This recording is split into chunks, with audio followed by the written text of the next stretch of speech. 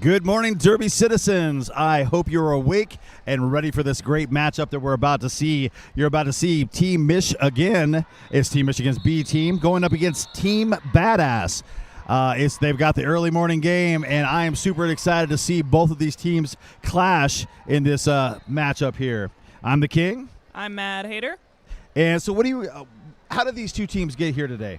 Yeah, absolutely. So these teams both came in seated near the middle. Mich-Again was seated at 13 and Badass at 10, but both took a couple of early losses in the first couple days of these tournaments. So a little disappointing. It is hard with these teams. You know, sometimes you get a different roster than maybe you were used to seed with. So, but they both managed to squeak out a win yesterday. Mich-Again beat Maryland in a pretty close game, 157 and 138, so just a 19-point spread. And Badass beat Divergence by 12 points, 162 to 150. So both got a close win and probably hoping they can get at least one other one here on the track today.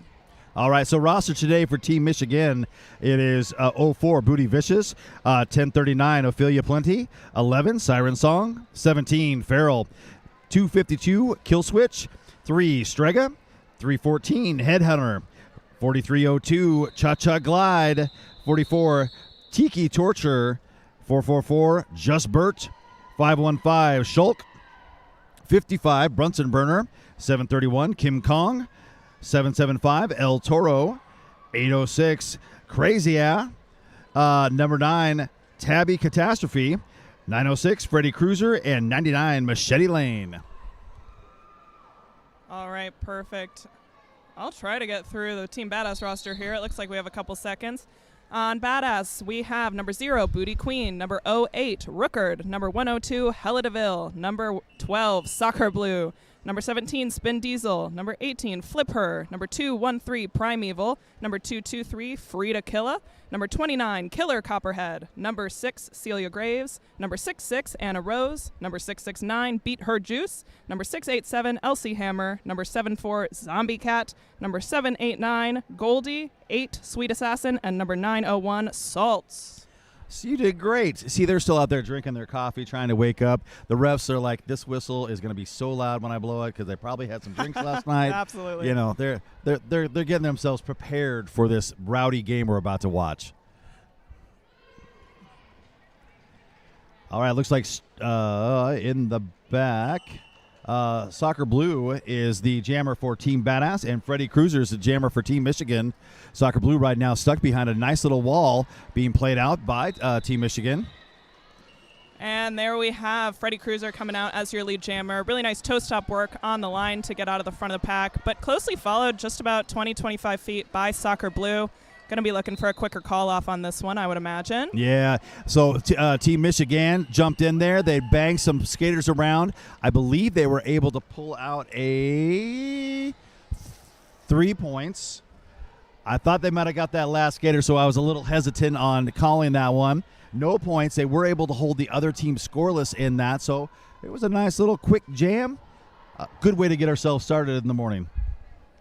And we are here on Championship Sunday, so we're looking at our finals games for the day. If you don't know the structure, we're going in order from the bottom of the bracket to the top. This being our second whistle of the day, we're playing for 21st and 22nd out of 24 today. Zombie Cat and Tiki Torch, those are your jammers out there. Zombie Cat right now pushing this Team Mich-Again wall up past the jammer line and around on the inside line. Nice little turn there to get your lead jam. Very nice.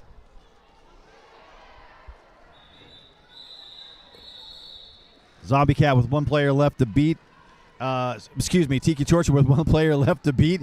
Does a nice job banging against those blue shirts to get out. Finally gets back around, but they do call this off. Yep, some nice defensive work from Mich-Again there, keeping Zombie Cat to just a couple of points on that jam.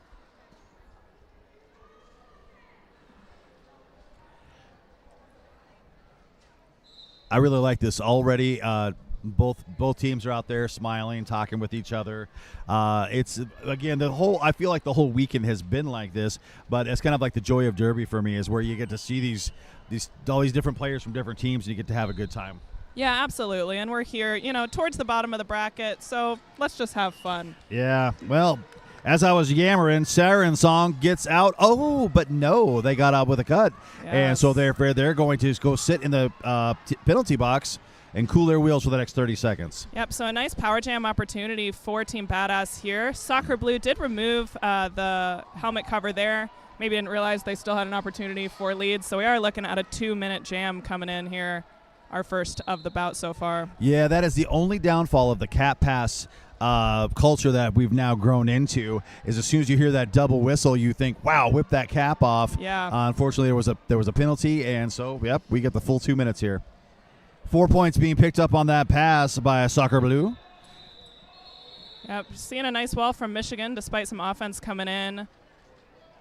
Nice job from the pivot, getting in front and now bridging, trying to get more time. Oh, and look at that. Siren Song came out of the box and snuck right on through that initial pass. I don't know how we missed that. Both of us were kind of shocked when Siren Song ran through that wall like they did. That was a very nice little toe-stop jump on the inside line from Siren Song. So picking up some points. Again, this is a 2-minute jam, so we're going to see this go for another 38 seconds. Both teams trying to pick up points. And Siren Song coming in with some speed, trying to catch up to Soccer Blue here. That was a really nice hit to the outside, taking out Siren Song, and now they're stifled behind that four wall at the top of the apex. Yeah, some nice bridging from Team Mich-Again there. And we see a fall from Siren Song, so we're cycled all the way back again from that bridged line as Soccer Blue comes through yet again. Already picked up 12 points, looking for some more in the last 10 seconds of this jam. Well, there's a nice little four wall being set up in corner number 4 by Team Mich-Again. They escort Soccer Blue outside. Soccer Blue with 12 points is just whistle. Well, I say that, but they're going to throw a couple fingers back up in the air for me. So Mich-Again ends up with 7 points. Soccer Blue ended up with 14, bringing Team Badass's lead to 6. Right now we've got a score of 16-10 with 25 minutes left in this first quarter. Yeah, and I believe that was a lead change, our first one of the game. Oh, boy. I have a feeling this is going to be one of those. It's going to be close. We're going to see a lot of action. All right, looks like we have got King Kong and Zombie Cat lined up to jam. Kim Kong right now battling up against a 2-wall. Strega playing some nice offense, then catches the jammer when they come up. Nice defense there from Anna Rose on Team Badass, the pivot, but we do see that Kim Kong was able to get through the front of that pack there. That was nice placement for a cap pass. The pivot was in front of the pack. They were able to push that wall up, slide it on through, and the pivot was able to run away unscathed. And we do get the call off there, so that's going to be in favor of Team Mich-Again. They picked up 4 points, kept Team Badass to 0.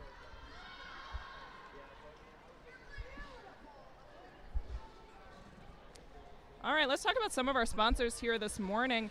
Capital City Market is one of our sponsors. Capital City Market offers low prices and a beautiful assortment of fresh produce and local Michigan-made products. We feature a full grocery selection, including Meyer brand and national favorites you already love. Be sure to visit our in-store cafe. I saw you eating a donut this morning. Was it from Capital City Market? It sure was. Fantastic. It was delicious. All right, nice inside toe-stop work there from Headhunter from Team Mich-Again. Did manage to get lead. Took a bit of a fall, but still recovered. It was one of those potholes on the track that you got to watch out for. Absolutely. It seems like turn 1 on every track has been a bit of a sticking point for our jammers. Beat Her Juice just picked up a cut track, and so that's going to give an opportunity now for Team Mich-Again to capitalize on that points. They've already got lead jam, and now they are on their scoring pass. Coming in, Badass doing a nice job trying to recycle here as some offense is being played by Mich-Again. They've got a 3-wall at the top, but close to a no-pack. But we decided to call it from Headhunter. Yeah, that's actually, I like this. Headhunter was having a problem getting through there.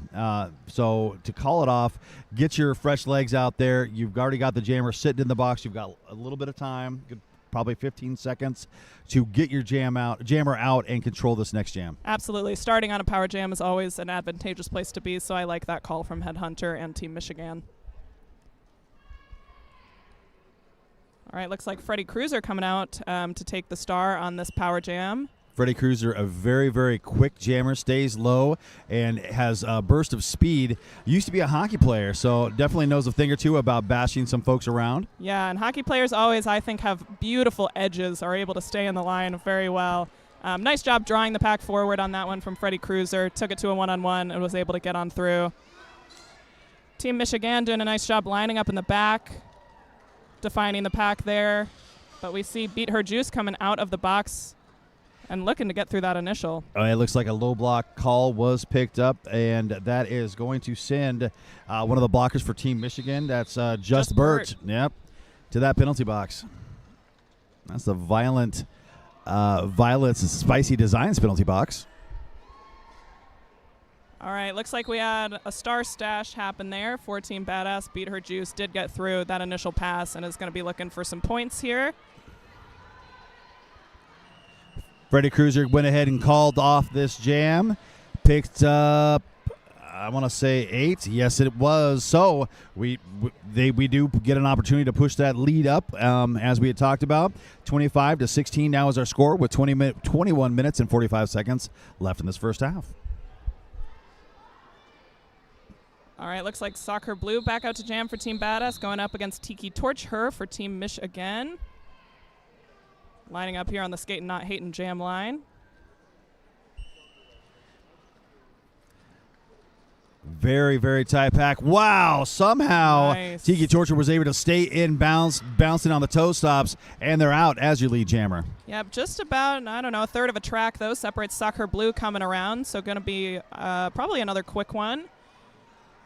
Nice offense there from Mich-Again, splitting up that Badass line, keeping it quick, which is advantageous for those Juki jammers there. Yeah, Frida Killa was tried to put a huge hit to knock them out of bounds, but Tiki was able to get out of that pack and score them points.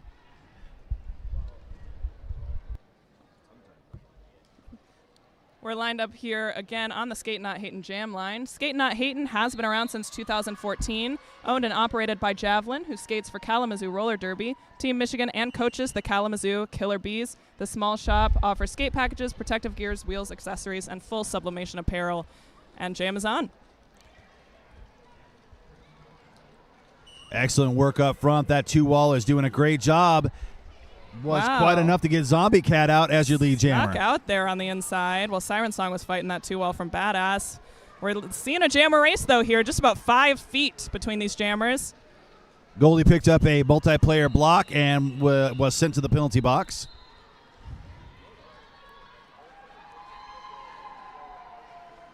Team Badass did manage to pick up 1 point there on that jam, keeping Team Mich-Again to 0. Badass did a nice job putting their blockers in front, which is just what you want on those fast situations. So hopefully your jammer can get a point, call it off quickly before the other jammer reaches you. It's always important to have all of your blockers together, but if everybody's on the same page and everybody runs up to the front position, it does. It makes it easier. Yeah. I know I've been coming around before and thought, why are you in the back? Machete Lane and Soccer Blue, those are our jammers. Oh, Soccer Blue took a nice hit there, man. stayed on her feet. And Machete Lane is out and on their way about a half a track behind Soccer Blue. Who is your lead jammer, coming in for a scoring pass. Another kind of fast pack. They're keeping it moving here. Nice defensive triangle, though, from Team Mich-Again. Oh, man. Oh, all right. Well, Machete Lane dipped and turned and got through the middle of that pack. He's picking up 4 points. But Soccer Blue, they picked up a cut track. They sure did. So they're heading to the Violet Spicy Designs penalty box. We're going to have a 2-minute jam here. And it looks like a forearm penalty. That's going to be picked up on, I believe, well, it was one of the Team Mich-Again. It was the Team Mich-Again pivot. All right, so Machete Lane coming in for another scoring pass here. Team Mich-Again all lined up in the one, looking for a sweep-style offense. Gets a little bit clustered in there. Nice job recycling from Team Badass here. They continue to have pack as Team Mich-Again skates up with them. Oh, nice really? hit out from the pivot. Yeah, there's that 4-wall, able to hold on to that jammer. They did a great job recycling there. And Team Mich-Again, you know, they decided they were going to try offense, continued to give them pack definition, and I thought Badass dealt with that very nicely. Machete Lane picking up a forearm in corner number 1. So now Soccer Blue has came out and has gotten through, picking up 4 points. Machete Lane is going to give them the opportunity now. Yeah, could even up this jam. Yeah, just traded places. Absolutely. Oh, that was a nice little juke to the outside to get around some Team Mich-Again blockers and did get through that pass. So we've got, I believe, an even jam here, 8-8 with about 3 seconds left. I think that's what we're looking at on Crazy this one. Picked up a forearm penalty. They're going to start this next jam in the penalty box. And, yeah, that interestingly enough, 8 points was scored by Team Badass. 11 points was scored by Team Mich-Again. We got a score of 39-25 with 17 and a half minutes left in this game, or in this half. In this half, yes. Again, if you're just joining us, we are here on Championship Sunday. This is the game playing for 21st and 22nd place in our tournament here this weekend between Team Mich-Again and Team Badass. Team Mich-Again, that's their B team, and Team Badass, they actually come from all over the place. It was looking at the roster and from where everybody's from, and a lot of people did some traveling. Yeah, absolutely. They have a really nice collective team from all over the place. So it may be the first time this particular group has skated all together. So considering that, I'm loving the defensive lines I'm seeing from them. Yeah. Zombie Cat, they are out as your lead. Finally, Freddy Krueger does get out of that pack. Yep, we see Zombie Cat coming in for that scoring pass. Gets through very well and calls it off for those 4 points. Strega picking up a low block penalty. It's kind of one of those unfortunate ones where the jammer knocked him down and then a blocker fell over the top of them. You got to fall small, and sometimes even then that doesn't count. Yeah, absolutely. You try your best, but sometimes those are a bit unavoidable. So that means that they are going to the Violet Spicy Designs penalty box. Violet Spicy Designs make shirts, practice jerseys, sweatpants, sweatshirts, and much more that say what you want to say but can't. From fun and sarcastic to cute and clean, they do have it all. Customization for your merch there. Jam is on.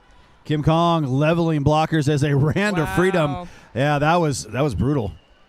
Yeah, really nice initial pass there from Kim Kong. But Free to Killa makes it through as well, about a half a track behind. Very light pack right now. Oh, okay. Yep, they're moving, trying to split each other up here. Yeah. Advantageous there for Kim Kong, but does have a skate, go out of bounds, and decides to call it.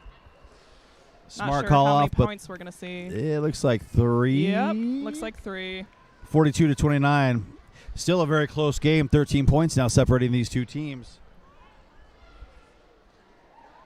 So it looks like we do have one in the box for Badass, so they're going to be down at a disadvantage 3-4, it looks like, on this particular jam.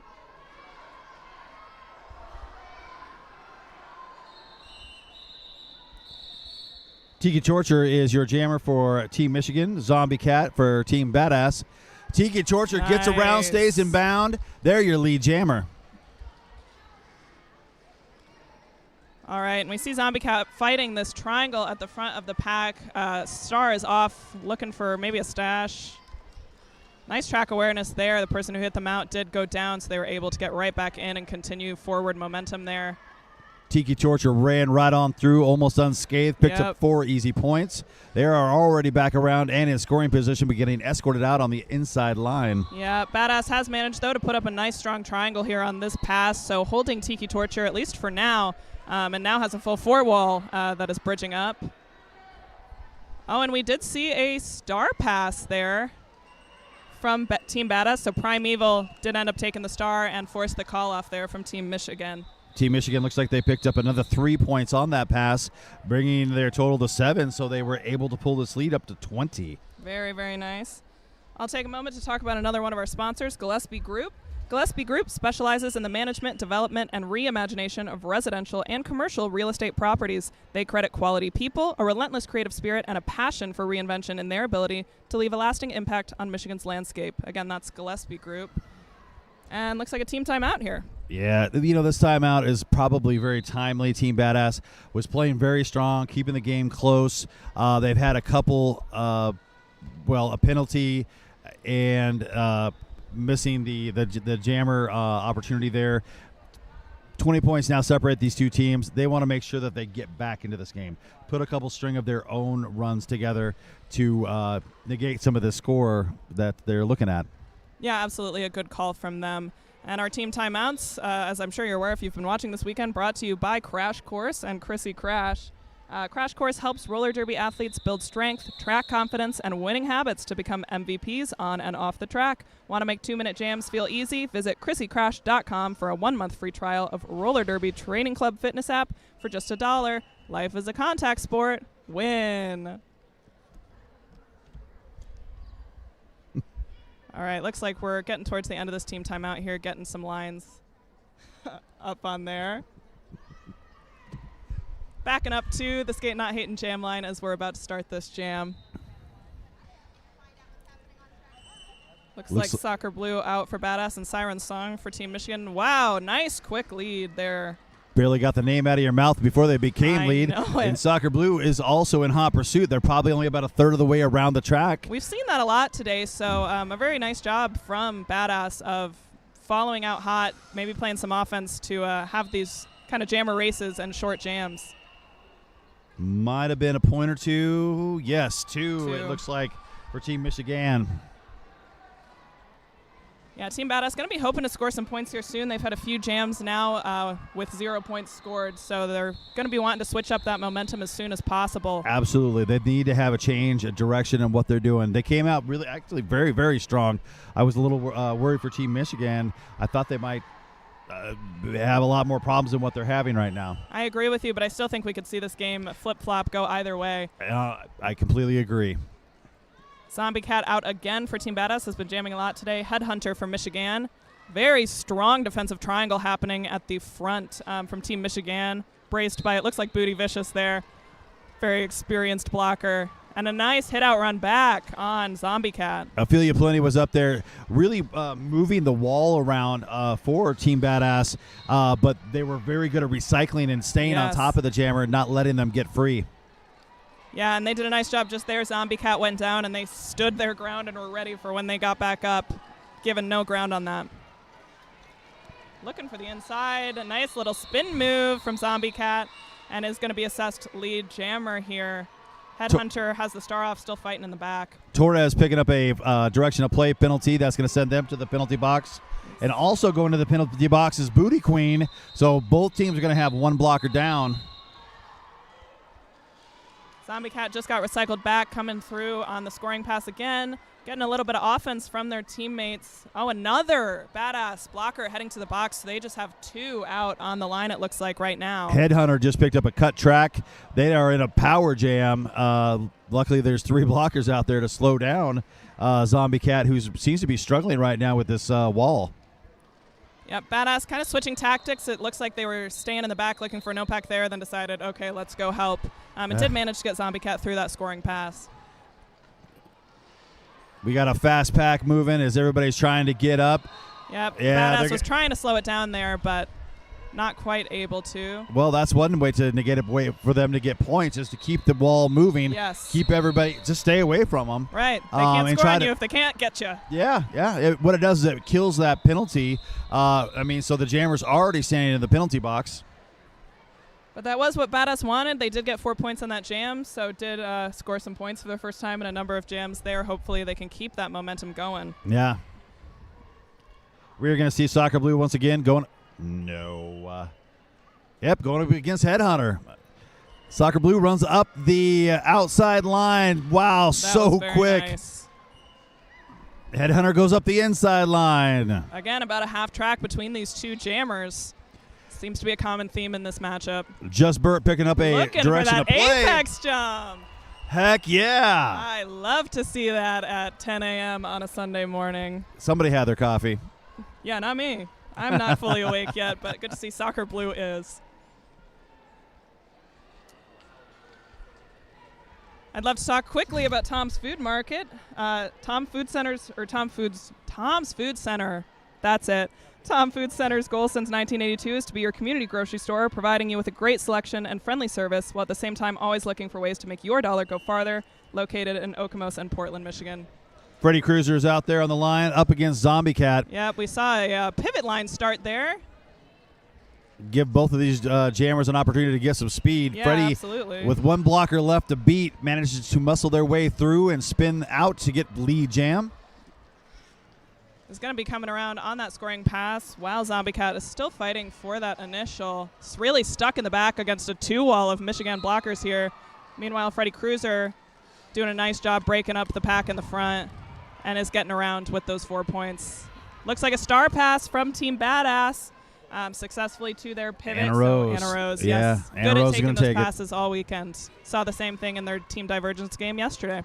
That was a beautiful move to the outside. Freddy Cruiser just kind of adjusted their hips and skated backwards through on the outside line, picking up 4 more easy points, bringing their total to 8 and giving Mich-Again a lead of 59-37, 22 points, separating these two teams with just under 9 minutes.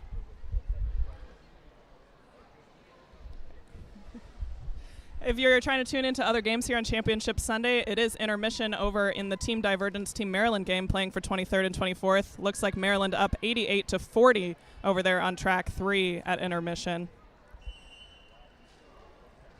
This wall moves outside to in. They're waiting for the jammers to hit. Tiki Torture comes out the other side and is your like lead. Soccer Blue right behind, just about 15 feet. Another jammer race, and the pack is going for it. They are skating very fast. It is splitting up blockers on both teams, so could turn out advantageously with a quick call from Tiki Torture. Did get that. Let's see if they held Badass to 0 there. Looks like they did. That's 3 points in favor of Mich-Again on a very quick, fast-moving jam.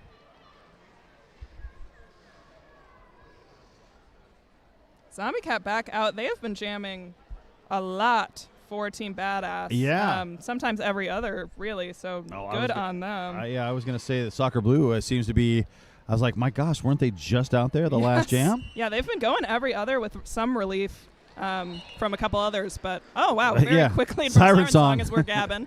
Siren Song ran up that inside line. They've just opened right up with a little bit of offense, played at the whistle. Again, here comes, some nice offense played by the Mich-Again pivot, but we did see Siren Song fall out of bounds there on the attempt to go up the inside line as Zombie Cat coming out after a star stash, it looks like, on that initial. Ophelia Plenty picking up a penalty. They're headed to the penalty box. This jam comes to an end, so there will be a slight pack advantage for Team Badass.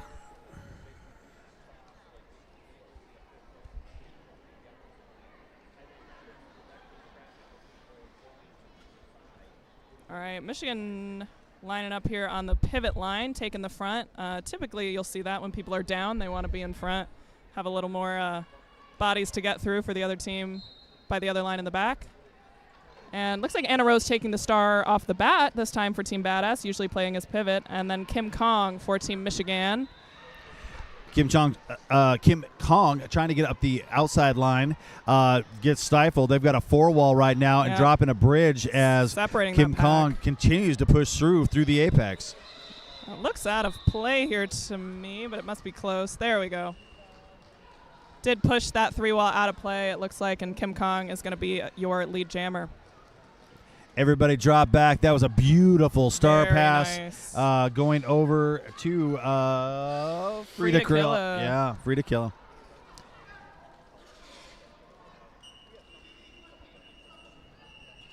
Oh, I just heard a destruction, I believe, called on one of the Badass blockers out there, so they're going to be short yet again. Yeah, that is, if I see that right, I believe that's going to be Flipper, who just headed to the penalty box to serve their time.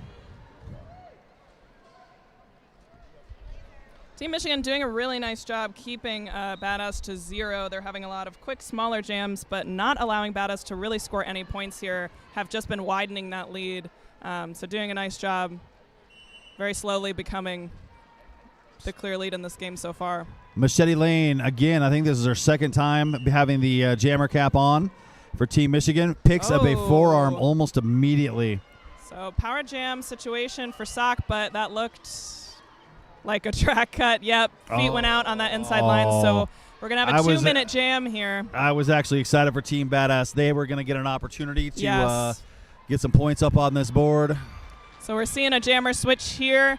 So as soon as Soccer Blue sat, Machete Lane released, and Soccer Blue will serve the same length of penalty that Machete Lane did in this jammer do-si-do.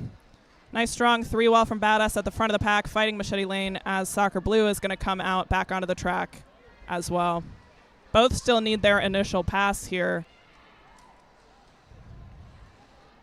Soccer Blue gets hit and uses that opportunity to just head to the outside and gets right on through the pack. We got a fast pack moving here. Machete Lane is still trying to run past that wall. Now Team Badass is having to drop some bridges, but what they do is they knock out the jammer, roll back, and then play quick offense. Yeah, they handled that very well. I did like that move from Mich-Again, seeing, okay, this pack's going fast. Let's just stay here in the back, force the no pack. Let's slow it down. But worked out in Badass's favor because Machete Lane still stuck in the pack while Soccer Blue coming through on a scoring pass. Nice hit out from the pivot on Team Mich-Again. That's 775 El Toro. Machete Lane out on their initial pass. Soccer Blue banging away on the inside. Finally gets through, picks up 4 points. Yep. Just about 15 seconds left in this jam. Been a pretty brutal jam for our jammers. Really nice defensive work from both teams. Keeping this to a low-scoring 2 minute. That was a beautiful hit It out. was. LC Hammer knocking the jammer to the outside. And again. Yeah, can't touch this. Yeah, did go down, but teammates were there to run back the jammer. That was a tough one for Machete Lane and Mich-Again. Soccer Blue managed to pick up 8 points on that, which is really what they needed at this point. It really was. Had they not picked up that penalty, I have a feeling they would have picked up more. But still, 8 points is nothing to scoff at. It's an easy way to get yourself climbing back into this game. 25 points. And they were desperate to get that back. Absolutely. And this game is still doable for Team Badass. We have about 2-3 minutes left in this half, but they could certainly turn this around in the second period as well. Again, starting at the pivot line, giving these jammers lots of speed, coming into, again, a fast pack. Works out in favor of Team Badass here. Zombie Cat again out for them. Yeah, Freddy Cruiser stuck in there. Once again, the pack keeps moving. They keep getting right in front of them. Oh, nice recycling from Badass there. Yeah, Freddy Cruiser pushing it out, staying in bounds. Getting low. Yes. I think that's the key for Freddy Cruiser is they get low, and as that person's trying to push them, they just get a little bit lower to counter that push. Yeah, absolutely. And it's a little shorter than some of these blockers on the track, so has the lower center of gravity already, using that very well to their advantage. Well, in most sports, the lower you get against your opponent, as you're trying to counter whatever they're doing, football, hockey, basketball, someone's trying to back you down or move you out of position or whatever it is, you got to bend your knees. You got to drop your weight and push back. Then you'll have the lower you get, the better leverage you have. Absolutely. Get low, engage that core. You're going to be unstoppable on that track. Very quick lead there from Tiki Torture. Free to kill it out there as your jammer for Team Badass. And they've got cap in hand, but I think that, yes, it is. The pivot is headed to the penalty box. Oh, that's not what you want to see as a jammer who's struggling to get out. That's where the tears come. Yes, absolutely. But I don't want this cap anymore. Yeah, it's like I wanted to give this away. Yeah, nice recycling from Team Mich-Again.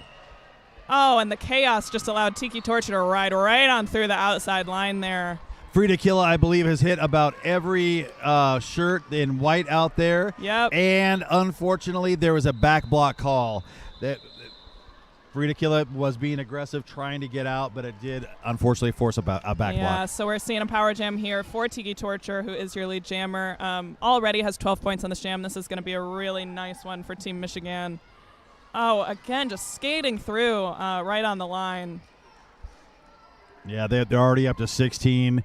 That's biggest jam so far. That's a nice way to answer. It absolutely is a nice jam so far. Especially right here at the end of the period, that's a great way to kind of go out. This jam comes to an end. We've got 19 seconds left in this half. We've got a score, and they're talking about it. Well, I can tell you Team Badass is at 48, and I'm just going to go ahead and say it, 89 for Team Mich-Again. Yep. But it's the announcer's curse. As soon as you say the score, they change it on you. I know it. They really like updating those numbers after I've already said them on stream. All right. We are at intermission. 89-48 is your score. Thoughts? I think it's been a really exciting game so far. I thought it might end up closer at the half than it did. Team Mich-Again was really able to rally, get lead pretty consistently there, and great defensive work to keep Badass to 0 on a lot of those jams. So We've seen some good work. I think Badass could still have a really great second half if they can rest up, kind of talk about their strategy here, and come in with a fury. Again, their poor jammers are going out nearly every other, so I could see hopefully they can get a rest here at intermission and come in hot on second period. Yeah, couldn't agree with you more. Really, they have a lot of bang and firepower, and every time they make a push, Team Michigan pushes right back. Yep. And kind of negates anything they actually do to try and get their momentum going in their favor. All right, well, we're going to take a quick break. Why don't you grab yourself a bowl of cereal or an ice cold beer or whatever fits your fancy, and we'll be right back with you. All righty. I'm still waking up, and my voice is going very quickly. All right.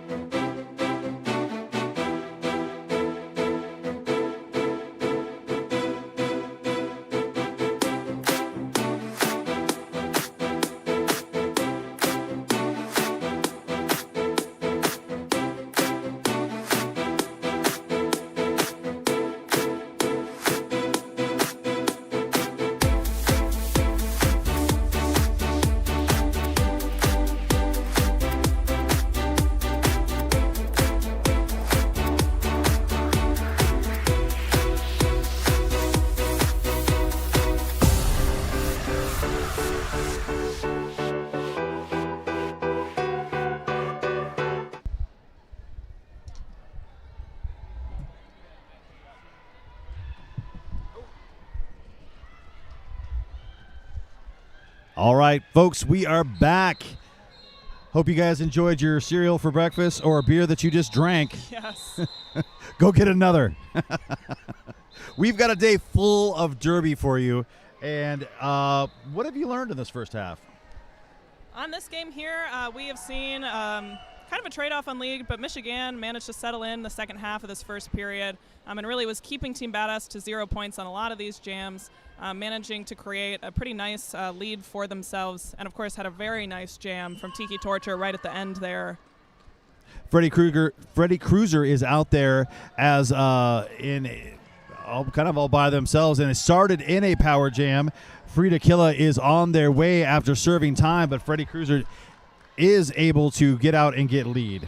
Yep, Frida Killa fighting through, did a nice job finding a hole there in the middle, but is met with great recycling from Team Mich-Again as Freddy Cruiser comes in for that scoring pass. Freddy Cruiser finally getting stopped and slowed down while I say that, and then they start pushing blockers forward. Nice recycling to get a 2-wall up front, though, from the pivot and another blocker from Team Badass. Oh, and look at that. Frida Killa found the hole and is through on that initial. Here comes the offense, but now you got a lot of players at the top of the apex. Oh, and the call-off. Late call-off. It was. Yeah, they were tapping and tapping and tapping. The jam ref was actually calling a penalty. Didn't see it right away, and so 1 point was able to be scraped off to get that point for them. Absolutely. Again, if you're just joining us, this is Championship Sunday here at Skate Wars. We are here playing for 21st and 22nd out of 24 with Team Mich-Again and Team Badass. Looks like a official timeout. Right, we got an official timeout, and as you know, official timeouts are brought to you by Crash Course. Crash Course helps roller derby athletes build strong track confidence. Build strength, track confidence, and winning habits to become an MVP on and off the track. Want to make a 2-minute jam feel easier? Visit ChristyCrash.com for 1 month free trial of roller derby training club fitness apps for just $1. Life is a contact sport. Win. Hell yeah. Thank you. Quick lead we see here from Soccer Blue getting through the pack up against Tiki Torture, who's done a very nice job jamming for Team Mich-Again throughout this game. Bit of a fast pack there. Badass trying to keep a line while moving quickly with Tiki Torture. She does manage to find a hole there and is through on the initial. Nice call off there from Soccer Blue. Let's see what kind of points we managed to pick up there. Man, that was a quick jam. It was a very fast jam. They didn't make it halfway around the track, and they've already got this thing called off. We've got a score of 53 to 93, 40 points now separating these two teams. We are now in the second half with 28 minutes left, roughly, give or take. I'd also like to thank Skating Not Hating. They're the sponsor of our jam line. They've been around since 2014, owned and operated by Javelin, who skates for Kalamazoo Roller Derby. Once again, Team Mich-Again, and they coach with Team Mich-Again and Kalamazoo Killer Bees. This is a huge shop, and once again, it's called Skating Not Hating. Yep, they made my jerseys, so from my personal experience, very nice shop, Skating Not Hating. Nice lead drawn out by Siren's Song there, fighting to bridge that wall of blue up until finally they were able to get on by. Coming through now on a scoring pass. Pack very broken up there. Anna Rose had a really nice hit. They're looking to get that cap, but they also don't want to get caught behind that wall. The wall of Mich-Again doing a great job separating the jammer and the pivot. Really nice job there. Siren Song coming in, looking for the inside. Gets held up a little bit here by the Badass blockers. Juking to the out. Zombie Cat picking up a forearm call. That's going to send them to the box with the cap in a hand. We now have a power jam. Again, already 8 points on the board in this jam for Team Mich-Again. And with a power jam, they have another minute to rack up some more. Very nice scoring pass from them. Coming around, Mich-Again lining up on the one. It seems like that's what they like on these power jams, going for the sweep on the inside.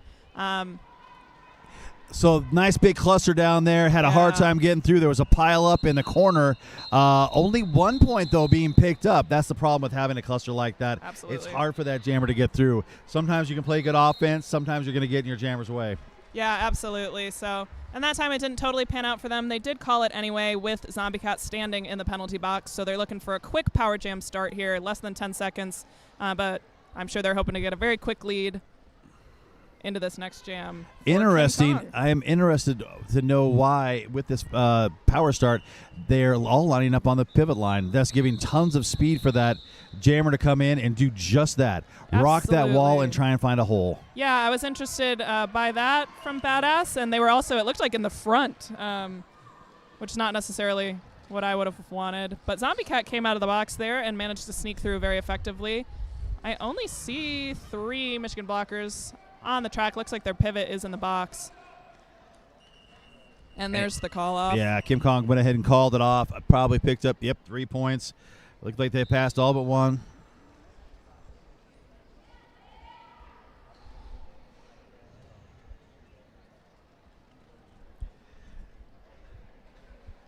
Violet Spicy Designs, they're the sponsor of our penalty box. They make shirts, practice jerseys, sweatpants, sweatshirts, and much, much more. They also have, like they say, spicy designs, things I can't say on a mic, and they're all fun. You want to check them out, Violet Spicy Designs. Absolutely. Jam is on here. We're seeing Soccer Blue going up against Headhunter, 2 jammers we've seen quite a lot in this game. Yeah. Soccer Blue gets right on through. Mm-hmm. And finally, Headhunter does get out the other side on their initial pass. Oh, looking for an apex jump. Did not quite make it there from Soccer Blue. Running back and waits and then calls it off. But did they? No, they didn't. I was wondering if they got in fast enough to get any points, just kind of based on where they were. You know, sometimes there's roughs in the way of our vision. Yep. But from this angle, they absolutely did not. Again, we're seeing some lining up on the pivot line happening. These teams kind of fighting for the front here. Freddie Cruz is going to be out there going up against Zombie Cat. Again, everybody lining up on the pivot line. I always expect a rollback, but we are seeing that now. I think from Badass, it looks like Team Michigan is short some blockers. Normally, when you're short, you see teams looking for the front. So it looks like they were trying to shut that down, that option for Team Michigan. And it's working out so far. They are managing to hold Freddie Cruiser here at the front of the pack. Nice. Gave time for Zombie Cat to get on out there as your lead jammer. Freddie Cruiser, though, found a opening. Again, that was a really quick transition into offense to get your jammer an opening to get free. Yeah, they've been very good at that, doing that quick offense and knowing when to start and when to stop on that. Sometimes you can get caught up and it kind of burns you, but they've managed to control their positioning really nicely throughout this game. Points for both teams there. Team Michigan looks like managed to swipe 1. For Team Badass is 4. Tiki Torch is going to be out there for Team Mich-Again. And hiding from me, I want to say that's going to be Soccer Blue. If they're doing this every other, it would be. But we shall Soccer see. Blue, it is.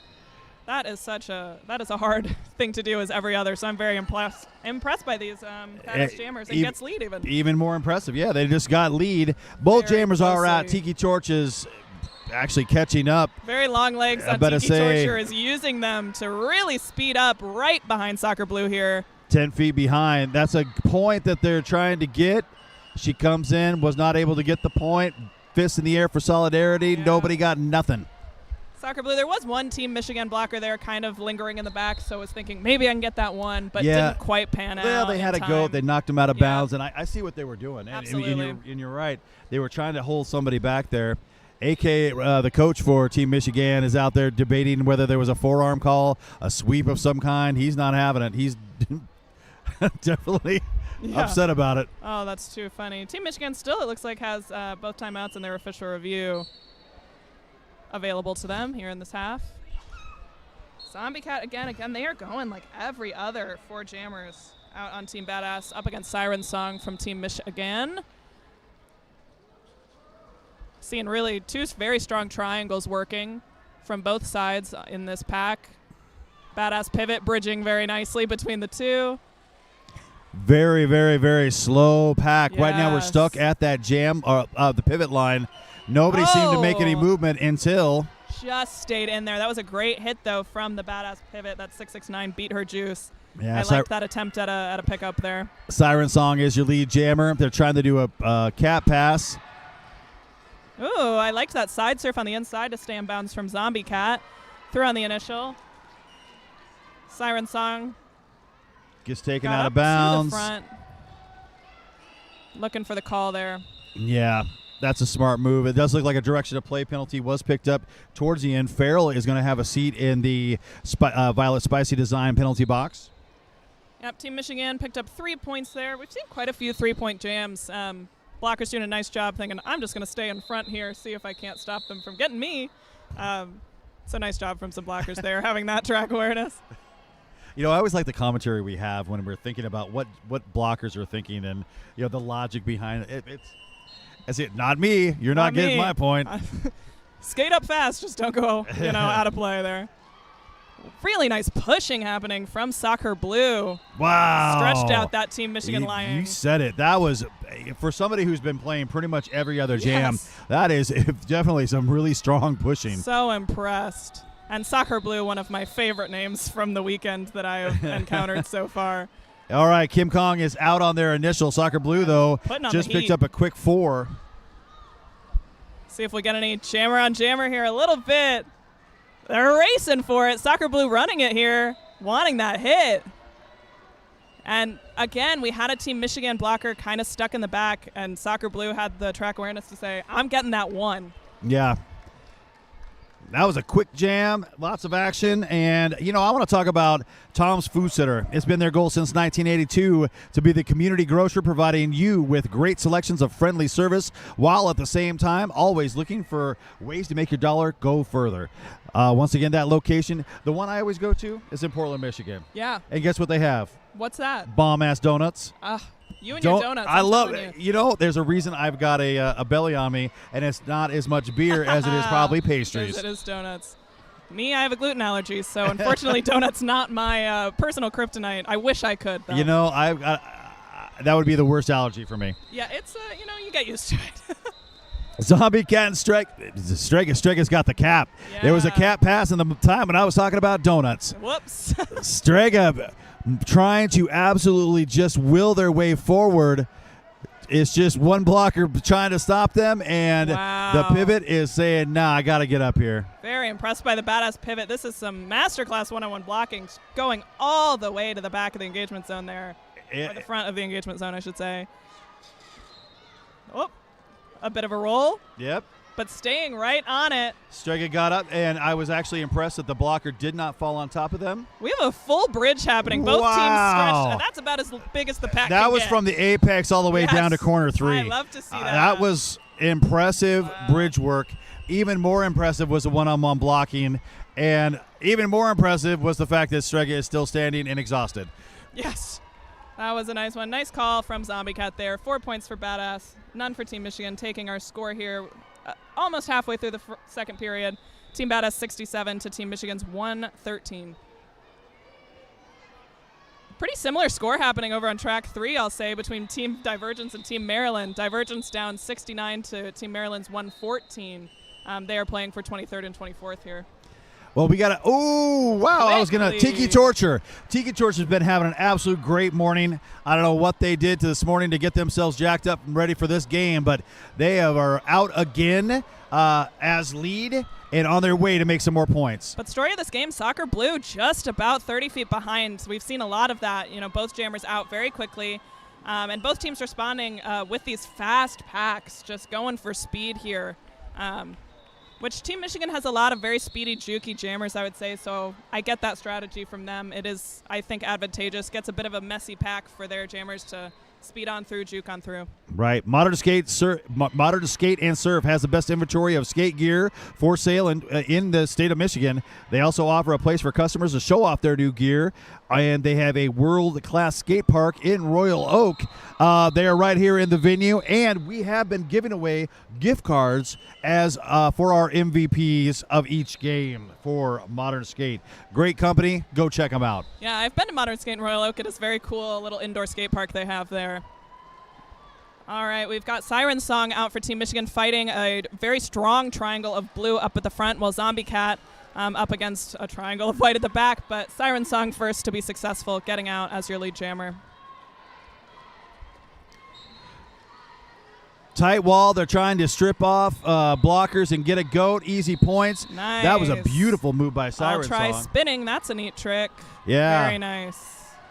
So they had the 1 point, but then they went up and there was the 2 wall, bounced off of one of those blockers with a spin. It picks up some easy points there. 4 points being put up by Team Mich-Again. We got a score of 119-69 with 15 minutes and 45 seconds left. Yeah, the second half has not seen any big blowout jams. We've seen very small, quick jams. I think our biggest in the second half, if I'm correct, has been 6 points. So lots of 4s, 3s, 1s, 2s. So both teams getting out, staying competitive on each other, forcing early call-offs. So very nice to see that. Machete Lane and Beater Juice. Those are your jammers. Nice little run back from the pivot on Mich-Again in the back, while Machete Lane picking up your lead jammer status in the front. Way to fall in bounds and know it. But does get leaned out there. Unfortunately, Beater Juice did get knocked out of bounds at the top of the apex and is going to be drugged way back to the straightaway to start again. Sweet Assassin, it looks like. Nice job from Mich-Again.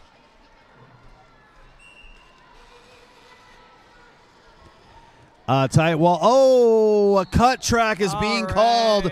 Beater Juice is headed to the penalty box. Machete Lane in a power jam now. I have a feeling they're going to get probably a couple more points and call this. I'm thinking so.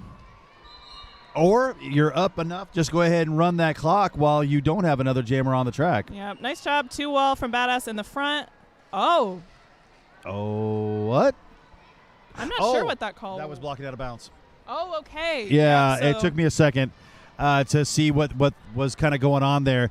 They were out of bounds, pushing on the blocker, trying to get kind of back in, and they needed to reset. Yeah. There was a bit of a shuffle there in the penalty box. I think we were sitting on the wrong sides maybe, but finally got in the right seats, which released Beat Her Juice out to the track. So Jammer Do-Si-Do happening, has the star stashed, and is looking for, I believe, still needs the initial here. They do have a goat. They do. Oh, yeah. I'm Doing surprised. A nice job holding it. Looks like there you Josh go. Hunt Now they're all on the back same there. page. For a second, everybody was bridging, and I was like, well, you might not want to do that. Jammer is back in. Looks like Machete Lane got through with a nice little move on the inside, picking up 4 points. Yeah, nice defense from Mich-Again to hold while Machete Lane served that penalty. Did not allow Beat Her Juice through, so still looking for that initial from Team Badass. Nice toe-stop work on the outside there from Machete Lane, picking up, I believe, a couple more there on that last one. All of them, it looks like. Oh, not quite. Yep. So it's 134-69, 15 points being scored in that last jam, holding Team Badass scoreless. Yep. That was somewhat impressive. And that was our second largest jam of the game. Tiki Torture had 16 in the first half, but otherwise that 15 is their highest jam so far. Team Mich-Again's coach out there having some words. It looks like calling that official timeout. I believe so. Yep. All right, well, with that, I'm going to say, don't let them eat the baby. Erica Van Stone's debut Memoriella, Don't Let Them Eat the Baby, tells the story of how women's roller derby televised a revolution. Van Stone weaves personal narratives with a cultural journalism, bringing in many voices to the case of women's sports in the community and a lifeline to a cultural treasure. Don't Let Them Eat the Baby is told by a raw, unrelenting space of roller derby, and it also states authenticity. In the debut Memoriella, Van Stone shares why roller derby is the greatest story never told. You can check them out and find a way to help that Kickstarter. All right, that was a quick official timeout. Maybe, I don't know what they were discussing, actually. But we are back here. Soccer Blue out once again for Badass and is going to be your lead jammer. They've had a pretty nice lead percentage today, if I'm remembering right. Nice job from them. Freddie Cruiser out for Mich-Again and is really pushing up to the front on a wall of blue. Wow. Does get past there. Wow. Yeah. Soccer Blue came through and literally was making their own offense, knocking out blockers on their way. Very, very impressive. And a nice 4 points for Badass there, taking them up to 73. About 12 minutes left in this game. we could see the score get closer here if Badass keeps having some points. They've had a couple good ones here, but yeah, Team and Michigan has they do. held If control. they want to try and get back into this, there's about 60 points down right now, 61 to make that exact. You kind of you need to put the pedal down and get some points on that board for yourself in order to try and get this a little bit closer. Yeah, they would want a really nice jam in the next few minutes here. Maybe a power jam. They'd be looking for 12, 16 points. That would be that would be wonderful for them, but we'll see what happens. Very nice strong. little knockout, though, Yeah. by the Team Michigan, dragging them back. Kim Kong on the other side gets out and is your lead jammer. Zombie Cat still working on that initial.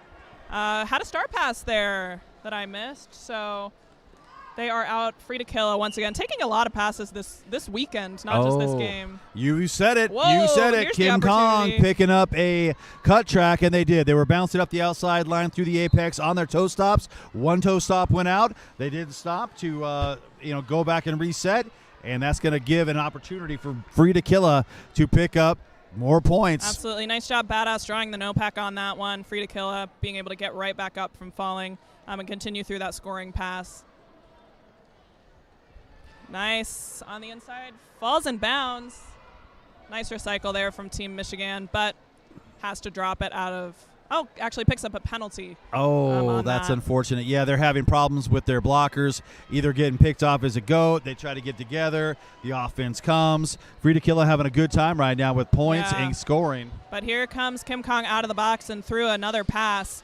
This is going to be a full 2 minutes. We have 30 seconds left of this jam. Yeah, no, actually, I'm really digging what Team Badass is doing right now. Oh, but their wall just kind of got pulled apart. Yeah. Normally you close the door. That time it didn't close fast enough. Yes. And Hit the automatic button on the way up and just opened that. Yep, Kim Kong just said, nope, we're going through. Oh, it takes a big fall up here at the top of the pack. Strong Badass triangle. And Michigan, too. We're seeing two triangles working these jammers. Nice job there from Kim Kong. Really levels out that jam. And actually takes it. Wow. Yeah, I figured Team Michigan actually took advantage of that. Yeah. Even though they took the 1 point advantage, I should say, even though they had a power jam that they had to give up to Team Badass, the defense was able to hold it together long enough to get their jammer back in and rack up a good enough points to negate any of it. Yeah, did a very nice job. Props to Free to Killa, my nightmare as a pivot, taking that star and having a 2 minute jam. So they did a very nice job. Tiki Torch and Soccer Blue. Becoming a common matchup. Yeah, it looks like Soccer Blue picked up a penalty forearm. Yeah, it was a forearm. Yep, so we're having a power jam for Tiki Torture, who did also get lead. So Team Michigan has nice control of this jam. Yep, they are lead. Tiki Torture has been an absolute scoring machine today. They're doing a great job with Team Michigan. Nice offense coming in from... that's too bad. Oh, well, maybe not as nice. They got a penalty on it, but it was nice. But it was a direction of play also. Yeah. Sometimes hard to see that on the curve. Doesn't feel as directional as it is, but okay, going for the call-off, so they're wanting to start here on a quick power jam. Looks like Soccer Blue standing in the box. It's actually kind of smart. 10 points was picked up by Mich-Again off of Tiki Torch.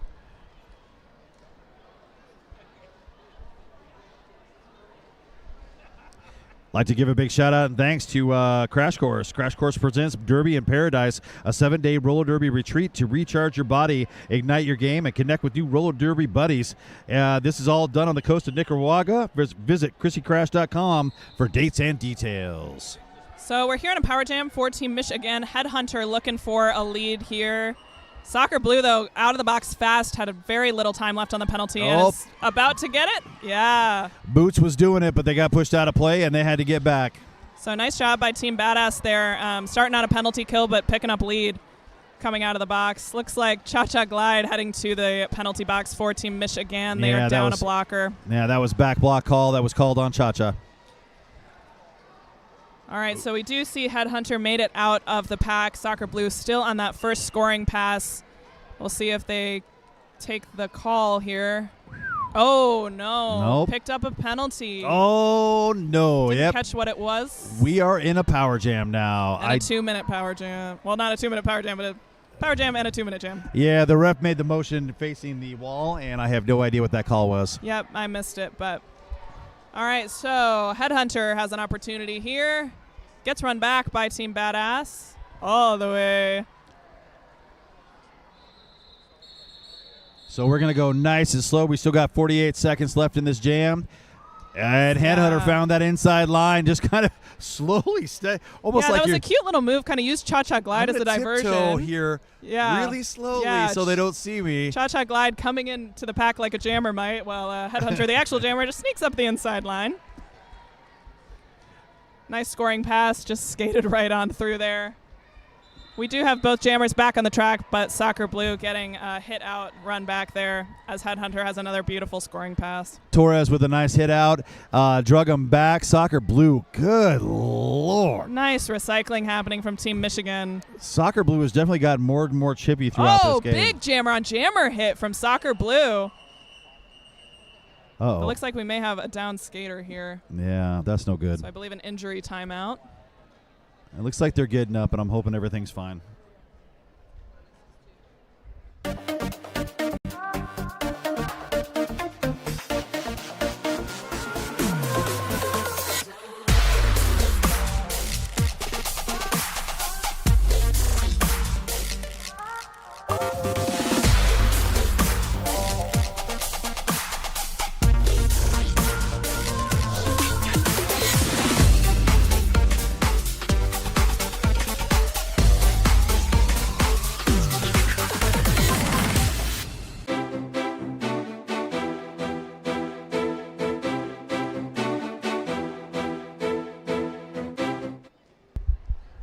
All right, well, there was an injury. We're going to have an official review out on the track. We're going to talk about the Lansing Sports Commission while the referees sort this all out.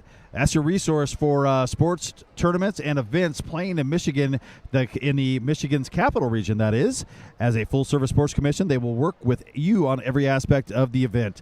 They have a dedicated event to be successful for everything that you're into.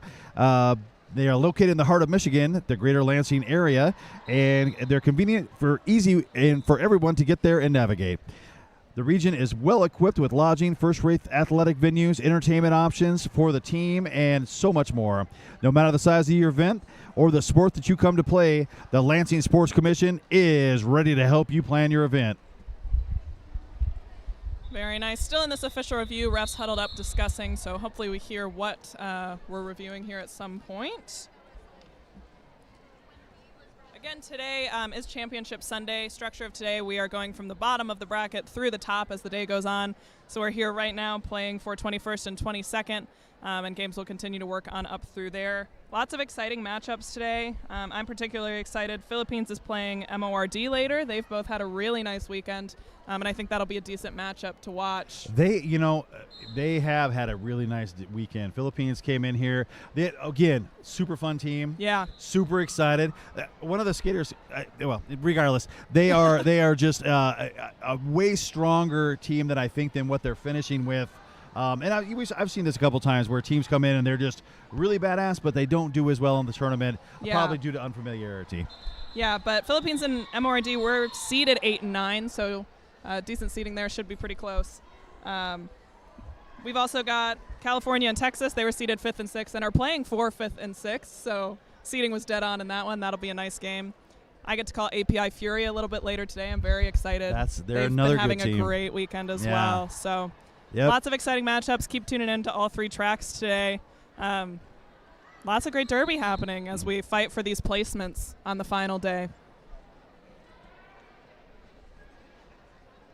We are still in an official review. By the way, official reviews are brought to you by Chrissy Crash.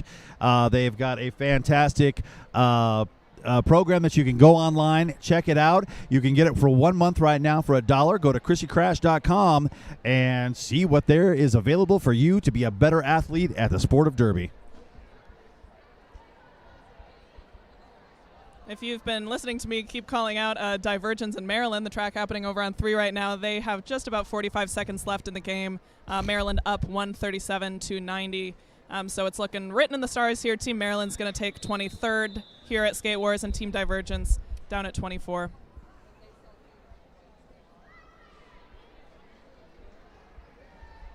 Well, this is a long one. The refs are finally over there having a discussion with both the coaches.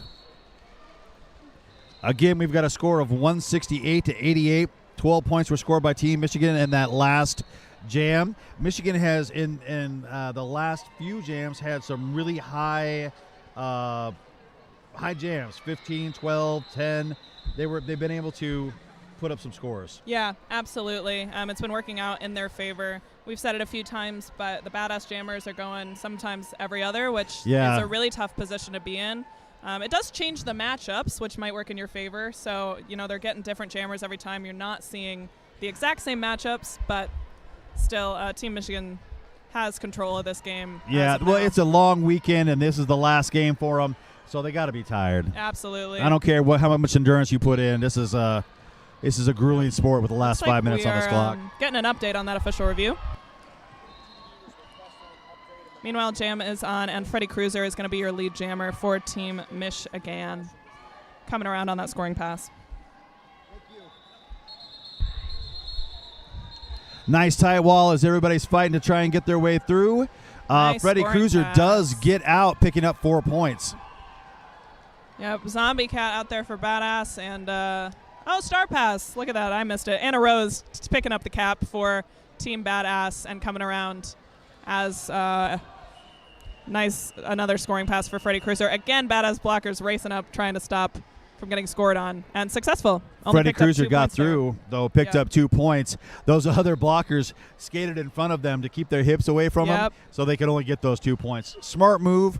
Probably knew the call-off was going to happen. Otherwise, they were going to be out of play. So in that last official review, what they were looking for was Team Badass was looking for an expulsion for an over-the-top back block. Okay. What they decided on, that if the back block call would stand, no extra penalties would be assessed. Team Badass lost their official review. All right.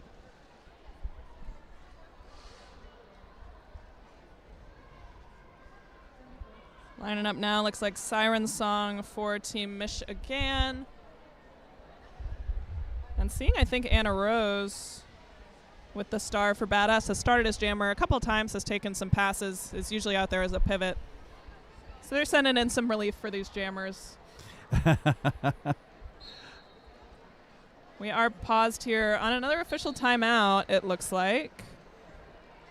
I think at this point we've got 4 minutes and 50 seconds. They just need to make sure the penalties have been assessed correctly and that the score is what it should be.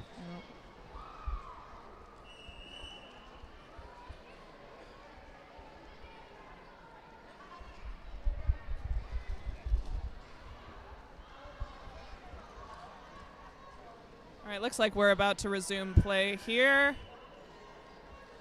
And it is Soccer Blue out. A correction no way. There. Yeah, Again? Are you surprised? Oh! Also, so on one foot, the other foot was raised way in the air. She was holding onto the jersey to stay in bounds. I love to see that. Always exciting. Nice attempt from the Badass blockers there. But Siren Song, beautiful little jumpy spin move on the inside. And goes for the call there, maybe a little late. Yep, this jam comes to an end. There wasn't a penalty assessed. Well, there's 2 penalties assessed. There's going to be a forearm on Torres and a direction to play on, I believe it was the pivot for Team Badass. Yep, so we're going to see some short lines out here on this next one. Yes, it was. Whoever the pivot was, there was a lot. Actually, look at this. It's going to be a short pack for both teams. They're only going to have 2 blockers out there, so it's going to be 2-on-2. I always actually love to watch some 2 walls. Very dynamic. We'll see how they fare against these jammers here. Oh, are we having another official review? Looks like it. It looks like Team Mich-Again calling an official review. Oh, there we go. He's had it with those forearms. He's out there. He's miming the action of the opposing blocker. Yeah. That's always my favorite when you get an animated coach out there. Helps us to know what's going on. So they were not confused, because that's easy to do. Yes, and we've seen him making that forearm action a few times. So yes, I think has reached a point where he's using that official review. And with 4 minutes left, even if they don't retain it, it's a decent timeout rest for your skaters. So either way, it's perfect. It's the good perfect time to use it. Yep. Team Michigan still has all 3 of their regular timeouts left. Good time to use it or lose it. Team Badass has 2 timeouts left. Right now we've got a score of 176-92.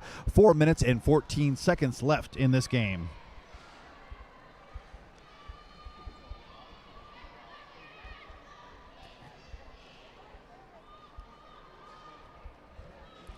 Looks like coming up on track 3 is going to be Team Iowa versus Team Wisconsin. A nice Midwest battle to duke out on the track 3 in just about 10 minutes. I believe that'll be for 17th and 18th, if I'm keeping track correctly.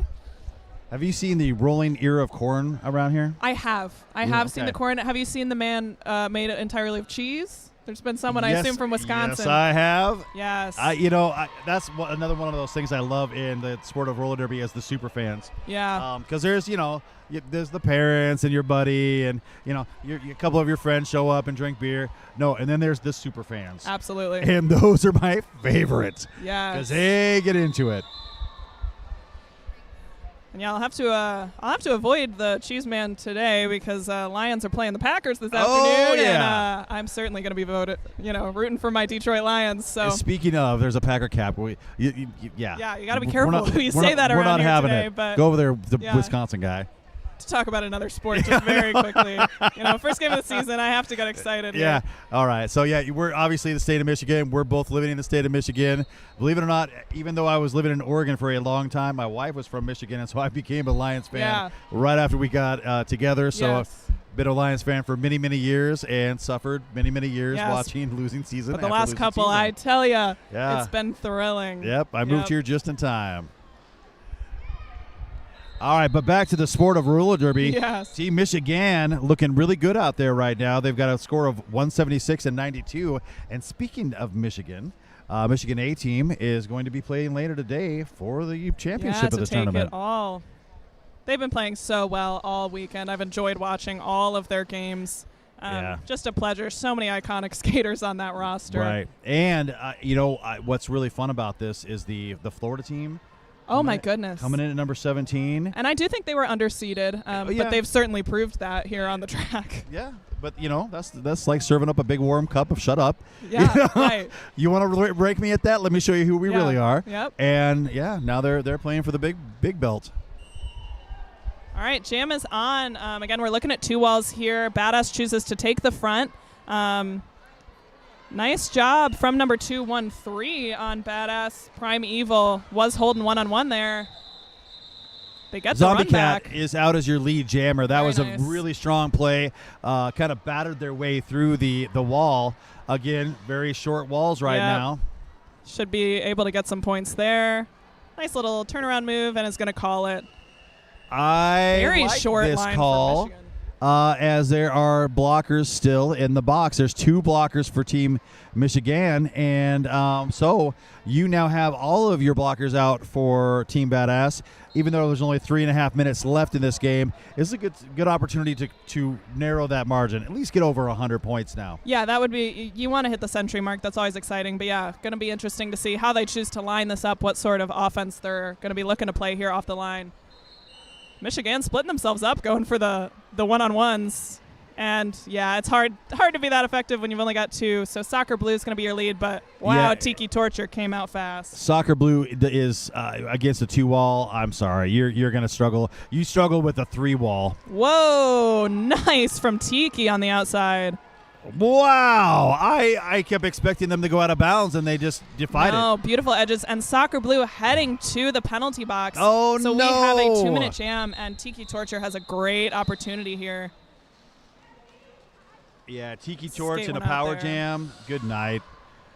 Nice job from Team Michigan knocking out the skater who hit out Tiki Torture. And, opening up a very clear lane for their jammer. Very experienced blockers out there on the track. That's another 4 points put on the board for Tiki Torch. So far, 8 points in this jam. We've got a jammer sitting in the penalty box. It is Soccer Blue. Soccer Blue is probably going to come out swinging, and they have all day long. Mich-Again was looking at holding a goat there in the back. Did lose it eventually, but still Tiki Torture used all that chaos to get through on a nice scoring pass. Here again, we see Mich-Again lined up in the back, controlling pack definition there, allowing Tiki Torture to hopefully push that blue wall up. But the lines get pushed together by Soccer Blue with all of that push and power right on through the inside. They're looking a little confused. I think they wanted a penalty, and I have a feeling they were looking for maybe a high block or Nice something. bean dip. Yeah. Get some points. That's textbook right there. Around the corner like that, get nice and low and underneath anybody who's going to touch you. Yep, 15 seconds left here. Both of these probably going to be looking for the 4 points they can still get. Oh, a tumble from both of them. Tiki Torture taking off the star. And the pivot in that situation would have needed to put it on immediately to try and get some points as you're in the middle of a scoring pass there. Not much advantage to passing to get through with 10 seconds left on that jam. Well, I think they racked up, they say 16, but I have a feeling there's going to be an 8. It's going to go up to 18 here in a second. Team Badass did hit the century mark. They've got 100. So it looks like it's going to stand that as it is. 192 to 100 is our current score with 47 seconds left. And we're going to have an official timeout. All righty.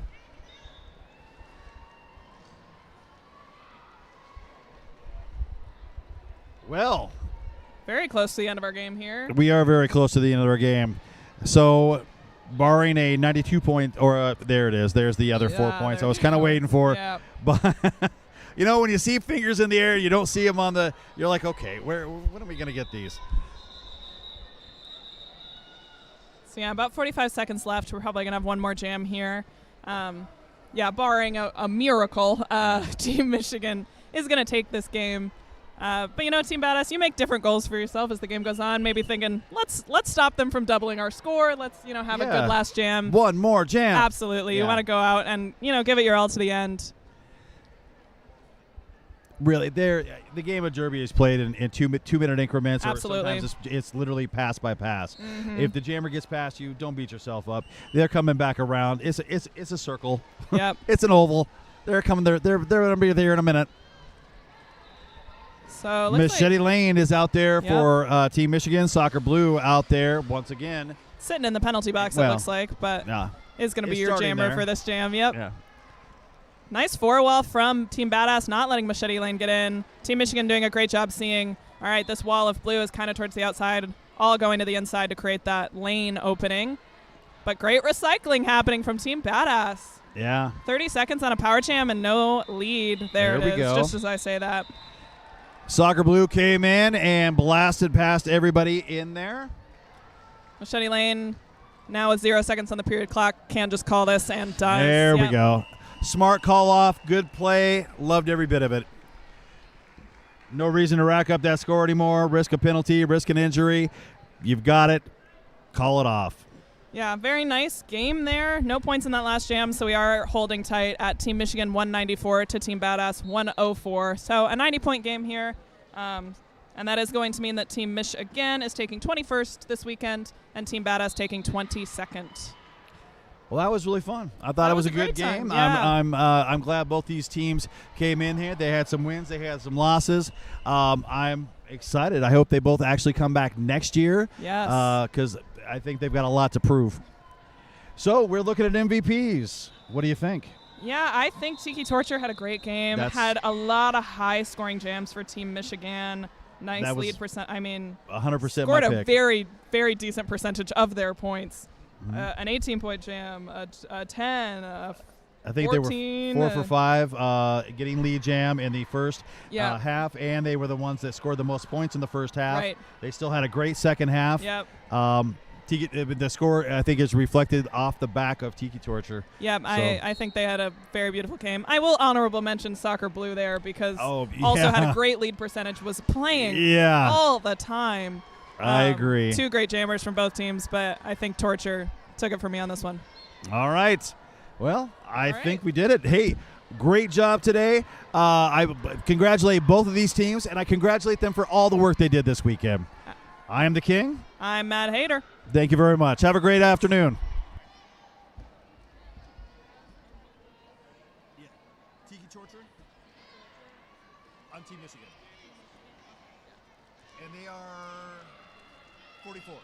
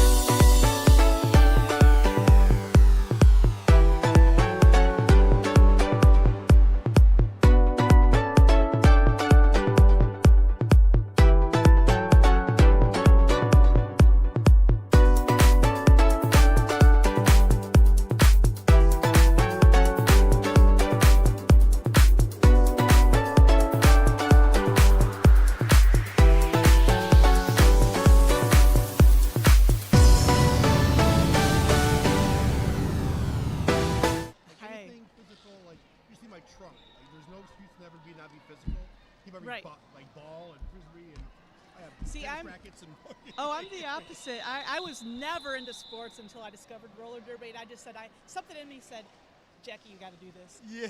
And so I joined the Flint team when they first started, and I fell in love with my second practice. Bought my skates my second practice. That's And then when I got burned out from skating, they asked me if I wanted to announce because I don't know why. Well, because you obviously showed the love for it, you know what I mean? Well, it was their season opener, and they didn't have anybody, and they're like, okay, we really need an announcer. Can you do it, Lexi? I was like, I guess. I don't know. And then I got up there, and I was like, oh, wait, I can do this. I've been teaching for years. I can talk. I know the game. I know the players. Yes. And, that was in 2014. No, you did know, Rick, that you impressed me when we were at Black and Blue or whatever. Well, thank you. Yes, it was very fun. I enjoyed that.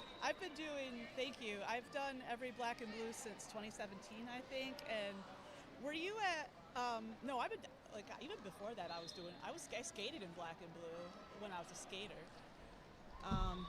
And same thing with Mitten Kittens. I think I skated in the first Mitten Kittens ever. And it was a cluster, but it was still fun. Yeah, I know. Never in my wildest dreams did I think Derby would get this crazy, this big. Hello, everyone. Welcome to Championship Sunday here at Skate Wars. We are on Track 2. This is Lexi coming to you live from Track 2. Right now we are watching Team SALAAM wearing yellow taking on the Jersey All-Stars wearing green. These teams are duking it out for 15th place at this tournament. Jersey coming into this tournament ranked dead last at 24. So they've really made some impressive strides since this time last year. And this is your boy Cricket coming at you, enjoying this action as well. We've got Horror Quinn on the jam line for the Jersey All-Stars. Sanavadi taking the star for Team SALAAM. We have seen a lot of Horror Quinn on the jam line this weekend. Believe it or not, this is the Jersey team's 5th bout in just 3 days, and Horror Quinn's been a consistent jammer for all 4 of the previous bouts. And awfully active for so many games. Holy moly. And there goes Horror Quinn, lead jammer. Sanavadi getting caught up on Boner there at the front of the pack. And again, this is the first time watching these teams play for me, and I'm just in all of the uniforms again and the star caps. Pretty sweet. Yes, very colorful uniforms. I did have the opportunity to watch SALAAM play on Friday. Oh, awesome. I can't remember who their opponent was or if they won. So many bouts this weekend, it gets really hard to keep track. Totally chugged some Derby this week. And it's like if you're a Derby fan, it's like trying to sip from a fire hose. Yeah, just 3 tracks, 24 teams. I just tried to open my throat hole and have it all go in. It was great. Pixie Sticks is on the jam line for Jersey, joined by Kitty Claus wearing the star for SALAAM. Great balance on the toes and cycling well. And Jersey has their first power jam of the bout as Kitty Claus sent out on a penalty. Pixie Sticks going to be lead jammer. We've also seen quite a bit of Pixie Sticks, number 88, wearing the star this weekend for the Jersey All-Stars. Again, this is this team's 5th bout this tournament, and look at Pixie go, sliding through that inside lane like it's nothing, picking up all 4 points on that pass. And player about to come out of the Violet Spicy Designs penalty box. More on Violet Spicy Designs a little later. Kitty Claus out of the penalty box, holding the helmet cover in her hand, looking to get the star pass. That is Kitty Claus, number 961 on the track, pinned in place by number 4, Hermes of Jersey. Yeah, definitely there was a wall of Jersey there. Pixie Sticks trying to break past number 4-2. We have a 6 Jackie Jerkhart of Team SALAAM. Cascade of bodies on the floor. 12-point jam so far for Pixie. Oh, shutout there by Pixie Sticks, calling it off just before Kitty can get to the pack. Wow, that was a heck of a jam. 12-point jams. The second jam, I guess. Yeah. So SALAAM yet to get on the board this game. Jersey All-Stars up to 19. Cargo Riot on the jam line for Jersey. I Slam wearing the star for Team SALAAM. And again, we've seen quite a bit of Cargo Riot wearing the star this weekend. And we're off to the races. And we'll be playing for 15th place here. SALAAM 24th and Jersey currently 19th. And we'll be playing for 14th place here. Nice hit to the outside by Jersey there. Our jammers are neck and neck. We see a little bit of jammer on jammer love there on the straightaway, but it is I Slam picking up lead jammer there, but Cargo Riot right on her wheels forces a call off there before the second pass. Double goose egg on that jam. A lot of action there for goose eggs, but hey, I like the derby there.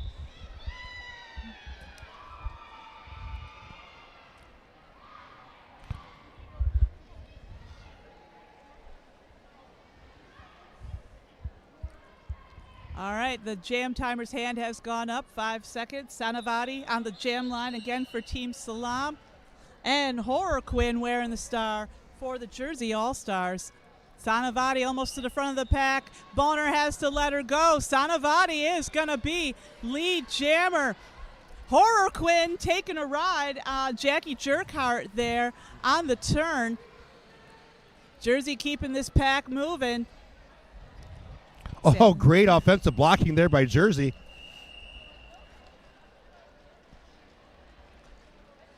And SALAAM on the board for they'll make that three-point jam there from I Slam. Broke the seal. Points start coming now. Jersey at the ready really early. So we've got Kitty Claus returning to the jam line for Team SALAAM, joined by number 88, Pixie Sticks, jamming for the Jersey All-Stars.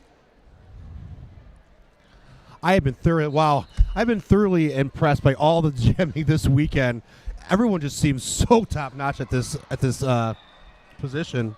Oh, I know. And very deep, it seems. Oh, I know, Cricket. You would never guess that these teams have been bouting all weekend long. No, already. There's been no rest. It seems like lowering of athleticism or just seeming tired at all.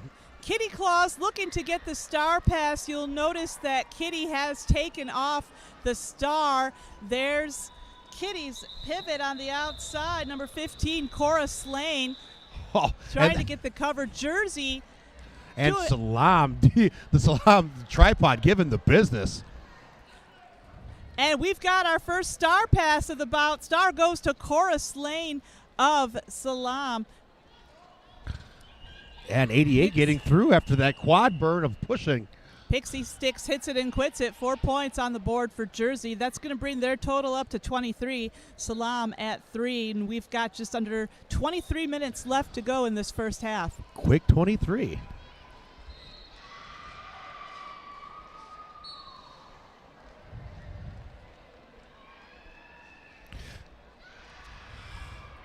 Yes, it's an honor to be here in the Lansing Sports Center on Championship Sunday. What did you see that? Burst. Oh, my goodness. Just taking that inside lane like it's her job. I Slam picking up lead jam. Wow, and once again. Barely touched. And it seems like he sees a crease and just takes it lane. uncontested. And wow. Cargo Riot not quite getting the star pass that round. And I Slam, hop, skip, and a jump, pats the hips, calls off the jam. So that was an 8-point jam, best we've seen yet for SALAAM this morning. That's going to bring their total up to 11. Jersey still in the lead at 23. I Slam was impressive, was doing juke moves with her eyes. I was watching as coming up in this turn and giving the one-way look and going the other. I always equate it to the running back thing because I myself used to be a little running back there back in the day. But, you give the old look one way and go the other, juke with your eyes. It's pretty impressive. I know. That was something I never learned how to do myself back when I was a jammer in for Flint. I think, yeah, you could totally sell yourself by looking one way, and everyone's like, oh, she's going that way. Then, boom, other. Sanavati back on the jam line for Team SALAAM. Horror Quinn wearing the star for the Jersey All-Stars. Ooh, tripod being staunch once again there for SALAAM. Shezarad doing a dynamite job. That's 1001, holding down the tripod for Team SALAAM. And Cora Slane has to let Horror go. Horror Quinn picking up lead jam. Horror Quinn getting the tap dance to the outside, and one person to beat and got through. Sanavati not able to get the star pass. Her pivot currently sitting in the penalty box. Nice move. A couple strides and got free. Another shutout by Horror Quinn. Hit it and quit it. 4 points for Jersey, nothing for SALAAM. Jersey skating pretty well right now. Oh yeah, I think they came into this tournament with something to prove. They're like, we're not gonna leave last seed this year. Yeah, and they're totally proving that point. That's with all the derby I've seen. There's definitely no way that there should have been. Or I mean, well, now to be 24th. We've got Pixie Sticks back on the jam line for Jersey. Manti wearing the star for Team SALAAM for the first time this morning. Manti inside out, outside in, very active on the toes, and oh goodness, almost got through there. Ethel Murders, number 86, doing a nice job holding down that tripod for SALAAM. Jersey impressive on the pickups of these jammers here. Wow, every time I see a little crease, it closes so fast. Nice hit there by Higgy Smalls of Jersey. I am impressed by this Jersey tripods. That is awesome.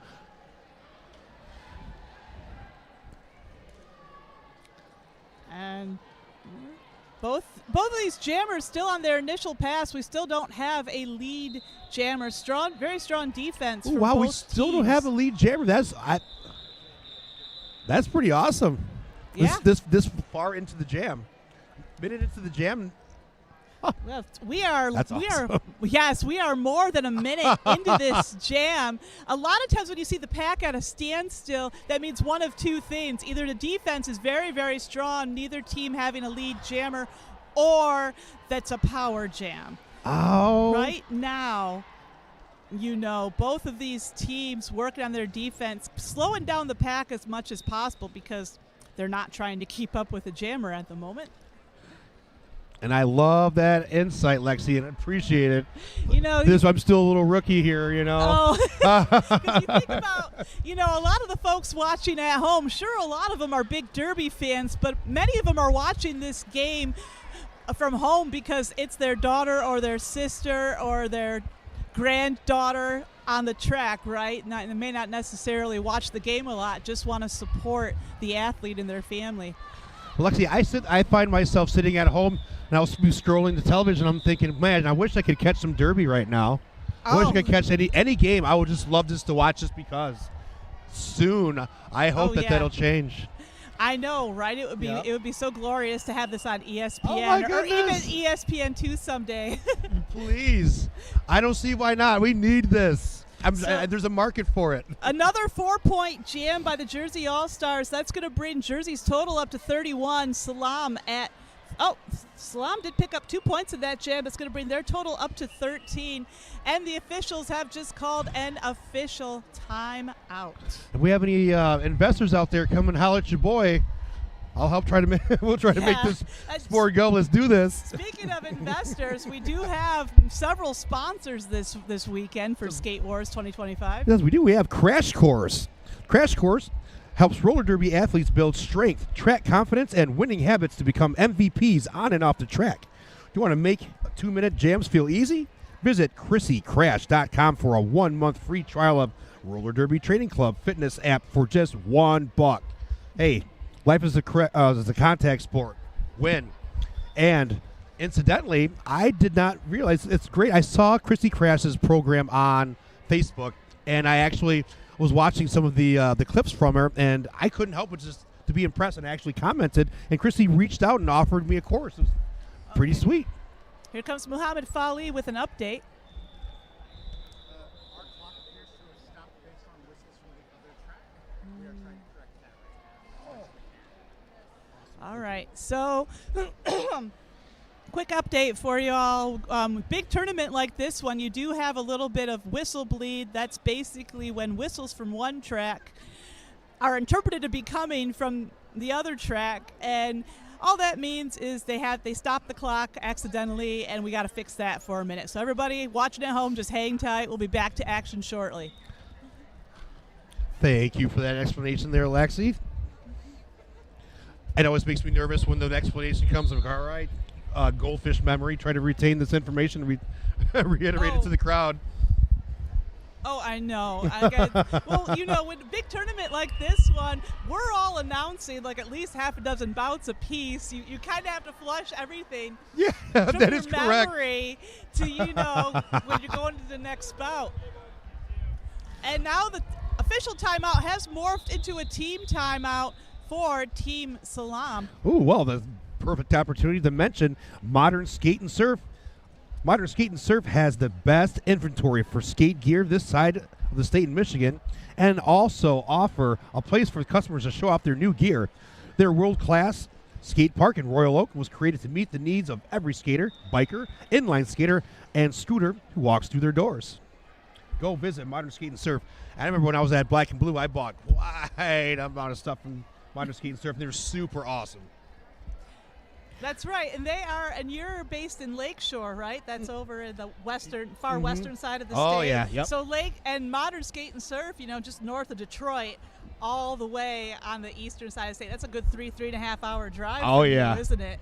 I've been wanting to make a pilgrimage over there. I heard they have an awesome bowl skating facility for outside, and then, you know, indoor facility too. It looks like it was worth the drive though too. Mm-hmm. I've been trying recently to go to skate parks and doing half pipe stuff, and try to totally take my legs out even more.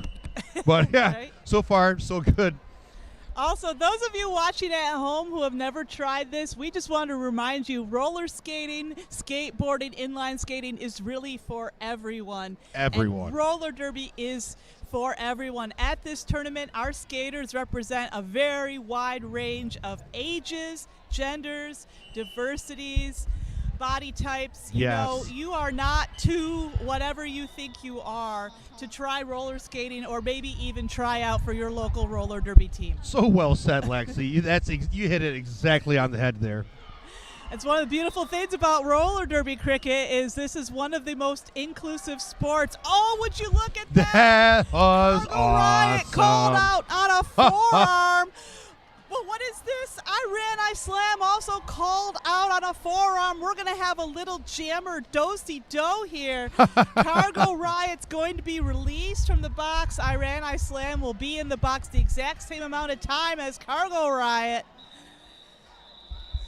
Because without a jammer, you don't have a game. No. Great pickup. Tripod by SALAAM. Oh, right back together again. Oh, but slips through. That's 4 points. Wow. 4 points going on the board there for Cargo Riot.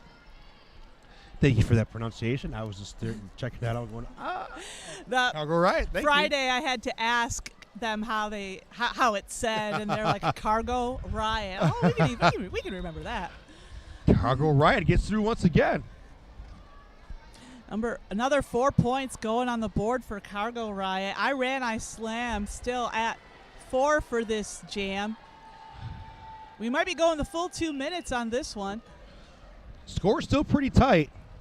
Yeah, that's right. Cricket 39. Jersey currently in the lead at 39. SALAAM's trailing at 21 now. Both jammers 8 and 8 for this jam. It was that small deficit in this, especially how I Slam's been jamming. It could change in a heartbeat. Oh, yes. You know, in Derby, 18 points is nothing. This isn't like hockey. This isn't like baseball or even football. This is often a very high-scoring game. My favorite thing about Derby almost is that the person is the ball. So I Slam picking up a 12-point jam there for the Jersey All-Stars. That's the highest-scoring jam yet in this half. Jersey's still scoring 9 on that as well, but like you said, big jam by I Slam. We're starting this jam off with Sanavati on the jammer line. Cargo Riot wearing the star again for Jersey. And again, if you're just tuning in, Jersey is wearing green this bout. Team SALAAM in yellow. Wanted to clarify that because Jersey's colors are green and yellow. So Sanavati picking up lead jam there. Sanavati coming in for the scoring pass. Boner doing her thing there. Number 91 for Jersey at the front of the pack. Oh, spin move there. A Wow, beautiful double spin move. Got the hips out in front. Cargo Riot calling it off right there. Jersey held scoreless. Team SALAAM picking up all 4 points on that jam, so that's going to bring their total up to 29. Jersey still in the lead at 40, and we are only halfway through this first half. And to the audience out there, really curious about playing, let me tell you what.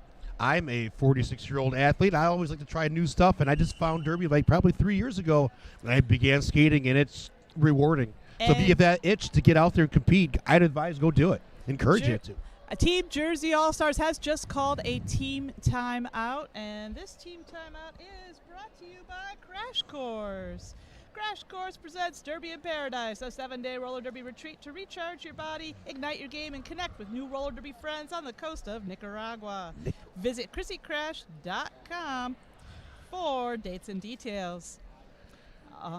Also sponsoring this tournament, Skatin' Not Hatin'. Skatin' Not Hatin' been around since 2014, owned and operated by Javelin, who skates for Kalamazoo Roller Derby as well as Team Mich-Again. And yes, Javelin is in this tournament and will be playing in the championship game later this afternoon when we're going to watch Team Mich-Again take on Team Florida for the championship.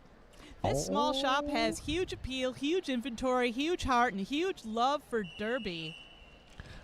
That is excellent. Team Mich-Again and the championship game. That's really exciting. I had a chance to watch Javelin skate quite a bit as well. Great skater. You know, those of you watching at home, Cricket and I are both native Michiganders, so you know we have deep love for Team Mich-Again.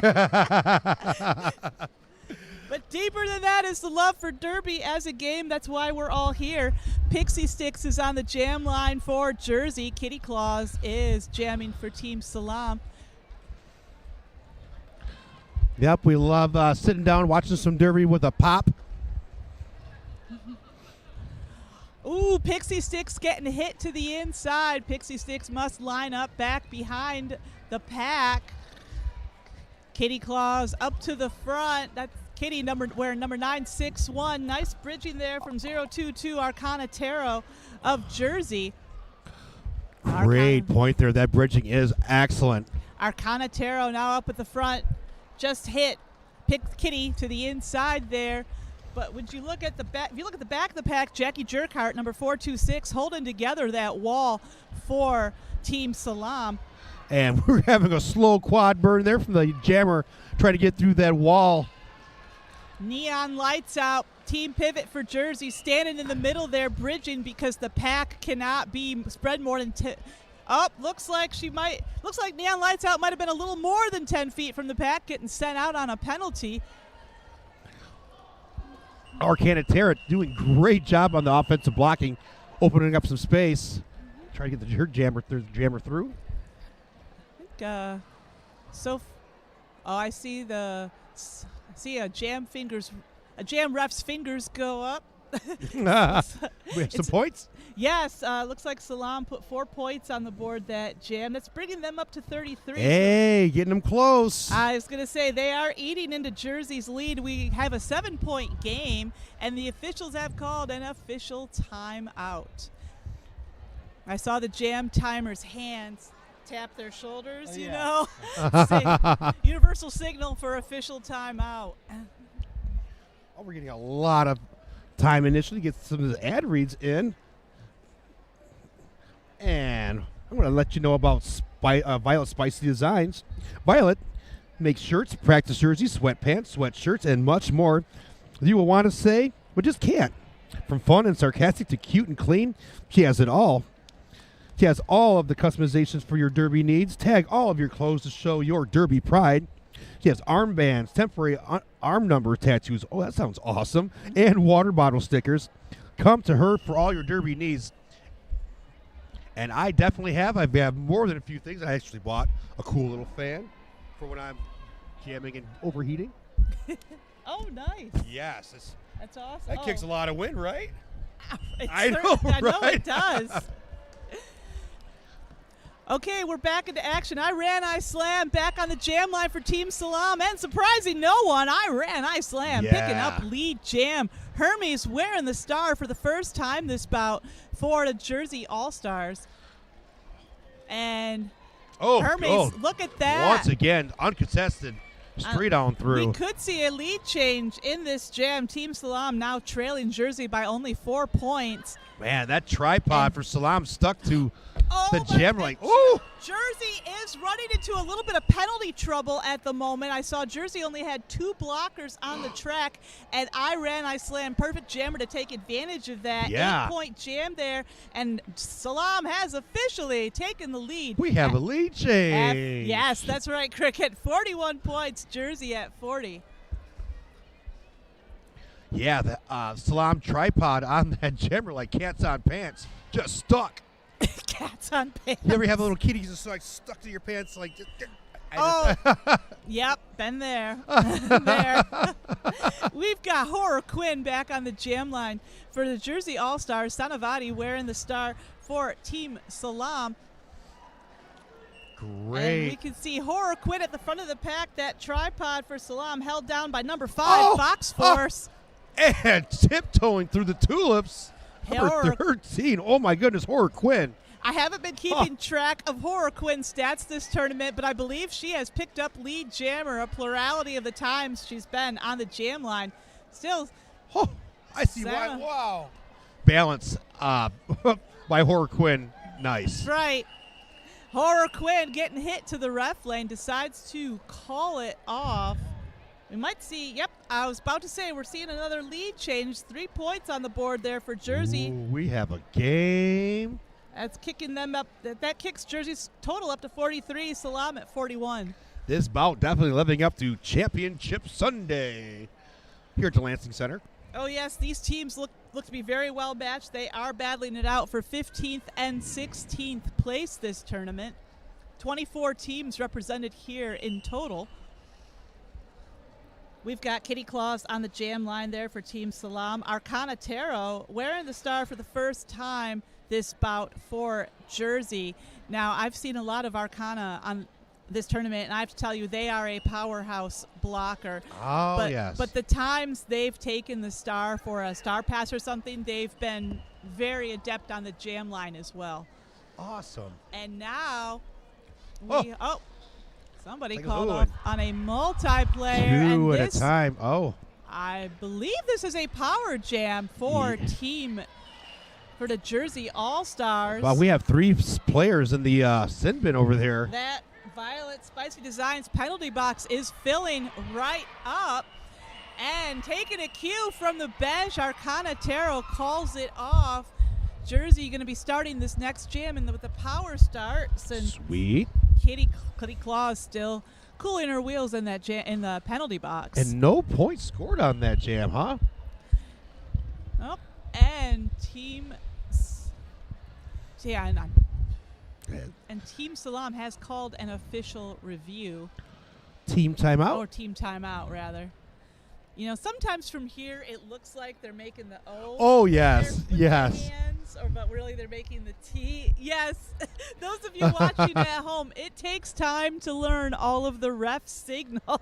And for those of you watching at home, you have a little bit of a better view. I mean, our view is quite nice down here as well. Don't get me wrong. But this team timeout is brought to you by Crash Course. Crash Course helps roller derby athletes build strength, track confidence, and winning habits to become MVPs on and off the track. Awesome. Yep, all the vendors and everything here quite excellent at this venue. I've spent a small fortune on some of the merchandise between Divergence, awesome T-shirts. I like their logos. I'm a sucker for a good logo. Oh, yeah. Some new jam straps because I needed them badly. They provided some of those as well. Awesome. Oh, yes. Those of you watching at home, we have a lot of vendors at this tournament. Most of the teams here have brought their swag, and we also have vendors here like Skate Not Hate. Skate been around since 2014. Skate shop owned and operated by Javelin, who skates for Kalamazoo Roller Derby. This small shop has huge appeal, skate packages, protective gears, wheels, accessories, and full sublimation apparel. Okay. Thank you.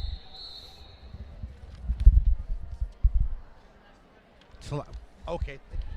That's what I thought too. So Okay. Team SALAAM was requesting that a blocking to the head penalty be called on a skater, but the refs do not agree with that. So yeah. Thank you for that pickup. That when he told me it, that info hit the ear and fell again. I tried to retain it, so thank you for that, Lexi. No problem. Like I said, the ref, for those of you watching at home, that referee you saw, Muhammad Fali, he's very consistent with telling the announcers, what's going on with penalties and such. That's not all refs are able to do that, because you've got to get back in the action so quickly. Speaking of quickly back in the action, look at Cargo Riot picking up lead jammer in about 1 second there. This is the power jam. Oh, Cargo Riot with the 1 foot backward move. Still a power jam. Kitty Claus is standing in that penalty box. Oh, Kitty Claus rejoins the pack. Notice the star is in Kitty Claus's hand. She is looking to get the star pass there to her pivot. I am just so impressed with the athletic ability of a lot of these skaters. It is just, it's great to see on a championship Sunday. Oh, yeah, the 8-point jam so far for Cargo Riot. And that's bringing Jersey's total up to 51. So they're in the lead now by 10 points. Kitty Claus still on her initial pass. Nice bump to the outside. Wow, do we have a little apex hop jump? That was Higgy Smalls giving Kitty a little love tap to the outside there. 12-point jam so far for Cargo Riot. Cargo Riot opening it up. And I think this was going to come down to a couple large jams between the two are going to settle it. And we have a star pass from Team SALAAM. Ethel Murders taking the star, and Cargo Riot calls it before Ethel can reach the pack. So that's another shutout by Jersey. And 16-point jam. That's a haymaker right there midway through. Yes, Jersey able to take full advantage of that power jam and really rack up the points there. So that's going to put them in the lead at 59. Team SALAAM trailing at 41. So 18-point game, and we've got 7 minutes left to go in this first half.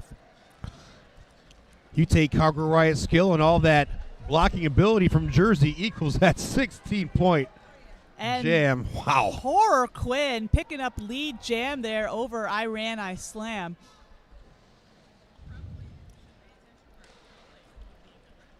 I Slam. Good deep. Wow. Horror Quinn. I Slam in the penalty box. Another power jam for Jersey. This is exactly what SALAAM does not need this close to half. And watch the way Horror Quinn calls it off. She waited. She made sure that I Slam still had a little bit of time left in the penalty box. You can see I Slam is over there standing. That means she's got 10 seconds or fewer remaining on her penalty, and that means Jersey's going to get the power start in this jam. And that could definitely add up to a lead jammer status, correct? Yeah, most likely. Yes, Cricket. And I was about to say hopefully maintain Jersey's lead, but I don't mean I hope. We're neutral. We're announcers. But Jersey is hoping that will help maintain Jersey's lead. I was discussing that with a couple other announcers earlier, and we just can't help if there's the underdog near, just to root for the underdog a little bit, regardless of who it is. Well, it's it's a sport for underdogs, Yeah, for sure.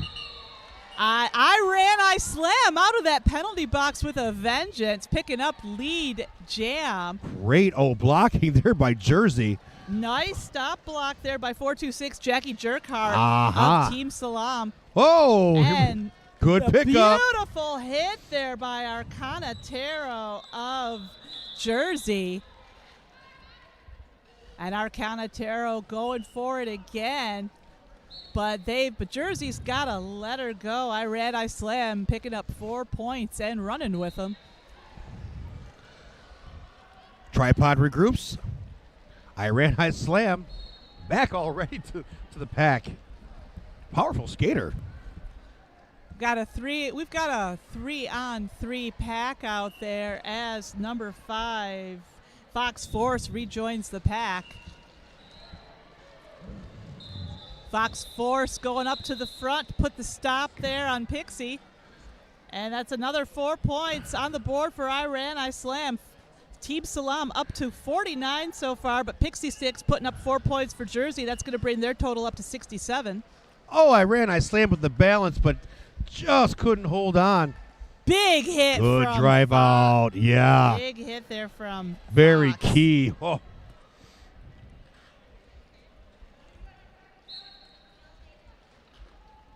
I am loving this style of derby right here. It just seems yes. pickups, openings close so fast.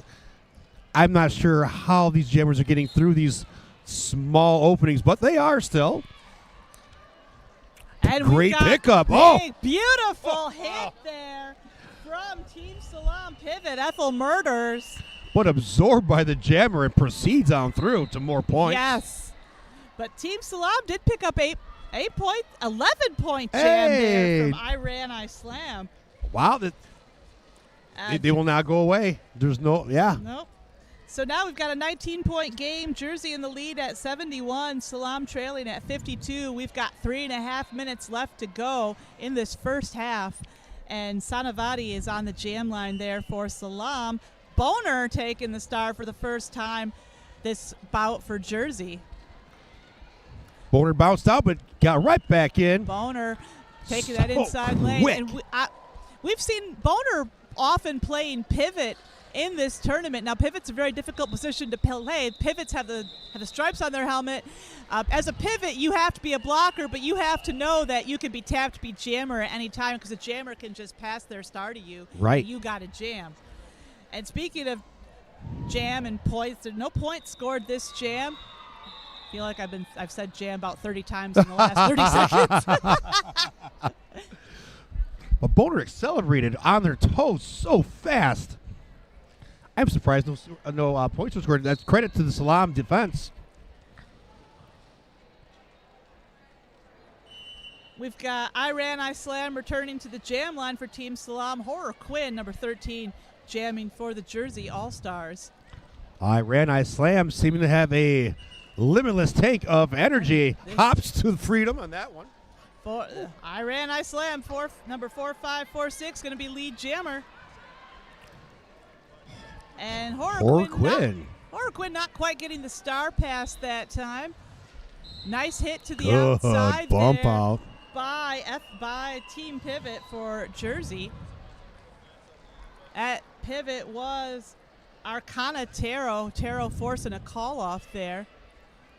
Still, SALAAM picked up 4 points in that jam. That's going to bring them up to 56. Jersey still in the lead at 71, and we've got just 1.5 minutes left to go in this first half. Sanavandi and Cargo Riot. Cargo Riot having excellent success as a jammer. Oh, goodness. Look at that. And wow, impressive. Cargo Riot picking up lead jam. That outside move by Cargo Riot, to stay on those toes. Sanavati running into a little bit of trouble with Jersey there at the front of the pack. Will not be denied with Cargo Riot. And shutout by Cargo Riot, calling it off right before Sanavati reaches the pack. No points there for SALAAM. 4 points for Jersey on that jam. So jams back and forth, still filling each other out. We've got time for one more jam. We've got 32 seconds left in this first half. Jersey has put Neon Lights Out, number 010 on the jam line. We've got Manti, number 123, wearing the star for Team SALAAM. And Neon Lights Out is another very versatile Jersey skater. Again, a lot of times at least this tournament, wearing the stripe quite a bit, now taking a turn as jammer. That's nice footwork by Fox of Team SALAAM holding down that line. And a impenetrable wall there, seeming for SALAAM jerseys. Tripod, trying to get through. But this is Arcanatero coming in to bust up that jersey. Hey, tripod. And then cycling through real quick was SALAAM. Really heady play Nice. here. Those openings close up so fast. Arcanatero not showing any mercy out there No. on the floor. Awesome. Keeping Monty pinned behind the pack. Monty taking off the star, trying to get the star pass. Neon lights out. Meanwhile, coming in, nice block there by Jackie Jerkhart, yes, just seeing that. Yeah. on the inside lane. Huh. And Jackie Jerkhart Wow. just forced Neon Lights Out into a track cut. So this is going to be a power jam for Team SALAAM. I don't think I've ever saw anybody get up after being knocked down as quick as Ethel Murders did just there a second ago. Yes, well, it was that is wild. That was awesome. Yeah, that is impressive. Yeah. We do have a star pass from Team SALAAM. Star going to Ethel Murders.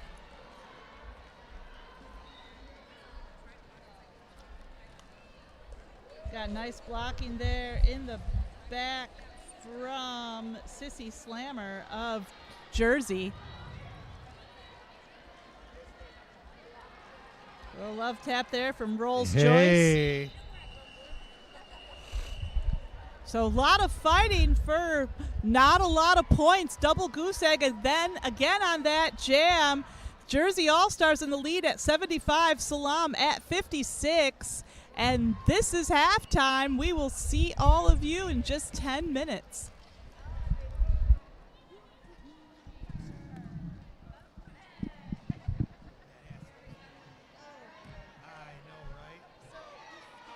So it sounds like you skate too. Yep.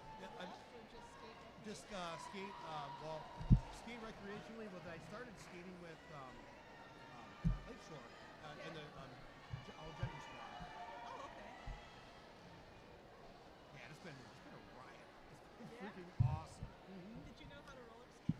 I sort of did. You know, like I did the skating, like the rental skates kind of thing, or whatever. I started dating Jones, and like that was like a first date kind of thing. And she was like, it was like the whole Titanic like thing with roll thing. She's like, hold on to my waist. I was like, I'd love to like skate fast. Like, check it out. I held on. She took off, and I was like, ah! And I was hooked. Got hooked. Yeah, I was like from there ever since. And then, yep. And it was awesome trying to put my like ex-football skills, like still running back and stuff, on the skate.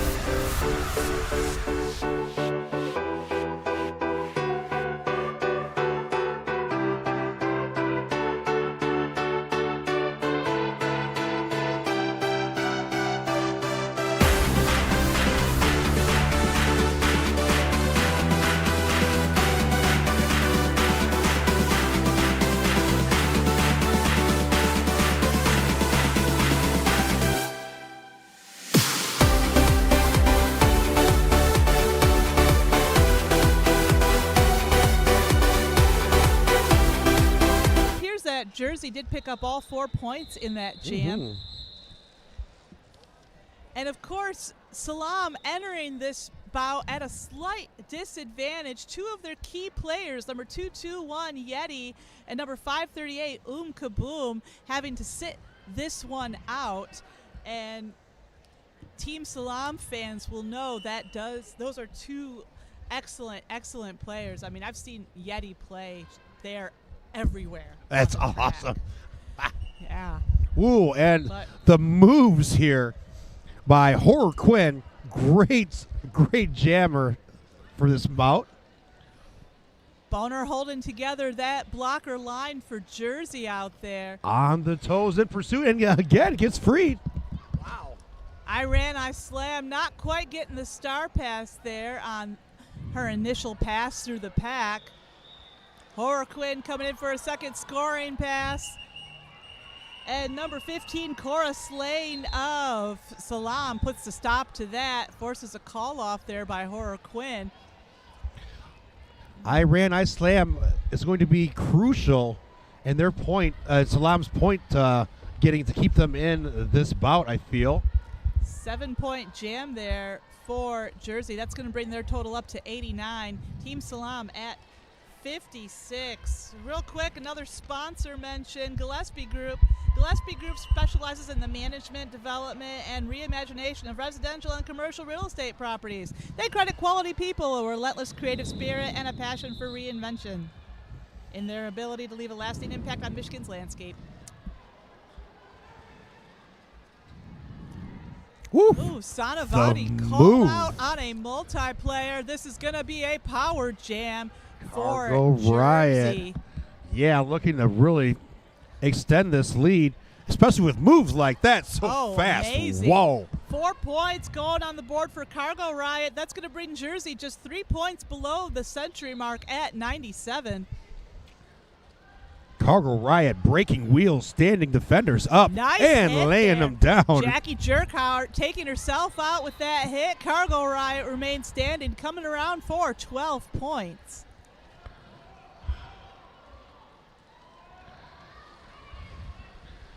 And some Cargo Riot looking for some offensive blocking here and gets it. Oh, goodness. Oh, look at Cargo go. Yeah. 16-point jam so far for Cargo Riot, and we still have just under a minute left to go on the jam clock. Follow those blockers to the promised land, which is freedom And around. Sanavati back on the track, didn't get the star pass that time around.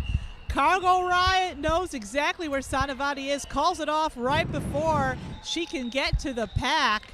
So 19 point. 19 point. Whoa. Nice Hey. work by Jersey on that jam.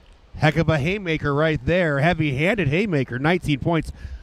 I think that might be the largest jam that I've witnessed here, announced for at least. It's definitely the largest jam this game, Cricket. And Team Jersey has requested a team timeout. Team timeout brought to you by Crash Course. Crash Course presents Derby in Paradise, a 7-day roller derby retreat to recharge your body, ignite your game, and connect with new roller derby friends on the coast of Nicaragua. Also sponsoring this tournament, the Lansing Sports Commission.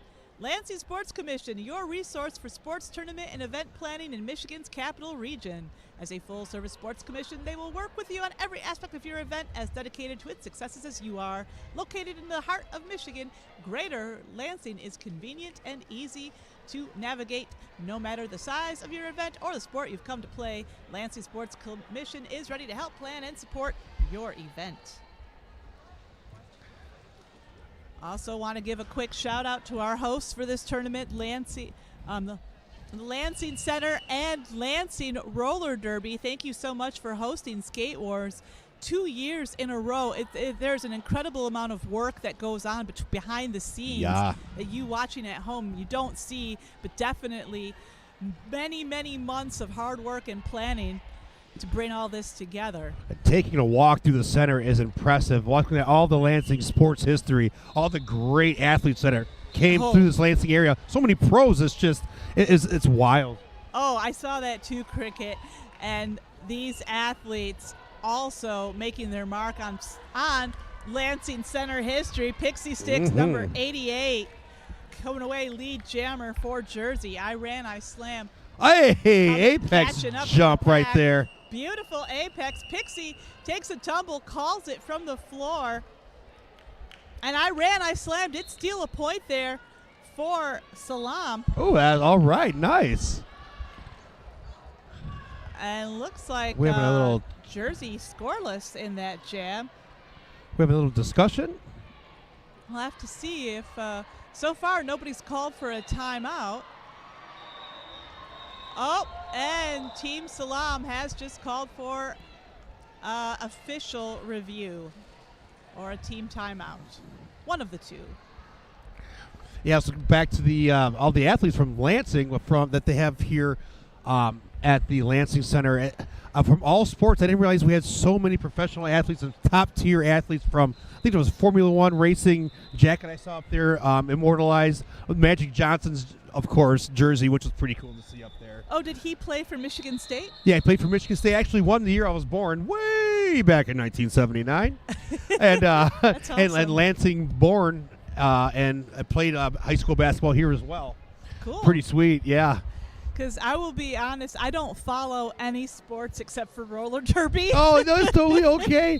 Like hopefully it'd be pretty cool to have a Lansing jersey retired up here as well. That'd be for Derby. I think that'd be pretty cool. I noticed there was a lot of Olympic athletes there, tennis, boxers. Michigan in itself has a lot of well-rounded like a population of people. I think here. Oh yeah, very much so. And Detroit Roller Derby's venue, the Masonic Temple, they actually do have some retired skaters. Oh, they do. Numbers hung up. I saw pictures. I haven't had a chance to make it down there yet, but it looks pretty sweet. It's amazing. Detroit, of course, they have the Masonic Temple's been their venue for I think just maybe 20 years exactly. Wow, no way. They did play a season at Kobo, but then returned to the Masonic Temple. Kobo would seem a little.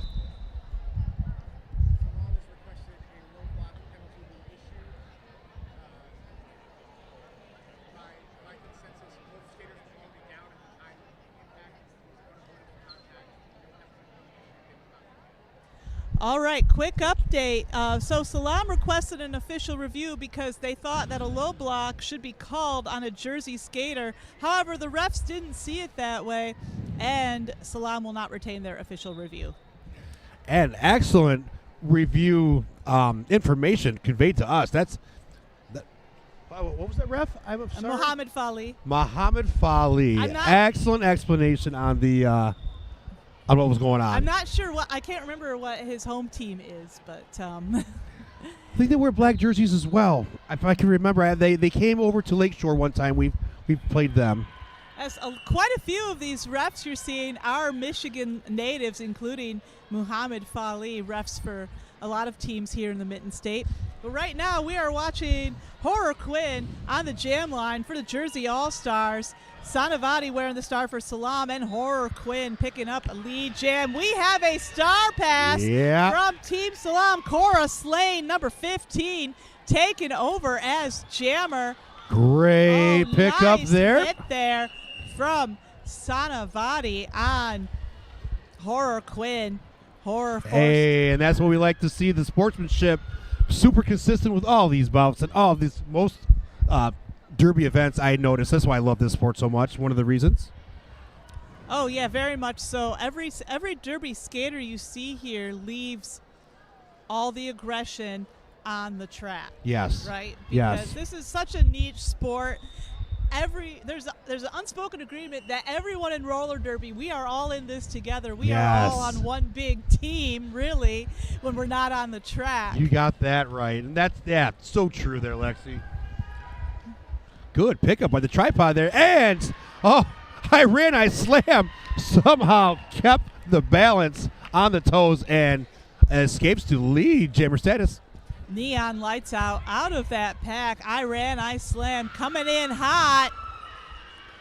And that was Mullen Monster of Jersey forcing the call off there by I Slam. Still, I Slam picking up 4 points there.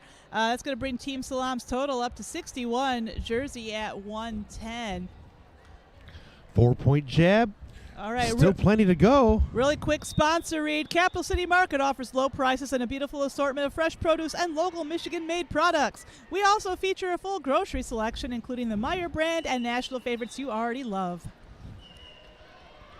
Oh, and Samabati quick to the outside and quick to lead jammer status. We have Cargo Riot close behind. A quick hit it and quit it by Samabati. That was a very quick jam. Yeah, super quick. Okay, Jersey held scoreless in that jam. I don't see the I jam don't ref's see. hand. No points scored? 2 points scored. SALAAM picked up 2 points there. Cutting to the lead slightly.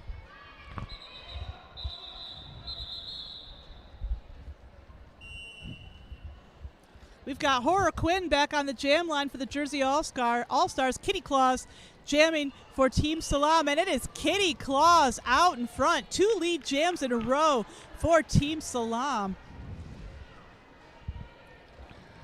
Wow, Kitty Claus quick around. A bump and go. Right back up again. Met with some resistance. Kitty Claus tangling with 1, 2, 3 Jersey blockers at the front of the pack. Good job by Jersey to recover blocker-wise. Rolls Joyce holding down that blocker line there for Jersey. Hey, up. Tripod stabs at the jammer. Decides to call it.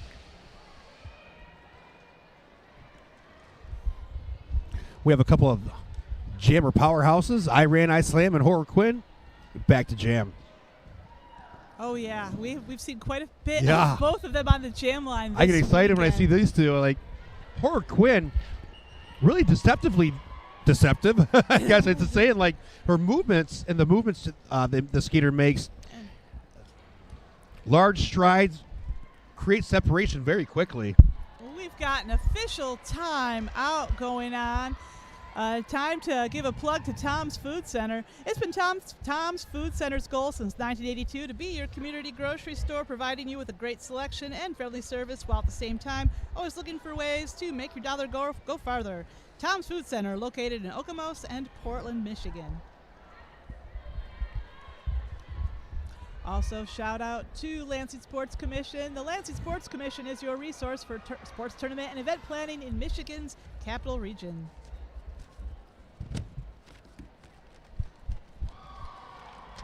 All right, so you Derby fans watching at home, you're going to want to stick around. Coming up, next bout on this track is going to be at 1:15.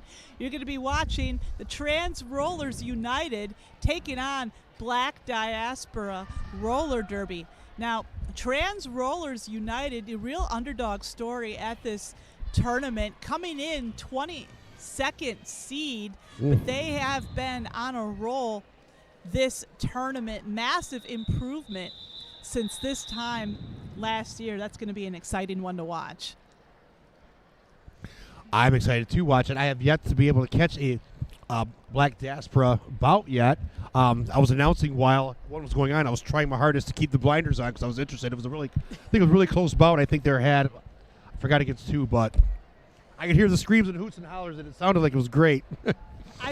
I've been able to watch a few bouts on live stream with Black Diaspora. None this tournament, but in previous tournaments, you know, like Y'all Stars, I think 2024, and then Skate Wars 2024. They really dominated, but it appears they have fallen a few. They will return home having fallen a few seeds after this tournament. Well, I had some interest. It started with, like, I think it was maybe a couple years ago. I was listening to NPR, and they were interviewed the tournament that was in Pennsylvania. A big tournament there, and ever since I heard that, I was like, oh, I wanted to check them out. It sounded like a really cool squad to watch. Oh, yes. Based on this story. Well, I believe Black Diaspora was one of the first borderless teams in roller derby. Borderless teams like Team SALAAM and Black Diaspora, they're made up of skaters that could be from literally anywhere. Ah, okay. So a lot of times they don't often have opportunities to practice together, or right, maybe, which could be a problem. Maybe even meet in person until they come together for tournaments like this. Yeah. Whereas Team Jersey is made up of skaters from different teams, but they are all in the state of New Jersey. They can be and have team practices a few times a year. Team SALAAM all over. I'm not sure if all over the world, maybe, but definitely I was going to ask. I was curious. Definitely all over the country. That's for sure. And same way with Trans Rollers United, with Skatanic Temple, with Divergence Roller Derby, Black Diaspora Roller Derby, API Fury, Jewish Roller Derby, Team Philippines, lots of Team Badass. Don't want to forget Team Badass. Lots of borderless teams at this tournament. And I was just told the last time out was to correct the number of timeouts that were called. If that makes any sense? Yes. Each team only gets so many timeouts during a bout. Referees and officials, of course, can call a timeout any darn time they feel like it. And Horror Quinn's on the jam line for Jersey All-Stars. But what you just saw was I Ran, I Slam coming out as lead jammer for SALAAM. Higgy Smalls causing problems for jammers and blockers alike over there for New Jersey. I Ran, I Slam, hitting that pack at full force. Horror Quinn also quick on her heels, forces a call off there mid-pack from I Ran, I Slam. Or maybe I Ran, I Slam saw the scoreboard and decided to call it off once her team reached exactly 69 points. We'll never know for sure. Jersey All-Stars still in the lead at 110. Sorry, kids at home watching this. Sorry.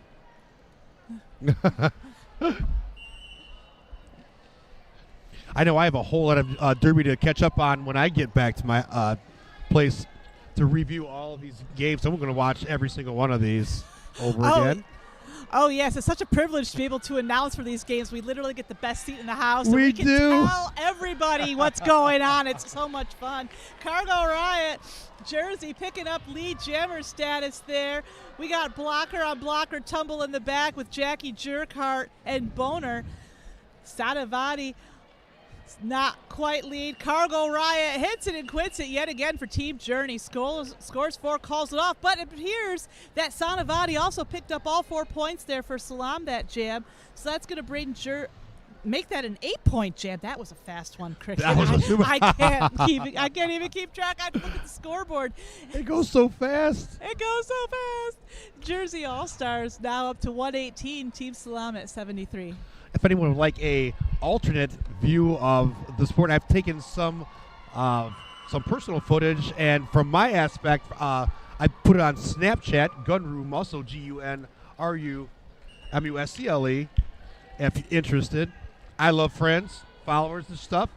I always have that. The whole follower thing is weird. I like friends personally. Followers, this is kind of weird to me. Right, followers has that cult leader. Yeah, I sort know. of It gives me a little cringe. You can be my buddies. That's cool. Of course, in roller derby, we're all buddies. And I Slam not quite getting the star pass there. Neon Lights Out in the pack on her first scoring pass. That's 4 points. A hit it and quit it jam from Neon Lights Out, picking up 4 points there for Jersey. Jersey ever so slightly spacing themselves lead status from SALAAM. We've got Horror Quinn returning to the jam line for the Jersey All-Stars. Sanavati wearing the star for Team SALAAM.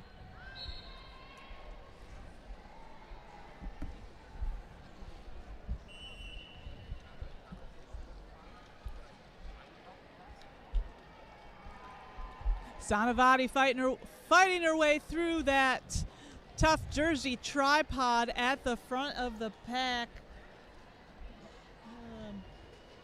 Higgy, Smalls, and Sissy Slam are really holding things down there for Jersey.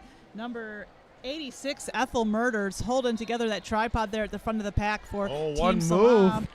Sandavani getting free. Lead jamming. SALAAM able to open up that inside lane there for Sanavati. Oh, Apex! Whoa. Apex achievement. Not quite unlocked. Ooh, Sanavati has to go all the way behind Jersey in order to not get a track cut. Gets hit to the outside, calls it off. Looks like Sanavati did pick up all 4 points in that jam. I appreciate that athletic movement right there. The try was awesome. Looked great. Unfortunately, didn't pull it off quite all the way, but that's amazing. Even when you consider, again, both these teams are made up of athletes that do not skate together on a regular basis. yeah, But you would never guess that from watching the way they no. work together on the track. It's like they're automatic. Like everyone should know their job, know their role. Right. Ooh, the move. And I ran, I slammed. I slam. Oh, Running away with lead jammer. I apologize at home if I have my hoots and ha. And this is a power jam for Team SALAAM. Horror Quinn currently sitting in the penalty box. Oh, nice hit there for Mullen Munster of Jersey there on I Slam. Yeah, this announcer here is just as big of a fan as the folks watching it at home. So I get a little, I'm a little excited too. Oh, same. I Slam picking up 4 points there for Team SALAAM, bringing their total up to 81. Horror Quinn, meanwhile, back in the mix. Nice. Good pickup attempt. Nice hit there from Cora Slane of SALAAM. Horror Quinn totally absorbing that hit, though, and just proceeded to skate. Oh, I was about to say that's what you pay them for, but then wait, none of us get paid. This is a strictly amateur sport. We pay in love. We pay in love and time. Exactly. SALAAM picking up 7 points there in that jam. That's going to bring their total up to 84. Jersey still in the lead at 122. We've got just under 15 minutes left to go in this second half.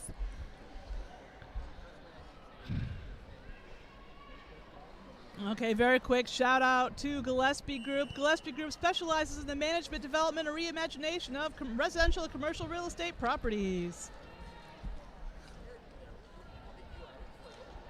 Fox Force running all the way to the back of the pack there to put some defense there on Cargo Riot. Doing a great job of curtailing Cargo Riot currently. The pack has to let Manti go. Manti's going to be your lead jammer. Stay. Cargo Riot stays inside, stays in bounds. Jackie Jerkhart and Fox trying to open a hole there for Manti. Jersey working hard to close it up. Oh, is that another apex jump? Very nice.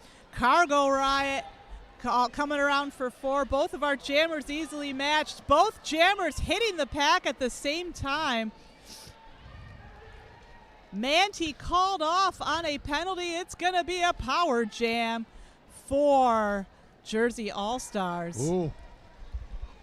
Let's see if SALAAM can We're going to do give him a stop. And Manti was lead jammer. That means we're going to go the full 2 minutes on this jam, sports fans. 8 points so far for Cargo Riot. Pack is at a standstill on turn 4. Fox Force holding together that tripod there. Jackie Jerkhart goes sliding. Oh, but look at that. That was good job by number 86 there. That was Ethel Murders there coming in with the swoop. Ethel Murders doing great work today as well.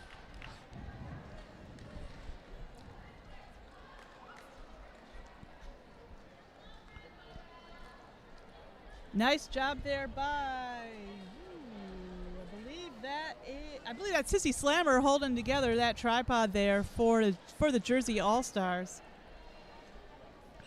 Trying to get through.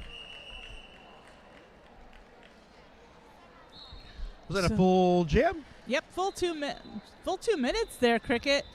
Jersey All-Stars picking up 8 points there. SALAAM answering with 7. That's going to bring SALAAM just 9 points below the century mark at 91. Jersey All-Stars up to 134. And we have just under 12 minutes left to go in this first half. They just changed that for the Jersey All-Stars to 12. 12-point jam there. Yep, 12-point jam. Still within reach. SALAAM could make a few moves.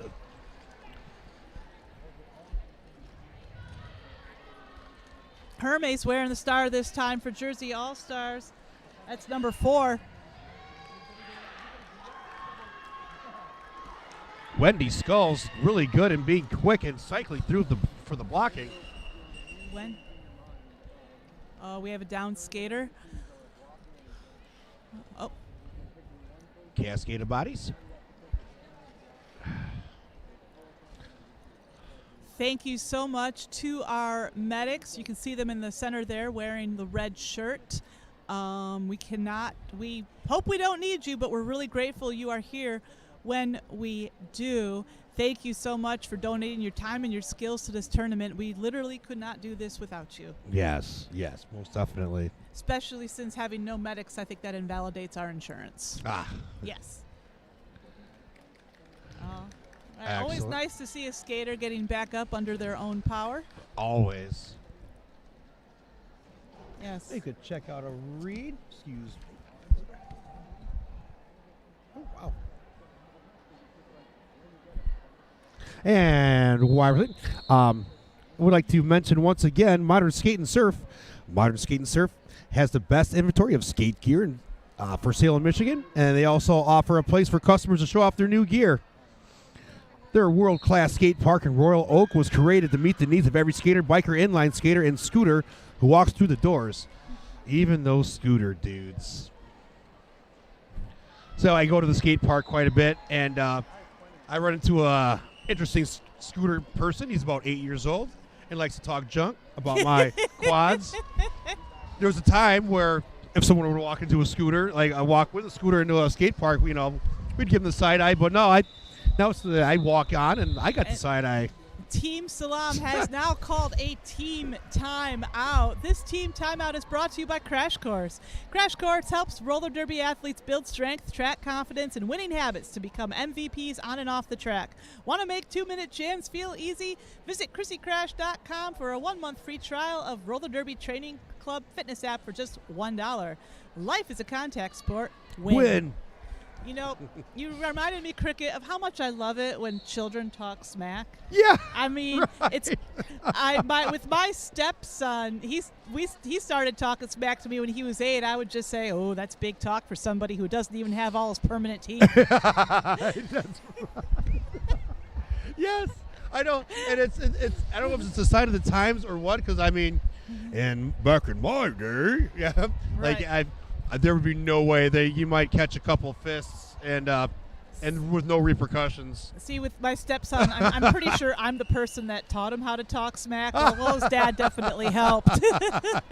But but I was able to use my derby skills against him because he would try to we'd roughhouse. He'd try to push me over, and I would just base out. Yeah. You know, he'd be like, "I can't push you over." I'm like, "Keep trying, Yeah, kid." keep trying. But adult here, athlete here. Yes. We here at That's the awesome. announcers table are not above bragging about owning an 8-year-old. Absolutely not. I'll pull it in the garbage in a second. No, I'm just kidding. Just jokes.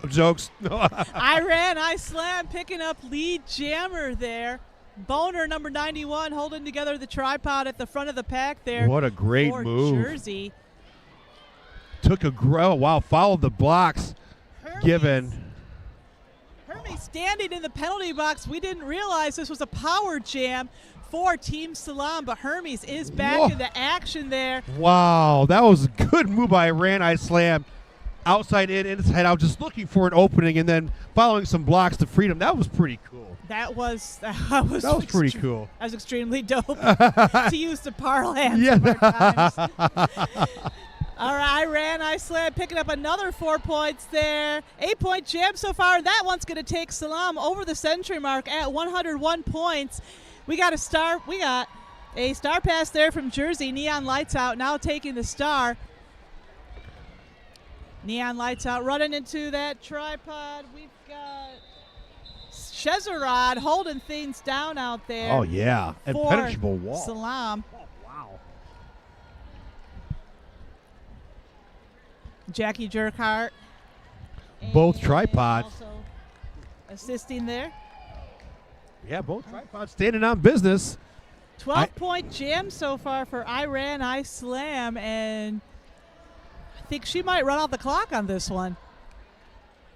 Neon Lights Out still on her initial pass there. So that's 16-point jam so far for I Slam. Wow, and I was 16-point jam when did that turn just a second ago. First time a little bit of a glimpse of exhaustion, but I see why. SALAAM really able to work that power jam to their advantage. Look at that, though. 111. 18-point jam there for I Slam. Ladies and gentlemen, our skating fans at home, I mean. Highest scoring, I believe that was highest scoring jam of the game so far. Yeah, that's But excellent. Neon Lights Out did pick up 4 points that jam for the Jersey All-Stars, so that's going to bring their total up to 138. SALAAM still trailing at 111, but I Slam definitely cut into Jersey's lead there. We have a 27-point game, and we've got just under 9 minutes left. You know, I love to point out when I'm right. The Iran, I know, the Iran Slam. I knew that that jammer would be crucial, and to coming back and proving that. A couple more of those. Hey, we might have a different bout going on here. Oh yeah, couple. I mean, we've both seen it, Cricket, right? Where a team that's been trailing all game suddenly pulls ahead in the last 2 or 3 jams. A lot of times that'll happen as a result of a power jam or two. Aha. But That's when the goose pimples start. time for one or Time for one more shout out for the Gillespie Group. Gillespie Group specializes in the management, development, and reintegration of residential and commercial real estate properties.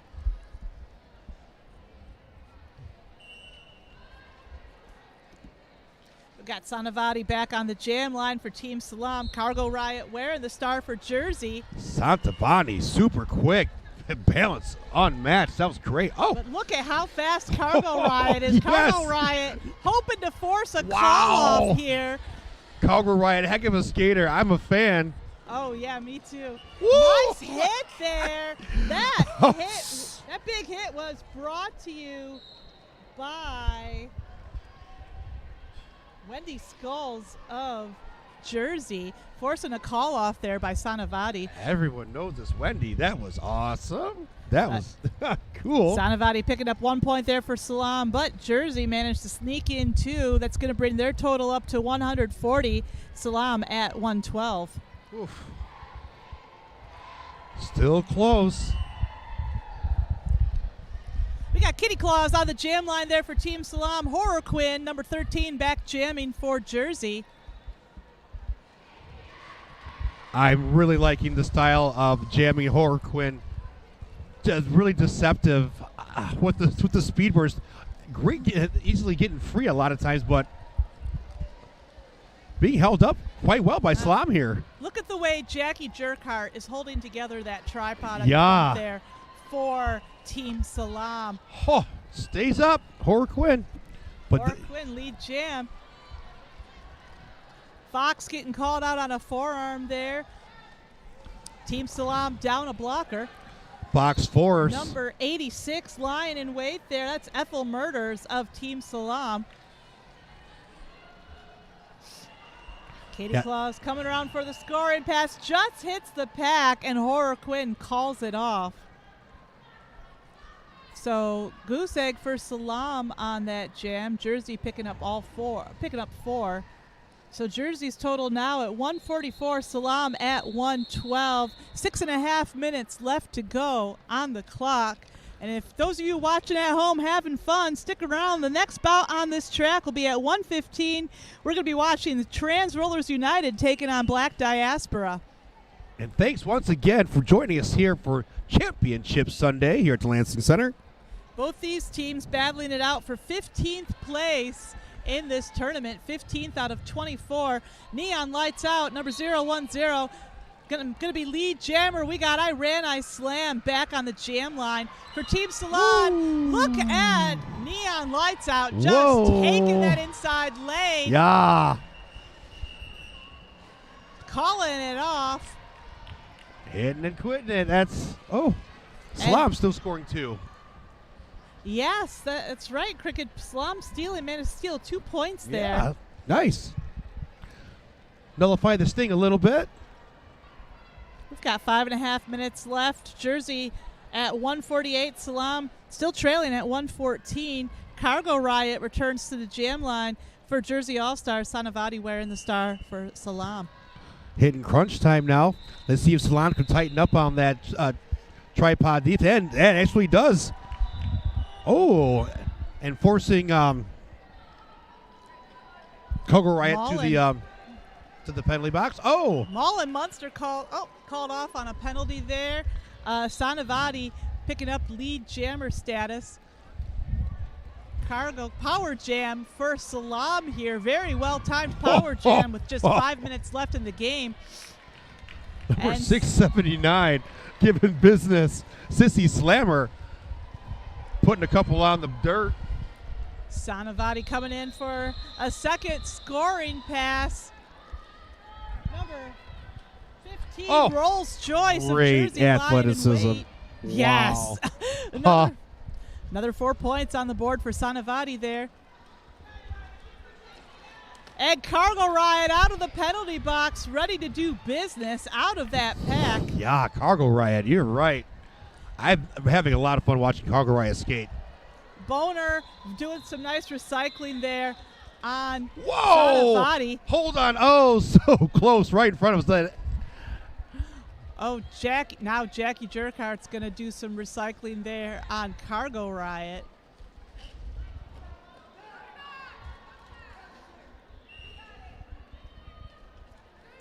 Sanavati still caught up in the pack behind Mullen Munster and Rolls Joyce of Jersey. Trying to spin roll to the inside and didn't make it. Up, getting called. Oh, another penalty going on the board for Cargo Riot. Still another power jam for Team SALAAM. And we're going the full, looks like we're going the full 2 minutes on this one, sports fans. Wow. Just 7 seconds on the jam clock. Good D there by 91 for Jersey. That is Boner. That is a Boner, quick look at. Boner. Once again, wow. What up? Boner, great job. A Boner powerhouse pivot / block jammer through this tournament. Boner actually won MVP in Jersey's last bout, which I can see why. That very active skater. And now I wish I could remember who that was against yesterday. I know. All this great derby just piles into one big awesomeness. Team Indiana. Oh, yeah, I got a chance to watch or announce Team Indiana game, which was their great squad. Oh, yeah, Team Indiana did take the win that game, but Boner's play and athletic ability really stood out. Mm-hmm. And we have a team timeout. SALAAM. This team timeout is brought to you by Crash Course. Crash Course presents Derby in Paradise, a 7-day roller derby retreat to recharge your body, ignite your game, and connect with new roller derby friends on the coast of Nicaragua. Visit ChristyCrash.com for dates and details. And one more shout out for the Lansing Sports Commission. LSC is your resource for sports tournament and event planning in Michigan's capital region. As full-service sports commission, they will work with you on every aspect of your event. Located in the heart of Michigan, Greater Lansing is convenient to reach and easy to navigate. Wow, Lexi, great reads. I would have tripped over my lips going that fast. I've had a lot of practice. That was great. I was like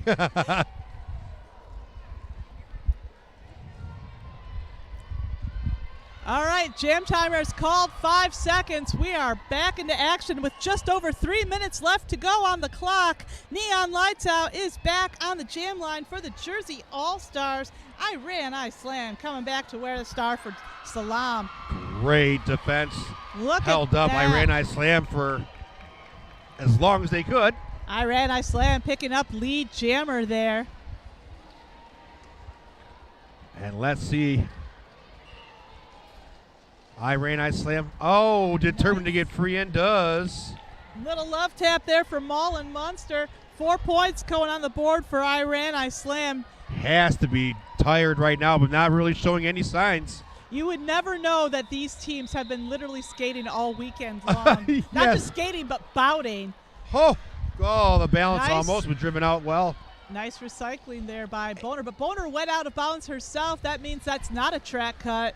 And that's another 4 points there for I Slam. Great awareness level by I Slam to just get in early. Shezerod gathering her blockers close as Neon Lights Out takes another stab at that. Swim move to Scoring freedom pass. once again. I Slam just running up the points this jam. There we go. 12-point jam so far. And we still have 37 seconds on the jam clock. Great opportunity here from I Slam. That's right, but Mullen Monster and Arcana Tarot have other plans for Yes. I Slam. Yes, definitely. Hagee Smalls also coming in to assist there on the block. But Jackie Jerkhart not letting up at all on Neon Lights until the refs tell her she has to by calling no pack. Wow. Really digging deep here. 8-point jam so far for Neon And Lights Out. calls it.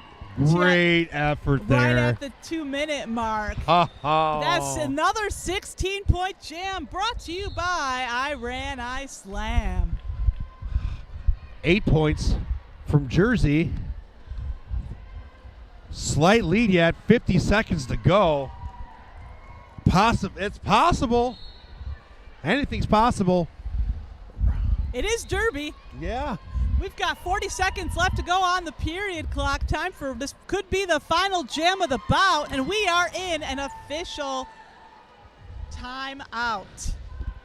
All up to Sandavani and the blockers for SALAAM to possibly turn it around, but yeah, good luck with Cargo Riot. opposite jamming. Just want to update you on some of the other bouts coming up. We are not done with this 3-day Derby Skate Wars weekend. On this track 2 at 1:15, you can watch Trans Rollers United taking on Black Diaspora. At 2:15 on track 1, Team Philippines will be taking on Team MORD, that is Missouri Roller Derby. And 2:45, track 3, California taking on Texas. And the bout for all the marbles is going to be Team Mich-Again versus Team Florida at 4:45 on track 1. That one's for the championship. That's going to be cool. Oh, yes. And Team Florida, I think, is a real underdog story here at this tournament. They entered at number 17 seed, but they have been dominating. Have played 4 bouts at this tournament and won every single one. Yes. I had a chance to watch Florida play, got a chance to announce, and yes, exactly. Great. Look at Jackie Burkhart doing her thing again up at the front of the pack on Cargo Riot. Cargo knows what to do, though. Still pulls through, becoming lead jammer. I slam back in. Oh, cruel misfortune. Oh, such yeah, the very worst unfortunate time for SALAAM. That might tie it. I might wrap it up.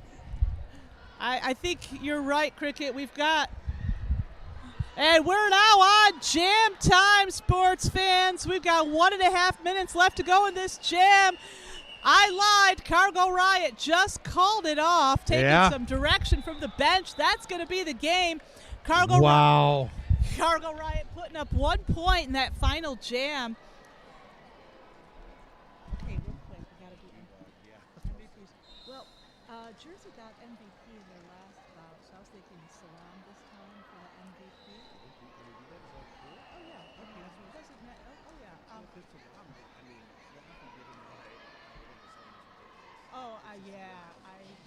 I was thinking either SALAAM or Jackie Jerkhouse because Jackie Jerkhouse found that block in almost every. Yeah. I don't know if either one has got MVP yet. I don't know either. Okay, what do you think? SALAAM? She had a couple of really good jams there. Trying to really. Okay, SALAAM of Team SALAAM. Say that 4 times fast. Number 45-46. Yep.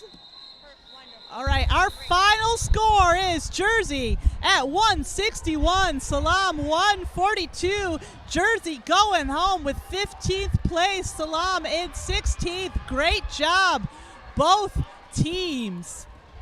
SALAAM coming through with the MVP award. Thank you so much for watching. I am Lexi Pro. And I am Cricket. And we will see you next time. Yes.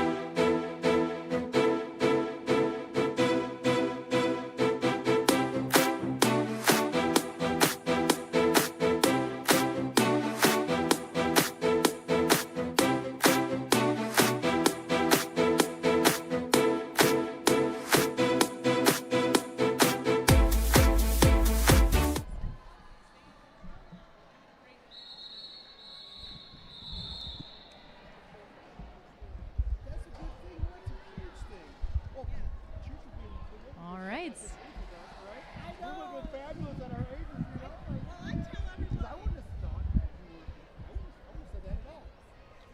Okay.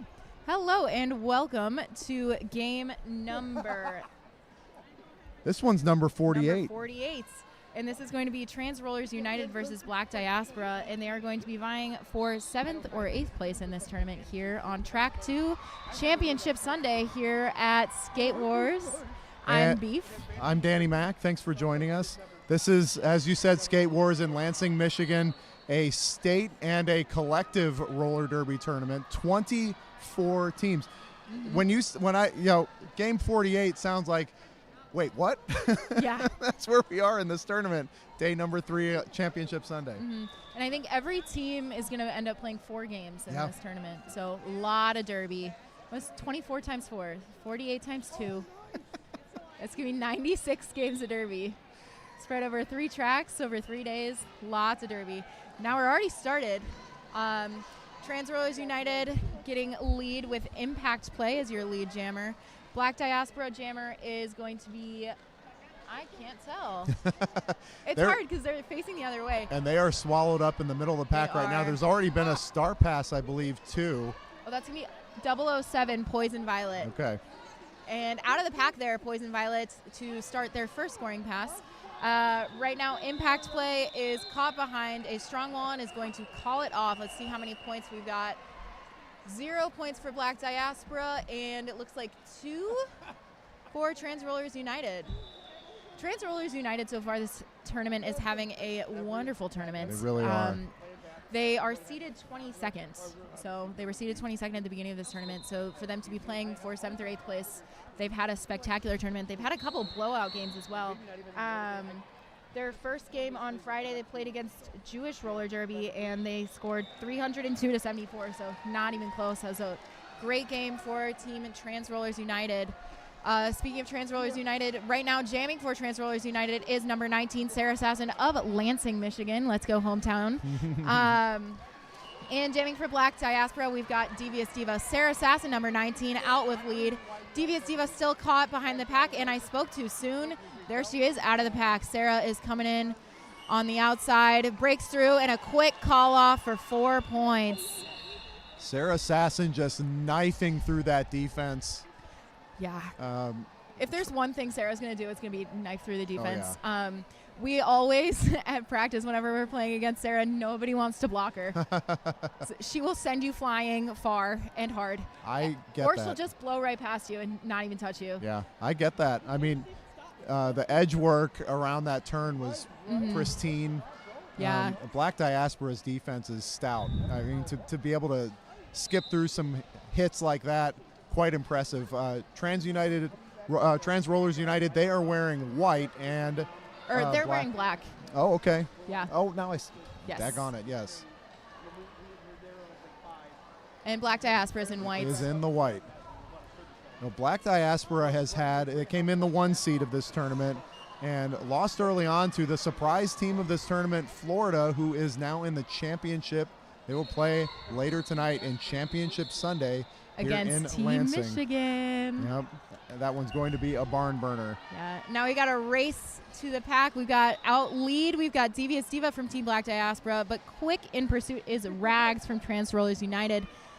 And Devious Diva is going to call it before Rags can get to the pack from Black Diaspora, and that is a 1-0 jam. So Black Diaspora is on the board with 1 point. It's a 1-7 game so far. They threw another finger up. That's 2 more for Black Diaspora. Sorry, 2 total for Black Diaspora. They threw another finger up. There we go. So 2-7, a 5-point game so far.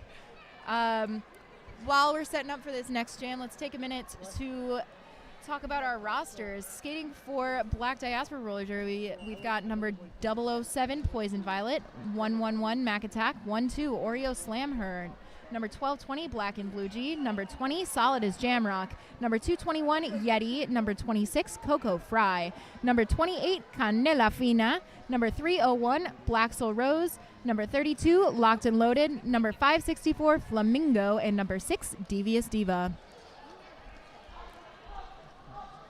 And Black Diaspora is lead jammer. That's Mac Attack, who has been absolutely money this entire tournament.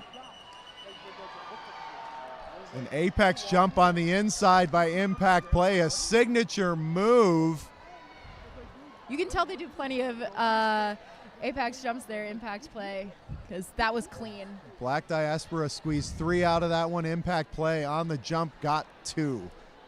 So now it is a 4-point game with Trans Rollers United having 9 points and Black Diaspora having 5. Teams are able in this tournament to dress 18 at a time. Black Diaspora dressing 12, and this is a deep organization, Black Diaspora, and they have 12 for this one. This team travels so much. Lead Jammer called for Trans Rollers United, but they travel so much. They play in multiple tournaments throughout the season. Their players are from throughout the country. Another incredible apex jump by Sarah Assassin on the inside. And so being able to bring an entire team all the time, the players that you want, is really difficult. Yeah. Black Diaspora dressing 12 today. Trans United will dress their full 18. In that jam, we did get a star pass from Black Diaspora to number 26, I believe, or 28, I think that was, Canela Fina. And they were unable to score any points. But Trans Rollers United, Sarah Sasson there had an 8-point jam. Typical of Sarah to go out there and score just a ton of points. For Trans Rollers United, let's talk about the roster here. We've got number 100, Smakajawea, skater for Kazu from Michigan. We've got a lot of Michigan skaters on this team. 1111, Nebula Space, Ursa Mamer, 116. 14, Rags, Sarah Sasson, number 19 from Lansing. 218, Impact Play. 222, Next Level. 247, Donna Ignoble. 39, Evie. 4, Shoggy. 420, Harry Jane. 444, Sailor Swoon, another Michigan skater from Ann Arbor. 501, Destiny's Favorite. 66, Booty Fett, another Michigan skater out of Grand Raggedy. Number 8, Sharp E. Markham. Number 8020, Beef. That's uppercase Beef for all of you who are wondering out there. And I am lowercase Beef. Beef is another Michigan skater out of Detroit. 923 is another skater out of Detroit. That is Stuff. And number 182 is Twink 182, who is going to be alting. And Shiv is also alting, another skater out of Detroit, number 24.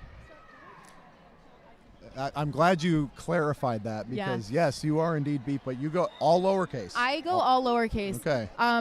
This is how we got the uppercase, lowercase Beef distinction here is we were playing in a scrimmage one time, and we're both Beef, and Beef, uppercase Beef, their jersey was all in capital letters, and my jersey was on lowercase letters. And also Beef is like a little bit taller than me too, so it like makes sense. Yeah.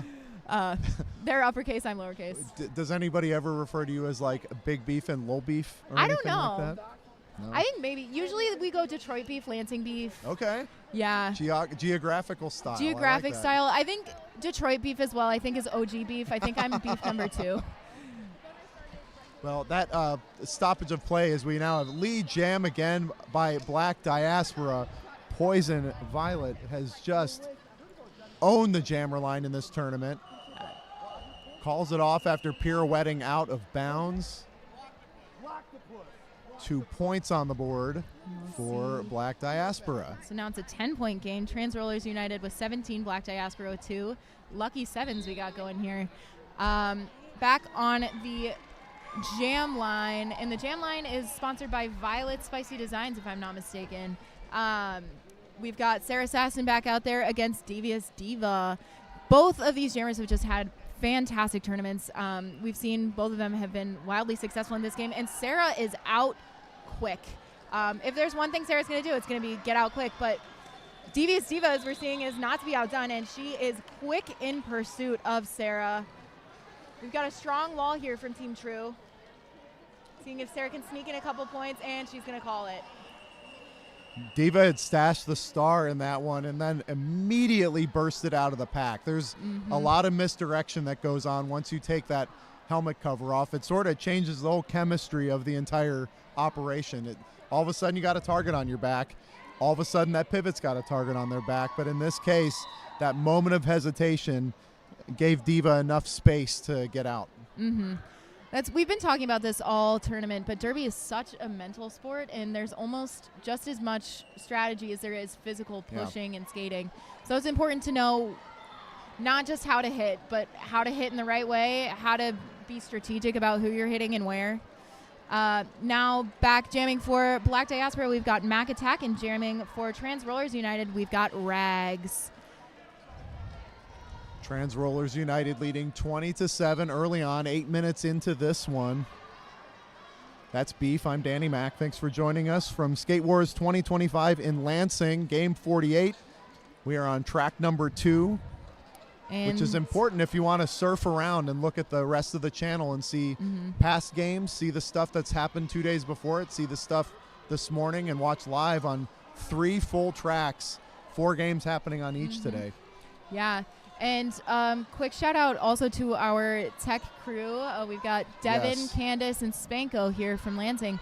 And they've been doing a wonderful job keeping everything running smooth, making sure that you are all able to watch at home. So hopefully you've been enjoying that as much as we have here. Unbelievable, definitely. And Championship Sunday is upon us, so what can be better? I mean, if I wasn't sitting here right now, I'd be on the couch, comfy clothes, snacks, games on, and I'd just be flipping back and forth between each of them. Yeah. Lead jammer, Trans Rollers United. That is Rags. That jam went almost a minute and a half without a lead jammer. And while we were yapping about our tech crew, it looks like Mac Attack from Black Diaspora did get a penalty assessed. Okay. So Trans Rollers United did take advantage of that power jam to get a lead. But I think 2 points were earned there to bring this total to 22-7.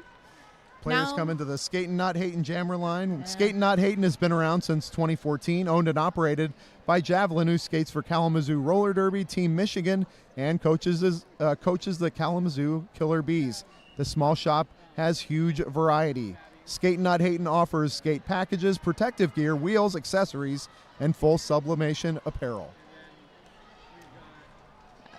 Now jamming for Trans Rollers United, we've got Impact Play, who has taken lead.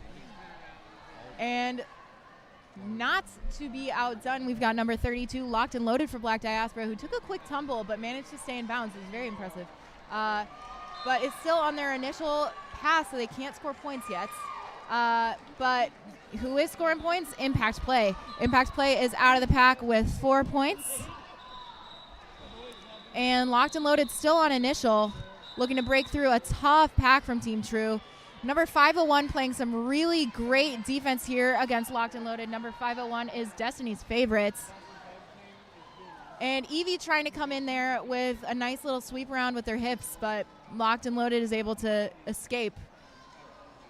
Impact Play is going to call the jam. Close call with the ref there in the ref lane. But they were able to pick up 4 more points, bring that to an 8-0 jam. All right, Beef, it's been a blast. I have to go do a different thing now. So all right. All of us wear fun. multiple hats at a tournament. I'm helping organize some of the announcers. So I'm going to step aside. Bear Grylls is coming up. Bear Thrills is coming up. And here we got Bear Thrills. Hello, everybody watching at home. I'm excited to be joining you here on track 2. We got another Michigan skater, Bear Thrills. Yes. You're in Grand Raggedy, right? Grand Raggedy, yes. I'm Beef. I'm from Lansing. Nice to meet you. Nice to meet you. We're so excited about this. Actually, both this game and the game on track 3, I've got lots of friends. Yes. Both on the track or in the center as refs as well. Mm-hmm. Yeah, speaking of who we've got in the center as refs, let's take a second to shout out our ref crew. We've got Bert Hertz, Mac and Cheeks, Veronica Scars, Jaxer Up, Arya Snark, Robin Daggers, Mother of Pearl, Apper Torture, and Miss Hyde. I also don't see listed there, but jam reffing is Moxie Tosin. Yes. A staple. Actually, I believe this is a different ref crew if I'm looking at it. Yeah, because we have Frank the Tank is out there as well. The Great Cornholio's on the outside. That's such a good name. That's been my favorite part of this entire tournament is just seeing all the names of the people.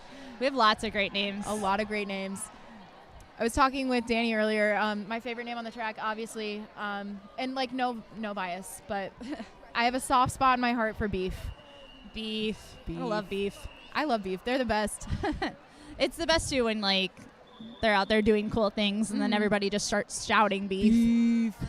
And then it's so cool, like, being here and you can be like, I know them. We're We doing have that a taken lot. We pictures know lots together. of people with this We tournament do. bringing us all together. Yeah, And that's the best thing about having big tournaments like this in Michigan is every game that's being played, there's someone you can watch that you know. Very Almost true. every game. There's Yeah. been a couple games. Last time it was Iowa versus Wisconsin was the last game I announced, and I mean, you get to know the players by watching them, but Right. Yeah. no Michigan skaters on those teams. Not quite. They're close by. They're but close not by. very close. We've got that Midwest kinship. Yes. Wisconsin and their cheese. Yeah. Iowa and corn. Corn. Corn. We were talking a lot about corn in our last game that I was announcing too. Yeah, who's Because playing in that one? Indiana. Indiana Yeah.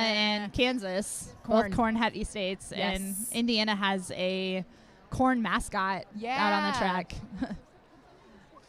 Yeah, I was about to say they're like the Huskers, but that's Nebraska.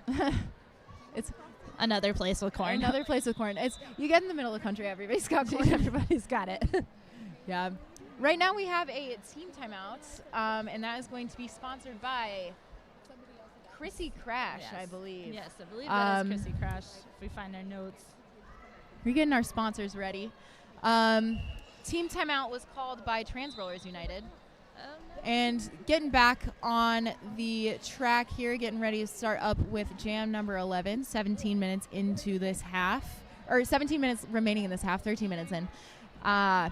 And we've got jamming for Team Black Diaspora with a quick lead right out the gate. We've got Devious Diva in the box. We have Sarah Sasson, who's going to be your jammer for Trans Rollers United. And a big hit to the out by number 8. And that is Sharp E. Markham from Trans Rollers United. But Devious Diva is able to make it out and score 4 points, bringing the total to 22-30. Black Diaspora with 22, Trans Rollers United with 30. Devious Diva skirting through again, bringing that up to 28. Sarah is out of the pack, quick in pursuit. One thing about Sarah is fast. So if Devious Diva wants to shut Sarah out, she's going to have to be very observant. And it looks like Sarah was shut out, and Devious Diva was able to get 2 more points in there. Sarah is quite fast. Sarah's fast. Sarah's lethal. Sarah is so wonderful when Sarah's on your team. Yes.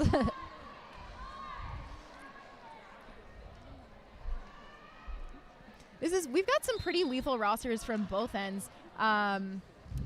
We've got skating on Black Diaspora, some big names.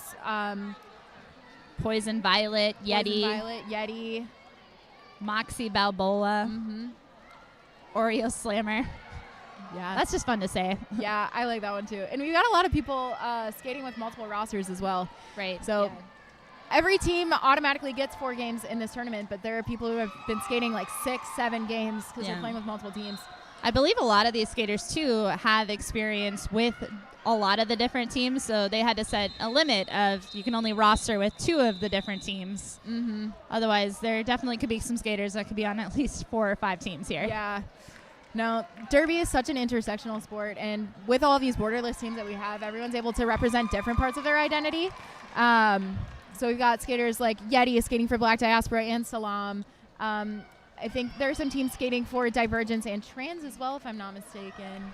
Yeah, there tends to be a good mixture of neurodivergent people in the trans community, Yeah. so it's an easy one to blend. Yes, absolutely. But it's just been so cool to see everyone coming together. True was doing a really good job in that last jam, bridging out and making sure that they maintained that pack. I could see Booty Fett and Shoggy were stretching out as far as they could go. Absolutely. And you play with Booty, yeah? I play with Booty and Shoggy. Yeah. Yeah, Booty is actually one of my best friends, so.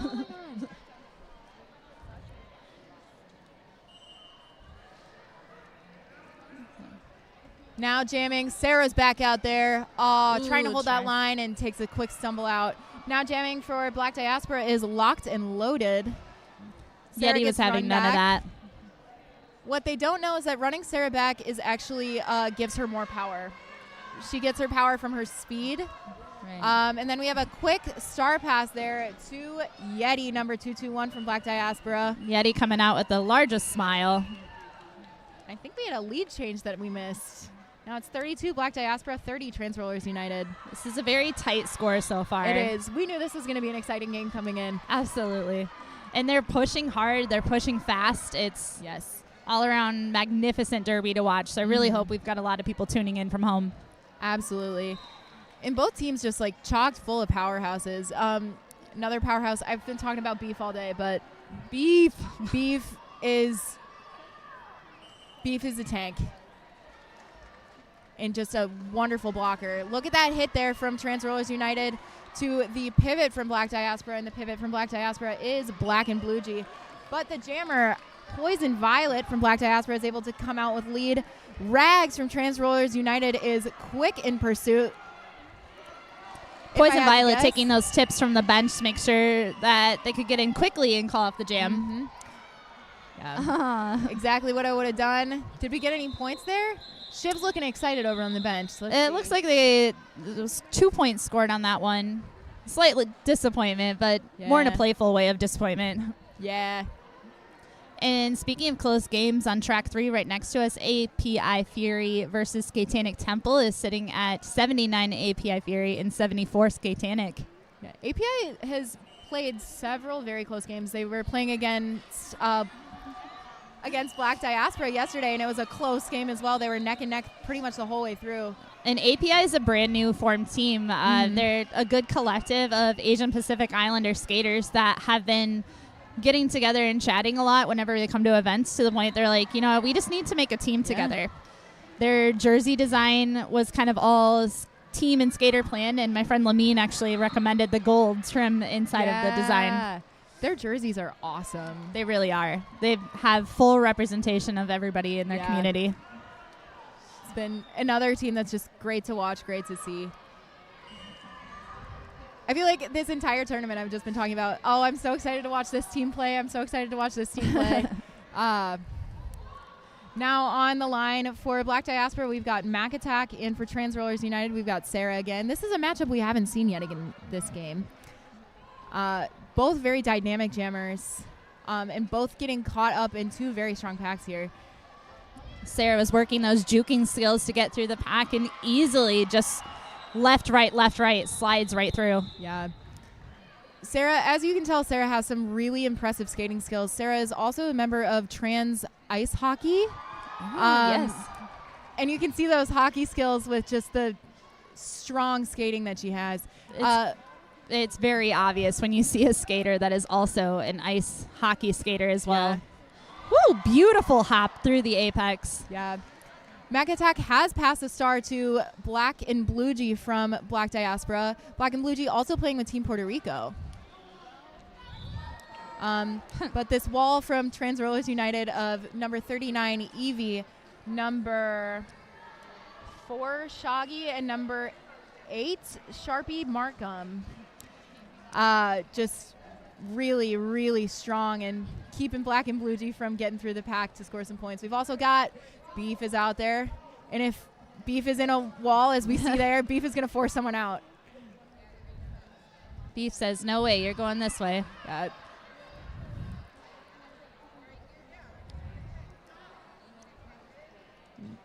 Is Sarah in the box right now? Sarah's in the box. Sarah is in the box. I think so. I don't see her. Yeah. Yep. Hard to see from this angle. It is. Oh, but Sarah's standing. Sarah's standing. This is going to be a short-lived power jam here for Black Diaspora, and Sarah's going to just weave through that pack. Again, those quick left-right movements. Sarah's very strong about taking those 45-degree angles to get through the pack. That's a very hockey way to look at the pack, too. 45. If you ever come to a Grand Raggedy game, or even now Detroit, you may hear Maddie just shouting, 45, 45. Yeah. Did Maddie play hockey, too? No, she was in gymnastics when she was younger. Yeah. She's just a really good skater. Yeah, we do have Freddie on our team. Okay. She is a former hockey player as well, and you can totally see it in her skating style. Yeah. I feel like there's a pretty strong hockey to derby pipeline. We've got several former hockey players on our team, myself included. There's one skating sport to another. Now out there jamming for Black Diaspora, we've got Locked and Loaded, who's going to get recycled back to the back of the pack.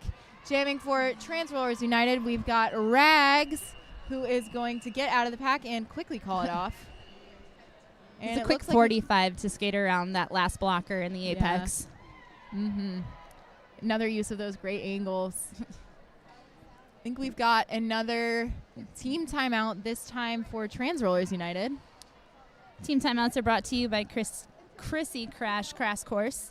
Crash Course presents Derby in Paradise, a 7-day roller derby tournament. Recharge your body, ignite your game, and connect with new roller derby friends on the coast of Nicaragua. Visit chrissycrash.com for dates and details. Now, I've got some friends that have taken those trips quite a few times. Mangler, who's actually a part of the Chrissy Crash organization, always goes on them, and she sends us all these pictures of her surfing and ATV riding and just having an absolute amazing time. That looks so fun. Mangler also playing for Team Mich-Again, right? Yes. Yeah. Team Mich-Again is going to be in the finals tonight against Team Florida. Speaking of Team Florida, their first game, I think, of this tournament, first or second game, was against Black Diaspora, and it was the upset of the tournament. Just a wild way to start it off. Yeah, Black Diaspora won the tournament last year, so it was incredible to see such a strong outcome. But you can tune into Team Mich-Again versus Florida at 4:45 on track 1 for that first place and second place trophy. Stay tuned. I think it's going to be a spectacular game.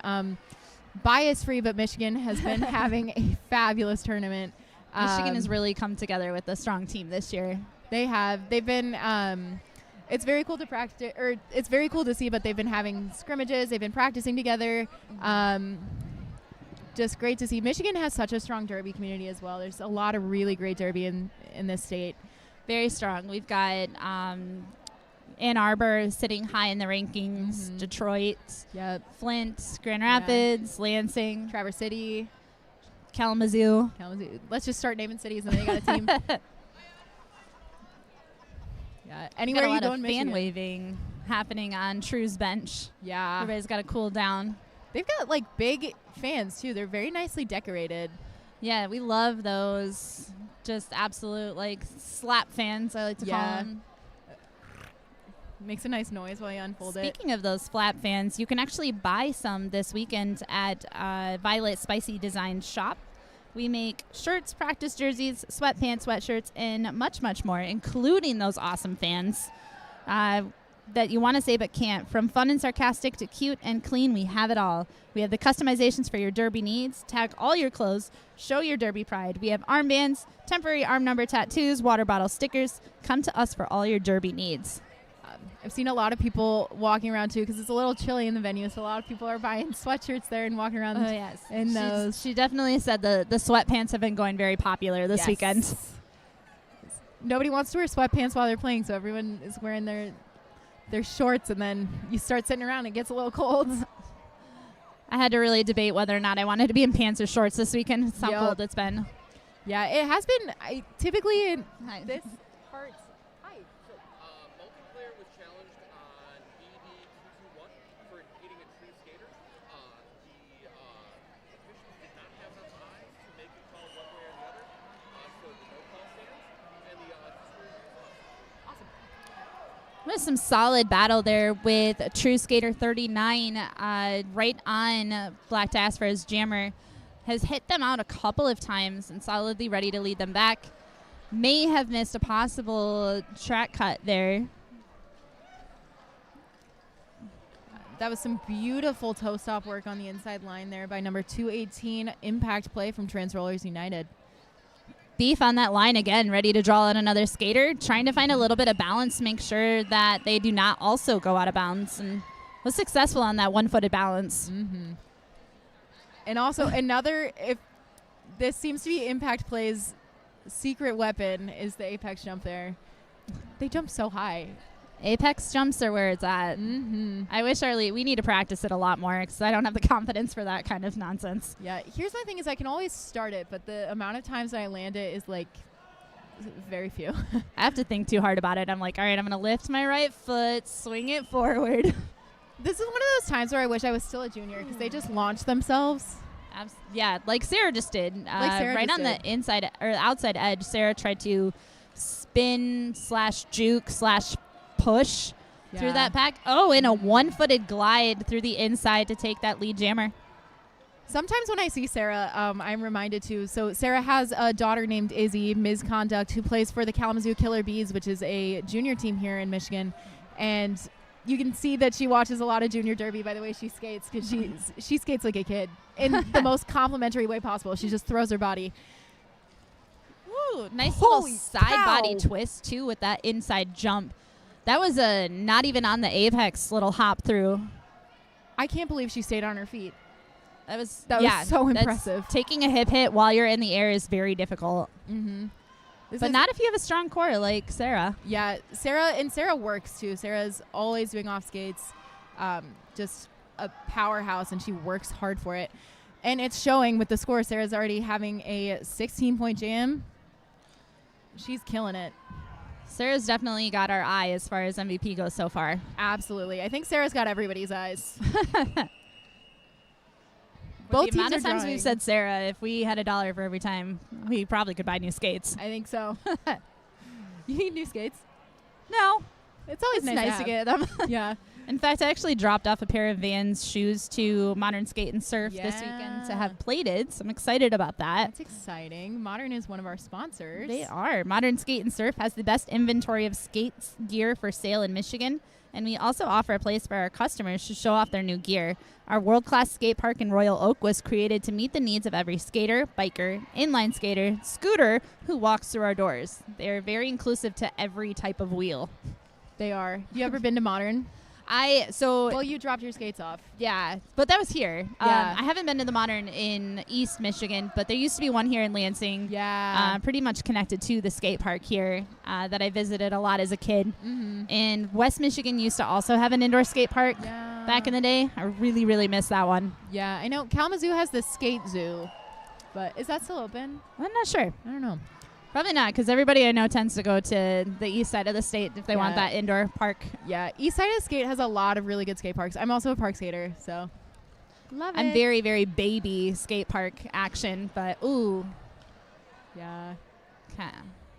heard a little bit of hard hitting action there. We're going to keep this jam going, though. Yeah. This is a power jam right now for Black Diaspora. Impact Play is sitting in the box.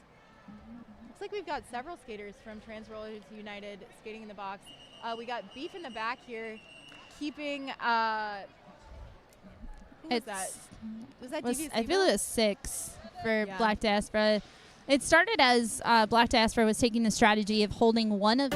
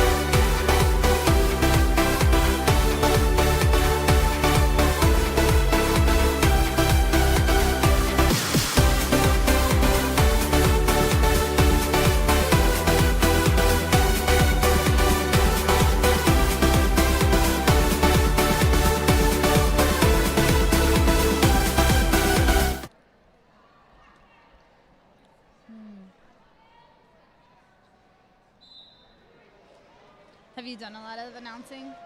This is so I announced last year at Skate Wars. Yeah. But I announced in Spanish. Oh, so, wow, nice. Yeah. So this is my first time announcing in English, which is easier for me. Yeah. Yeah. Are you back? Yeah. Okay. All right, we are back. We had an injured skater from Team True, and we're bringing it back into gameplay here. We've got 4 minutes left in this half. All of our skaters are really bringing it all the action they possibly can on the track, and Yeah. we really thank our medics to be out there and make sure that everybody can stay safe and cared for when stuff does happen. Absolutely. Also taking a second to shout out the just amazing sportspersonship that we've been seeing on the track from both teams. Derby is an awesome sport. People are coming together. Everyone wants everyone to be having a good time, and we're so lucky to be able to be here and play together. That Black Diaspora wall was very ready for True's jammer to come in, and a lot of communication happening from the brace. And you can tell that that's happening when your two butt blockers are not looking backward to try to figure out what's happening. They're relying solidly on their brace. True doing a double to possibly triple skater offensive move right there. As Black Diaspora's jammer goes to the box. So Mac Attack's going to sit for 30 seconds. And Team True, Woo. ooh, a nice whip there. Spun booty all the way around. Yeah.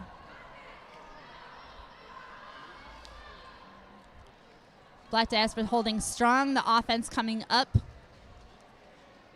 They take Yeti out to try to separate Yeti from the pack because we know Yeti is a strong blocker. Yeah, that's a smart move, keeping Yeti as a goat. Yeah, and Yeti knows it too. There's just a little bit of like, action there as she was being held back. Now Mac Attack is back on the track. Oh, I just rhymed like 6 words. Let's go. And a nice spin move there from Mac Attack. A good spin move to throw your hips in there and to try to get through, and it works.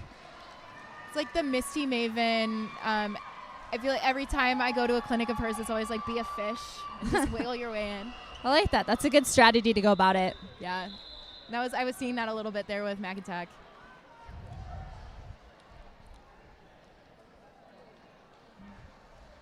Let's see who we got coming next. True wants to take the front line, but so does Black Diaspora. So it looks like there's going to be a little battle for the front. We got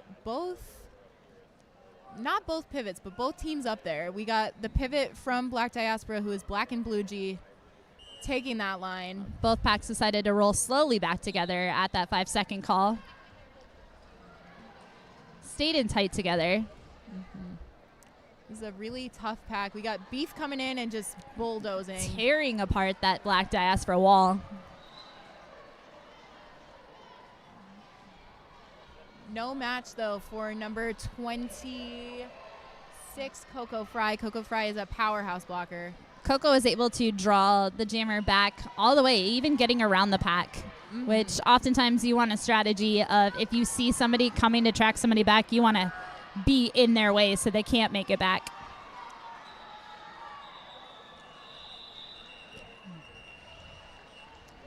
It's like an attempted apex jump there, lands on the butt, so we decided to call it off instead of taking the effort to get back up and keep skating.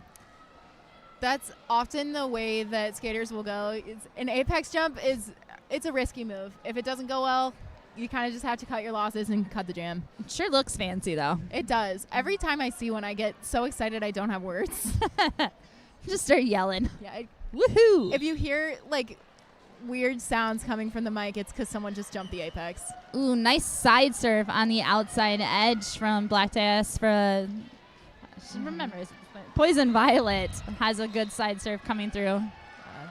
We've got a new jammer out there for Trans Rollers United. That is Next Level, another Michigan skater out of Flint. Getting some great Michigan representation. And Poison Violet's going to call it. Getting cheers from the crowd on both games here.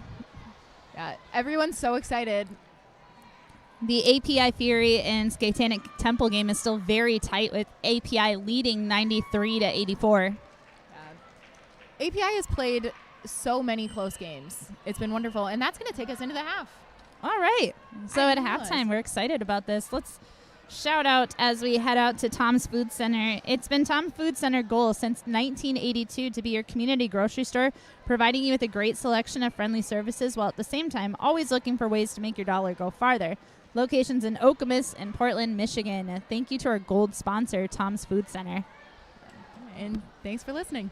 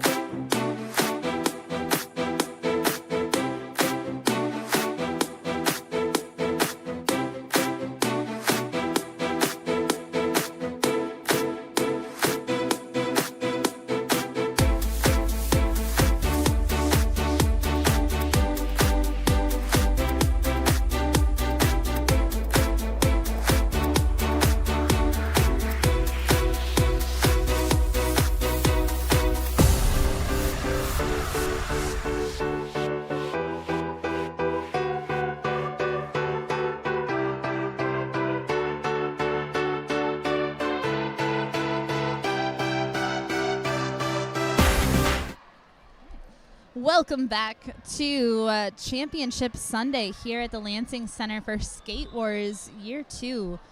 We are about to start the second period here with Black Diaspora and Trans Roller United. Black Diaspora is sitting at 40 points and Trans is sitting at 72. Yeah, this is going to be game 48 of this tournament here on Championship Sunday on track number 2. Do you happen to know what place they're battling for They right are now? battling for 7th and 8th place right now. 7th and 8th. That's a solid spot to be at in the lineup. It is, especially because Trans Rollers United was seated at 22.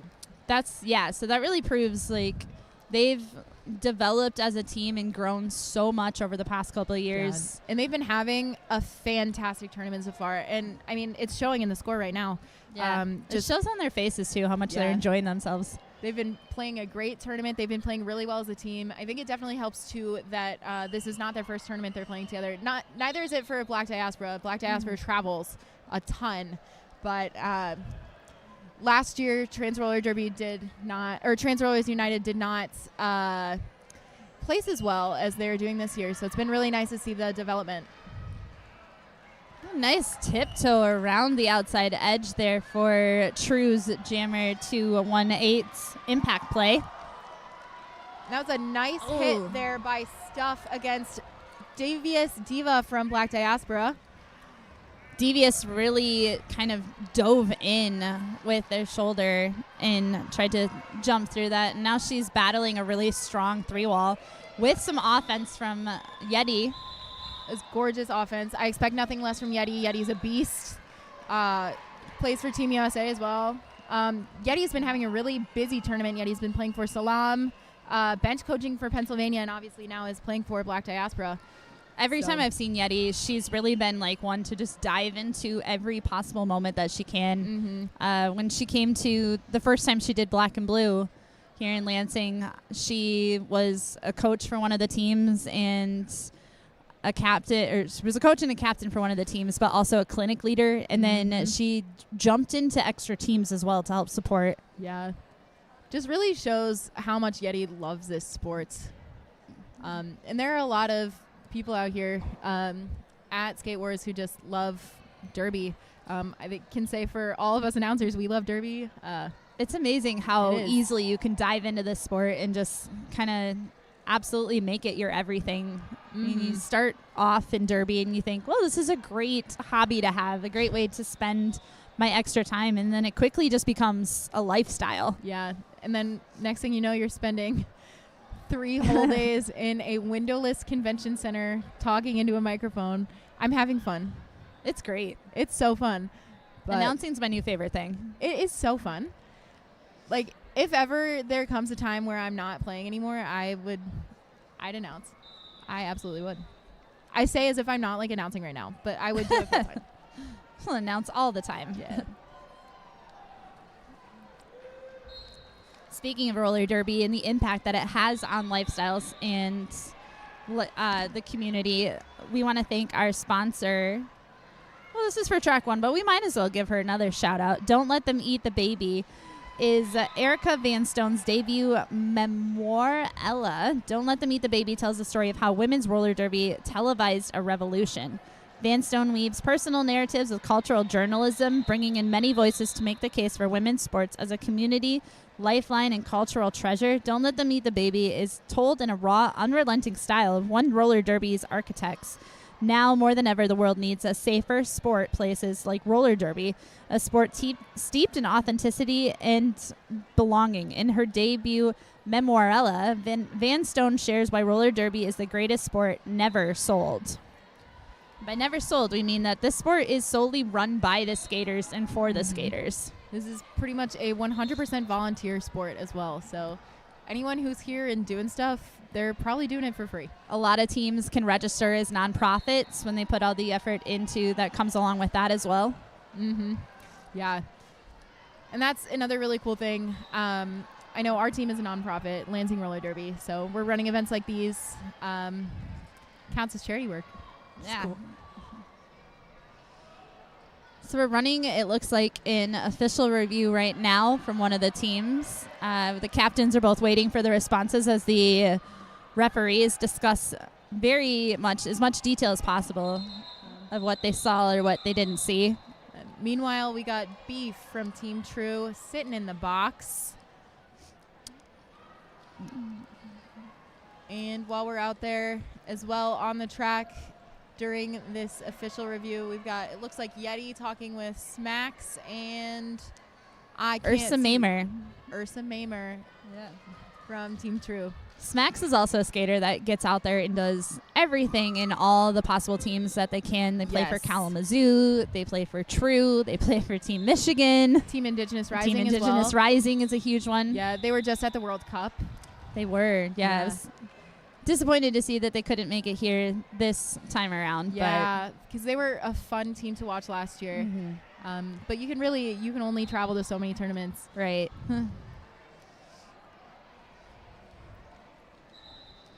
Everybody kind of relaxing back on the benches and taking this as a breather moment to figure out their next plans. And now everyone's going back to their benches, so we'll see what's coming out of this. Frank the Tank, head referee, gave the decision to both teams for them to report back to their bench and see what happens. We may or may not get some information from the alt ref on the results of that penalty or official review call.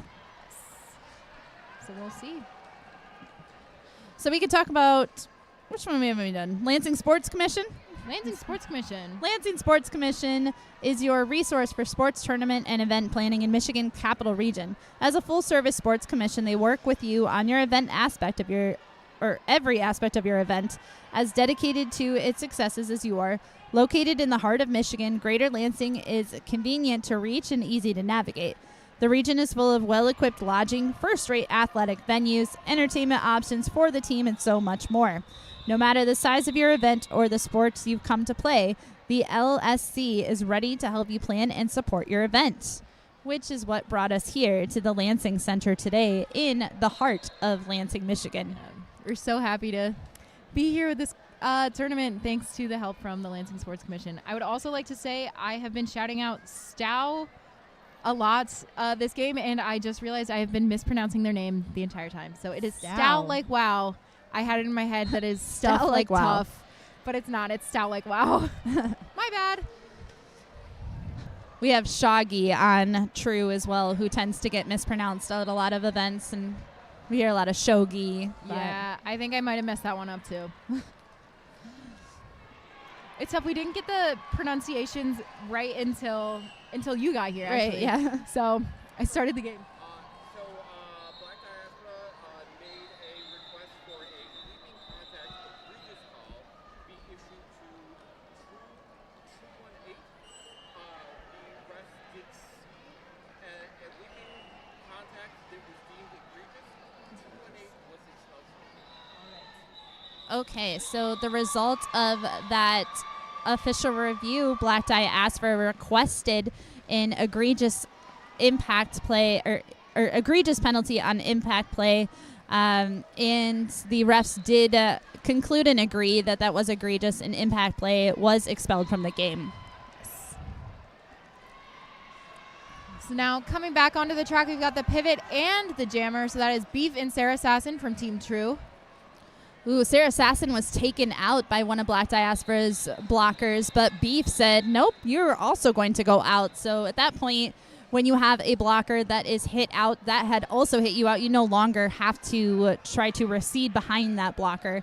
So that was a good play by Beef to try to allow Sarah not to have to go tracking back so far.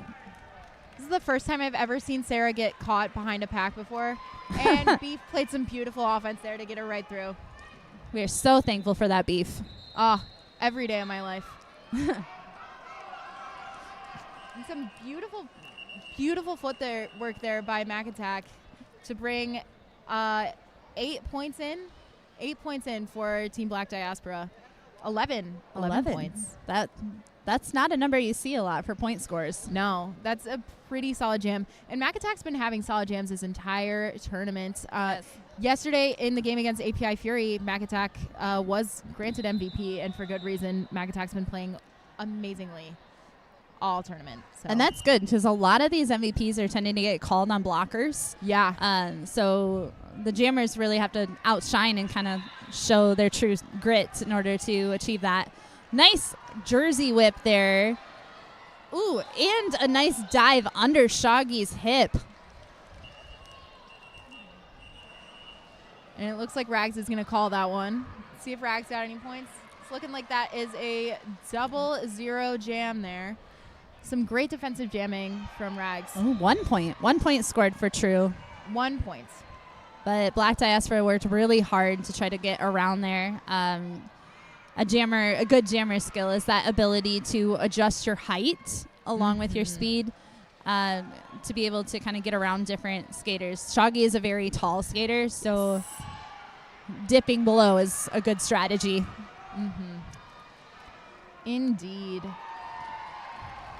So we're at 26 minutes, about 26 minutes left in this game, and it really is kind of anybody's game. We're sitting at 77-51, and a lot of times skaters, if it's a really good jam, if you've got a jammer in the box, can get up to 20 points, so it really is anyone's game.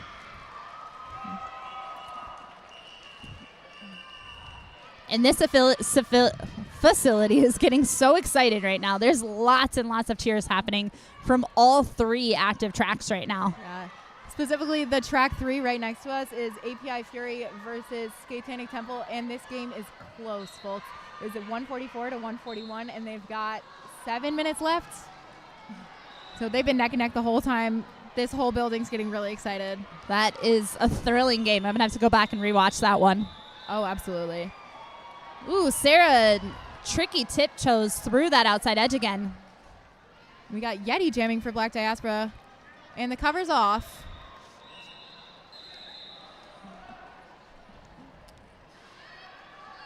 Poison Violet really trying to rip through that pack. You can see some heavy hip hits happening there, trying to open that blocking wall. And is successful. Shoggy winds up going to the penalty box as the jam is called, so we'll sit for a full 30 seconds.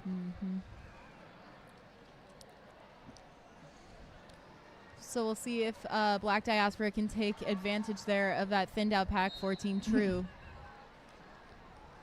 The RV Jeep is making its way out across the spectator zone now with a little piggy riding inside the Jeep. If you can see the Jeep on the camera, I'm not quite sure, but it's pretty entertaining.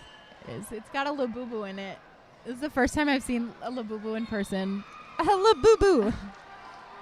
They're very popular right now with my students. They are. Oh, and that was a beautiful hit out by please turn around so I can see your number, by number 12. And that is Oreo Slam Her from Black Diaspora, but Oreo Slam Her also fell out, so Rags was able to get around. Smacks for True had knocked out Lock and Loaded for Black Diaspora and was tracking them back, but also throwing their hands up in the air to kind of signal where they were at. You more want to do that for the ref's vision than for the jammers because, you want the jammer to accidentally mistake where you're at and go back in. But if you also want that to be called correctly, the refs need to know where you're at. Yes, absolutely. I had that in our scrimmage last week where I had knocked somebody out and I went back around the apex, but every single ref head was in the opposite direction of me. So I was like, I should probably jump up and down and start saying stuff. Yeah. Put your arm up. Yeah. I'm over here. I'm back. You got to go behind me. Now, jamming for True, we've got Next Level against for Black Diaspora Mac Attack. We've got two very mobile packs.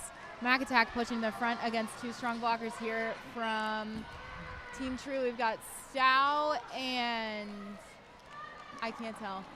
Number 4, that is Shoggy. Two Beef Michigan was skaters. tearing up that offense again, but was called on a forearm penalty and is headed to the penalty box. So now Next Level is left with no pivot help or support at the time, while True needs to hold down as a 3-wall together against 1-1-1 Mac Attack. This is a very heavy Michigan wall. So we've got a Michigan jammer and 3 Michigan blockers. Well, Beef's in the box, but lots of Michigan skaters out for this jam. And it is very much so getting very loud in this arena. It's definitely coming down to the wire of tournament or championship Sunday, and the excitement going across in every single one of these games is just so intense. And the stakes are so much higher in most of these games because everyone's fighting for their final position. Yeah, we're really getting down to the wire too. We've got first through fifth really getting ready to battle it out later on. First to second position is going to go between Michigan and Florida on track 1 at 4:45. You can try to see who's going to take third between Pennsylvania and New York on track 2 at 3. And fifth place is going to be battled out by Cali and Texas at 2:45. And every single one of those games are going to be even more intense than what we're seeing right now. Yeah. And Beef's got the star, and Beef. We got a couple of blockers down on the track through that. Oh, it looks like we had the jammer go down at the same time and called off the jam before Beef could come around and do some destruction. Yeah. If there's one thing Beef's going to do, it's destruction. Maybe not destruction of where the pack is in position, because that's a term we use for that, but destruction of just ripping through those Destruction packs. of walls.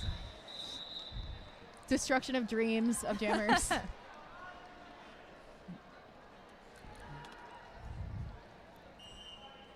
Now on the line, we've got Sarah for Trans Rollers United, Sarah Sasson, and Devious Diva from Black Diaspora. Sarah, in usual Sarah fashion, is out quickly. Meanwhile, Devious Diva slammed into a very solid wall and was knocked back. Now, typically, when you see a skater fall backwards like that, you have to really kind of pay attention to whether or not there was some skating in non-derby direction to call it a direction. But as long as those wheels are maintaining that forward position and not rolling back, you can consider, woo, that was quite the apex jump from Sarah. Unfortunately, landing on her side, has to come back around, getting backtracked. So that was a really big attempt at an apex jump. Fast feet with a bean dip around the outside edge. She digs right under that wall's shoulder and very easily just 45s and twirls around those packs on those outside edges. Sarah's so good at controlling her levels. She can get up really high and she can get down really low. Just so impressive. And this is what I was saying too, after that epic apex jump. This is why I say Sarah skates like a kid. Sarah skates like she's never going to get hurt. Right, yeah, that kid mentality of you just are absolutely invincible is what we see from Sarah. And she's putting up marvelous numbers again. That's 4 more points out there. So that was a 16-7 point jam there. And bringing Trans Rollers United over the century mark. That reminds me to drink some water. Or drink whatever you're drinking at home, folks. I have Gatorade. Got to get those electrolytes.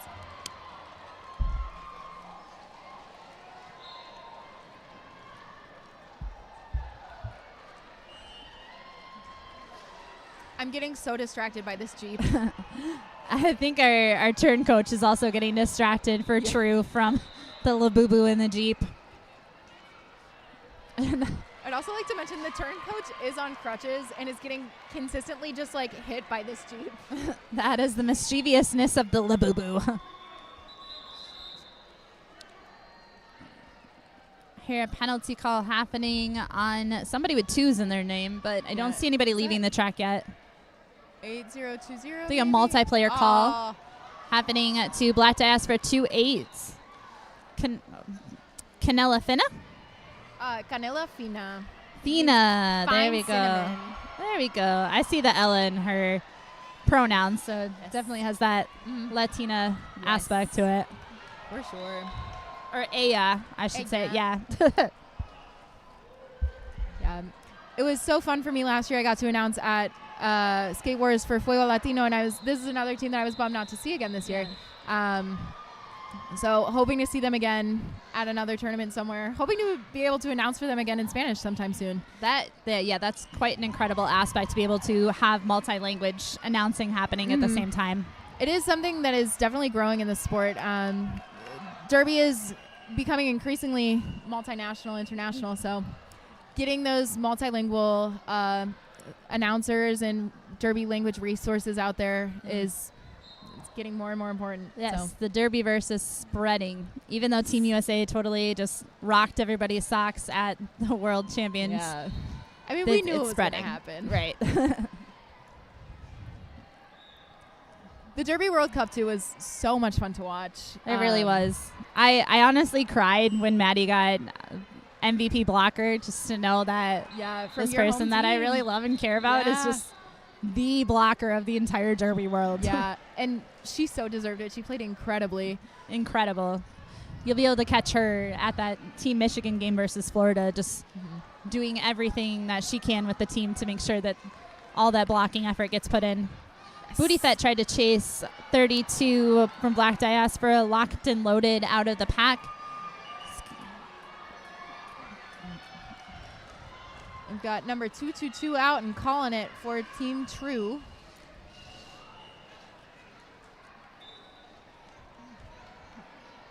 Looks like we have some confusion here because Locked and Loaded was also trying to call it off, so we don't know who was lead.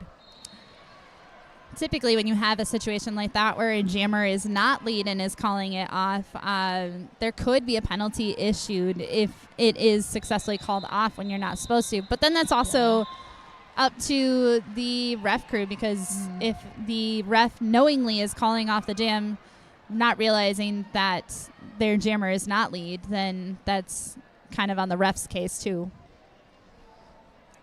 Yes, exactly. And it looks like Black Diaspora has called a team timeouts. True is choosing to talk through the timeout together on the track. It's often a good move. Looks like Sarah is going to be out there jamming, but it's a good move to talk on the track, get your strategy together, kind of use that time to center yourselves, make sure you're feeling confident before the timeout's over. Just take a moment to reset. Yeah, this feels like a choice. True is deciding to flat four-wall line up on the jam line. So they might have something sneaky planned up their sleeves with Sarah. They might. But Black Diaspora is going to sit right on top of them and not give them any space to maneuver. They're going for a more traditional shape, though. They've got a tripod with a floater here. We've got, is that Yeti on the line? I think it looks like it's Yeti. I think that's Yeti on the line, and we got Sarah on the line as well. Yeti or not, here she comes. Here she comes. And the jam line is sponsored by Skate Not Hatin'. Skate Not Hatin' has been around since 2014, owned and operated by Javelin, who skates for Kalamazoo Roller Derby, Team Michigan, and coaches the Kalamazoo Killer Bees. The small shop has huge. Skate Not Hatin' offers skate packages, protective gear, wheels, accessories, and full sublimation apparel. I prefer sublimation when it comes to ordering things because it blends into the fabric, whereas being just printed or heat pressed right on top of it. And then it it cracks. Yeah. Sublimation really subliments itself into the materials of the does. jersey. It's another local Michigan business. So Sarah was issued a penalty, but has returned to the track and is not the jammer, does not have lead, but there was a star pass there to number 007. Poison Violet. So Poison Violet. has been mainly focusing on jamming this game, but came out as the pivot and now taking over as jammer. Does a very good job side surfing around the outside. That's the direction I can't side surf in, which is the one that you should know because it's the one that actually faces inside the track. Yeah. I can't side surf either way. My hips don't open like that. It's so hard. It is. Yeah. Sarah's been sent back to the box. This time it looks like for a forearm penalty. Shaggy is standing and ready to return to the track. It's going to skate up and looks like rejoin the pack. So typically when a blocker preps himself for coming back from being in a penalty, they really have to assess what could be the best advantage or what they can do the most damage in. So if your jammer's coming around, you want to join your jammer and be ready and signal to them that you're going to do some offense, or you may just be joining your pack again. This is a wonderful reform here up front by Stow and number 8, who's the pivots, and that is Sharpie Markham. Way to get in front of that jammer, Poison Violets, to prevent some more points from being scored. And little by little, this lead that Trans Rollers United had over Black Diaspora is getting close. So now we have a pretty close game. It's 18 points, 90 to 108. I'm surprised Sharpie Markham doesn't just put his number on his body with a Sharpie. Yeah. He's wearing those armbands. Yeah, which like is nice. It is. I don't like doing the Sharpie anymore. It fades so fast, and it always comes off on my face somehow. I always get Either those Sharpie mine or marks. someone else's. Yep. Looks like we've got a team timeout. This team timeout is sponsored by Crash Course. Crash Course helps roller derby athletes build strength, track confidence, winning habits to become MVPs on and off the track. Want to make 2-minute jams feel easy? Visit ChristyCrash.com for a 1-month free trial of Roller Derby Training Club fitness app for just $1. Life is a contact sport. Win. Even just beside that, too, I really recommend following Chrissy Crash because she's very adamant about offering a lot of supportive tips and advice, not only to veteran skaters, but also new skaters learning different skills as far as footwork and drills. And she's a very positive role model and athlete through all of roller derby. Chrissy Crash has been a staple in the derby community for a long time, so it's really cool to be able to support businesses run by derby skaters. Yeah. And that was a quick lead there by Mac Attack. It was a really good offensive clear on the inside line, allowing Mac Attack to get through. They're really taking advantage of this power start. Team True's got a strong wall, though.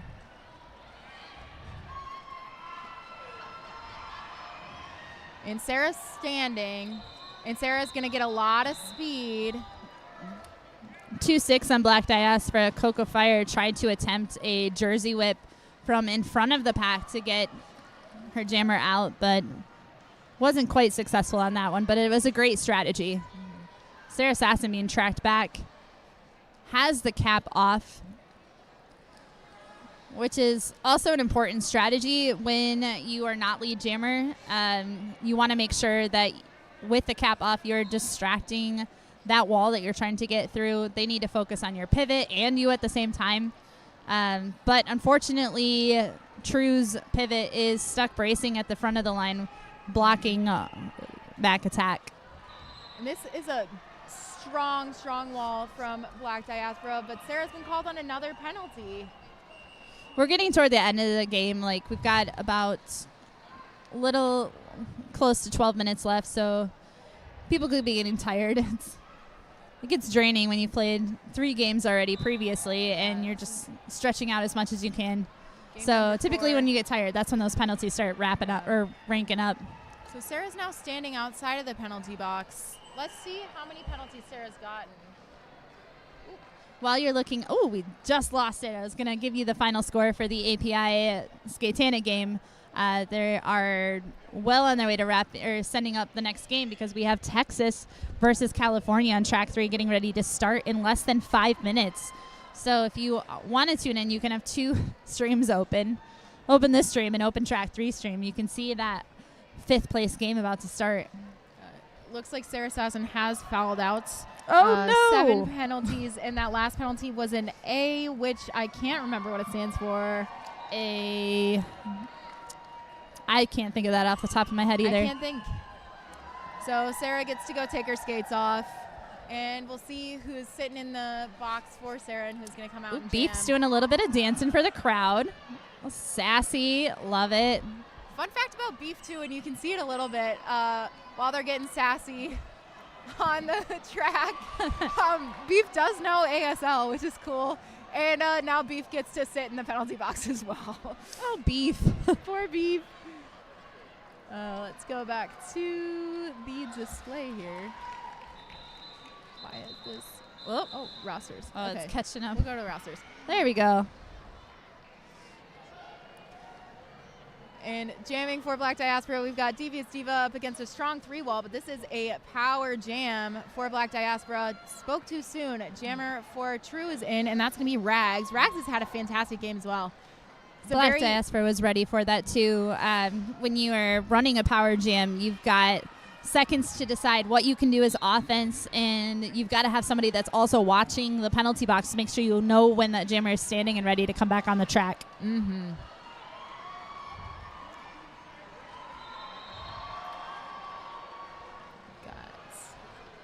Rags making some moves. Rags getting around. Rags sucked back into the pack. And that'll be called by Devious Diva after 4 points. And that is a lead change, folks. Everybody take a drink. Water or your preferred beverage of choice.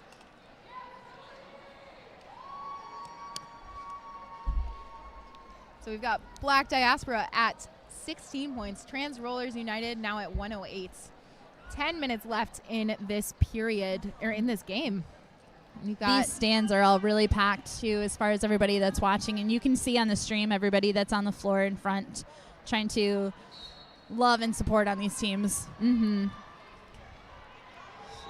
Ooh, pushing through. That looks like there's a little bit of arm movements that our true skater is trying to get around. Ooh, nice hip twist with a nice 180 spin around the inside to get that lead.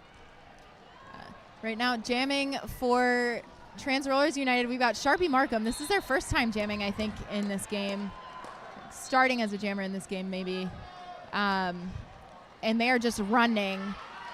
Locked and loaded, back out. And Sharpie's going to call it. 4 points out of that jam. See if they got any more. 3 more, it looks like. So that is going to be another lead change. 115 Trans Rollers United, 114 Black Diaspora. Take a sip. It's a good thing I'm thirsty. Oh, yeah. My mouth is so dry from all this talking I've been doing. Yeah. Talking tends to make your mouth dry, but then also this venue is a little bit dry too, so I've been noticing a lot of people talking about that and making sure that they heavily hydrate today. Yes, absolutely. Now, jamming for Trans Rollers United, we've got Next Level going up against Mac Attack from Black Diaspora. Mac Attack is trying to push through that wall and is moving a little bit, and now able to juke and separate that wall, but Shoggy is holding on. Shoggy is a very difficult blocker one-on-one in battles. They definitely use their core strength to their advantage when they're trying to block, and short people like me have a really hard time getting around Shoggy. Yeah.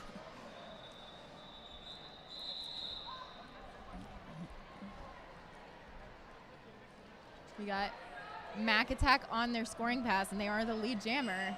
Looks like they've already gotten 2 points. Multiplayer being called on 9-2-3 for true. And Beef's got the... Beef's got the no, helmet Beef cover. lost the helmet Beef cover and is lost just going to it. go to blocking. Ooh! Oh, there That they go. was a solid shoulder hit to take Beef down. Yeah, they got to get the star. They picked up the star with such attitude. They were like, fine. Man. There they go. Let's see if Beef can get up before the jam gets called off, and the jam gets called off before they can make it around. Next Level did also just send Yeti flying to the infield. It was an impressive hit there by Next Level. Has to be an impressive hit to throw, Yeti. send Yeti.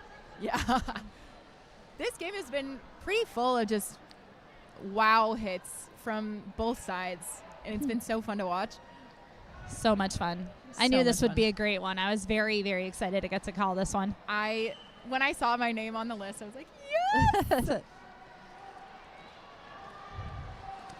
Whoa. Ooh, 1-4 for True. Ping pongs through that pack and can't quite make it out as Devious Diva takes the lead jammer. Devious Diva is going fast, but Team True is ready, leaving open an inside line, and Devious Diva takes advantage. From this angle, we could hear that communication happening with that True wall to make sure, you have a brace that's telling you exactly where they need you. Mm-hmm. They were solidly ready together and gave Devious Diva the business, but Devious Diva also gave it back. And Devious Diva there for 4 more points for Black Diaspora. Now you're getting the lead for Black Diaspora is growing, now up by 15 points. Solidly through it. And I don't see anybody in the box right now, but I also don't quite see where our True jammer is. We did also have a star pass to Donna Ignoble. Oh, there it is. Yeah. From Trans Rollers United. Another Michigan skater from Ann Arbor. Donna was just holding onto that cover tight. I couldn't quite see what was happening. No, you can never tell. I saw hints, and it's hard to because everyone wears wrist guards, which are black, Yeah, and then it their blends helmet in. covers are also black. Yeah. I do love that derby name, though. Donna Ignoble is a good reference to Doctor Who's Donna Noble, and Yes. she is one of my all-time favorite characters on that show. Yeah. I just love Catherine Tate. Catherine Tate's amazing. She's so good.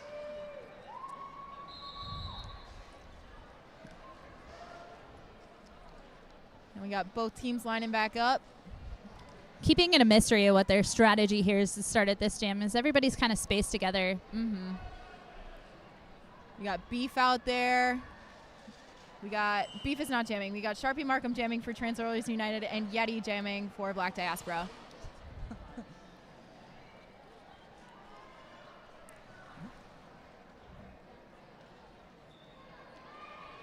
And Yeti's got lead. Yeti uses that strength to get through on the inside edge. Mm-hmm.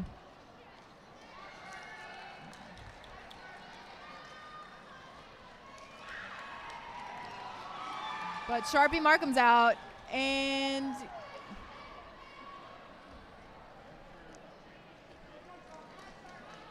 Sharpie's getting out. But we've got a really dynamic wall here.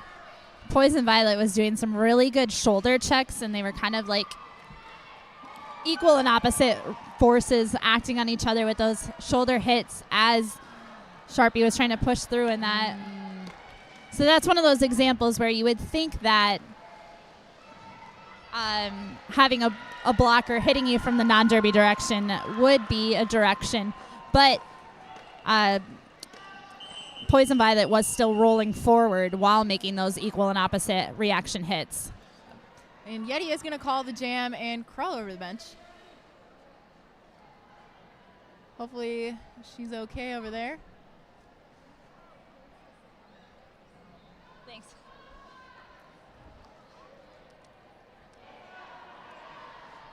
You can really tell that it's Championship Sunday because these are the biggest crowds we've seen all day. All day, all weekend. It's been a long weekend. Yeah, the crowd's just really filling in and really excited to watch these two teams battle it out. We got Stow jamming for the first time and going straight to the penalty box. Locked and loaded out now for Black Diaspora with lead.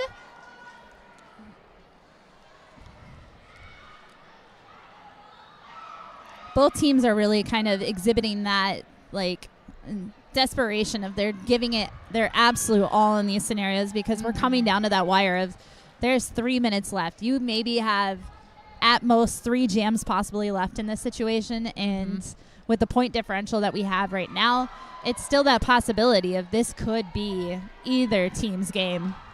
There is, and it's been so close all game too, so neither team wants to give it up. Stow's coming back in. See if Stow can sneak up on Team Black Diaspora here, but nah, they're expecting him. And there they go. Let's go, Stow. It's that important communication key of knowing what's happening in the penalty box, so you're prepared to be there as well, like Black Diaspora was very prepared. We've got a really fast pack happening right now. They have all the skaters are skating fast. Oh, both jammers get knocked down on a shoulder. Yeah. That was a tough hit from Stow. 1 point looks like Stow got. Let's see. 2 points for Stow. 16 for Locked and Loaded there. Bringing it 169 to 128. True's really going to have to be forceful in the actions that they do in these next 1 to 2 possible jams. They do have an opportunity, but we want to see what they can do. They're definitely going to be really, really trying. Absolutely. Now we've got a fast lead for Devious Diva. Just leaping out of the pack there. But Sharpie Markham is going to dance right out of that pack too. Sharpie has gotten a lot more in the last couple of minutes in that playtime, and it's really exciting to see a fresh jammer out and working that pack.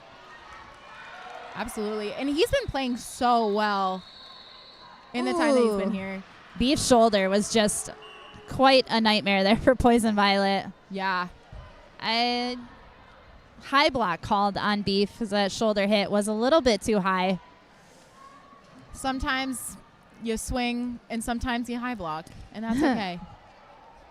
Beef has spent a considerable amount of time in the box this game as well. But sometimes when you're just so dominant on the track, you draw the eyes of all the refs as well. And they've been playing very well.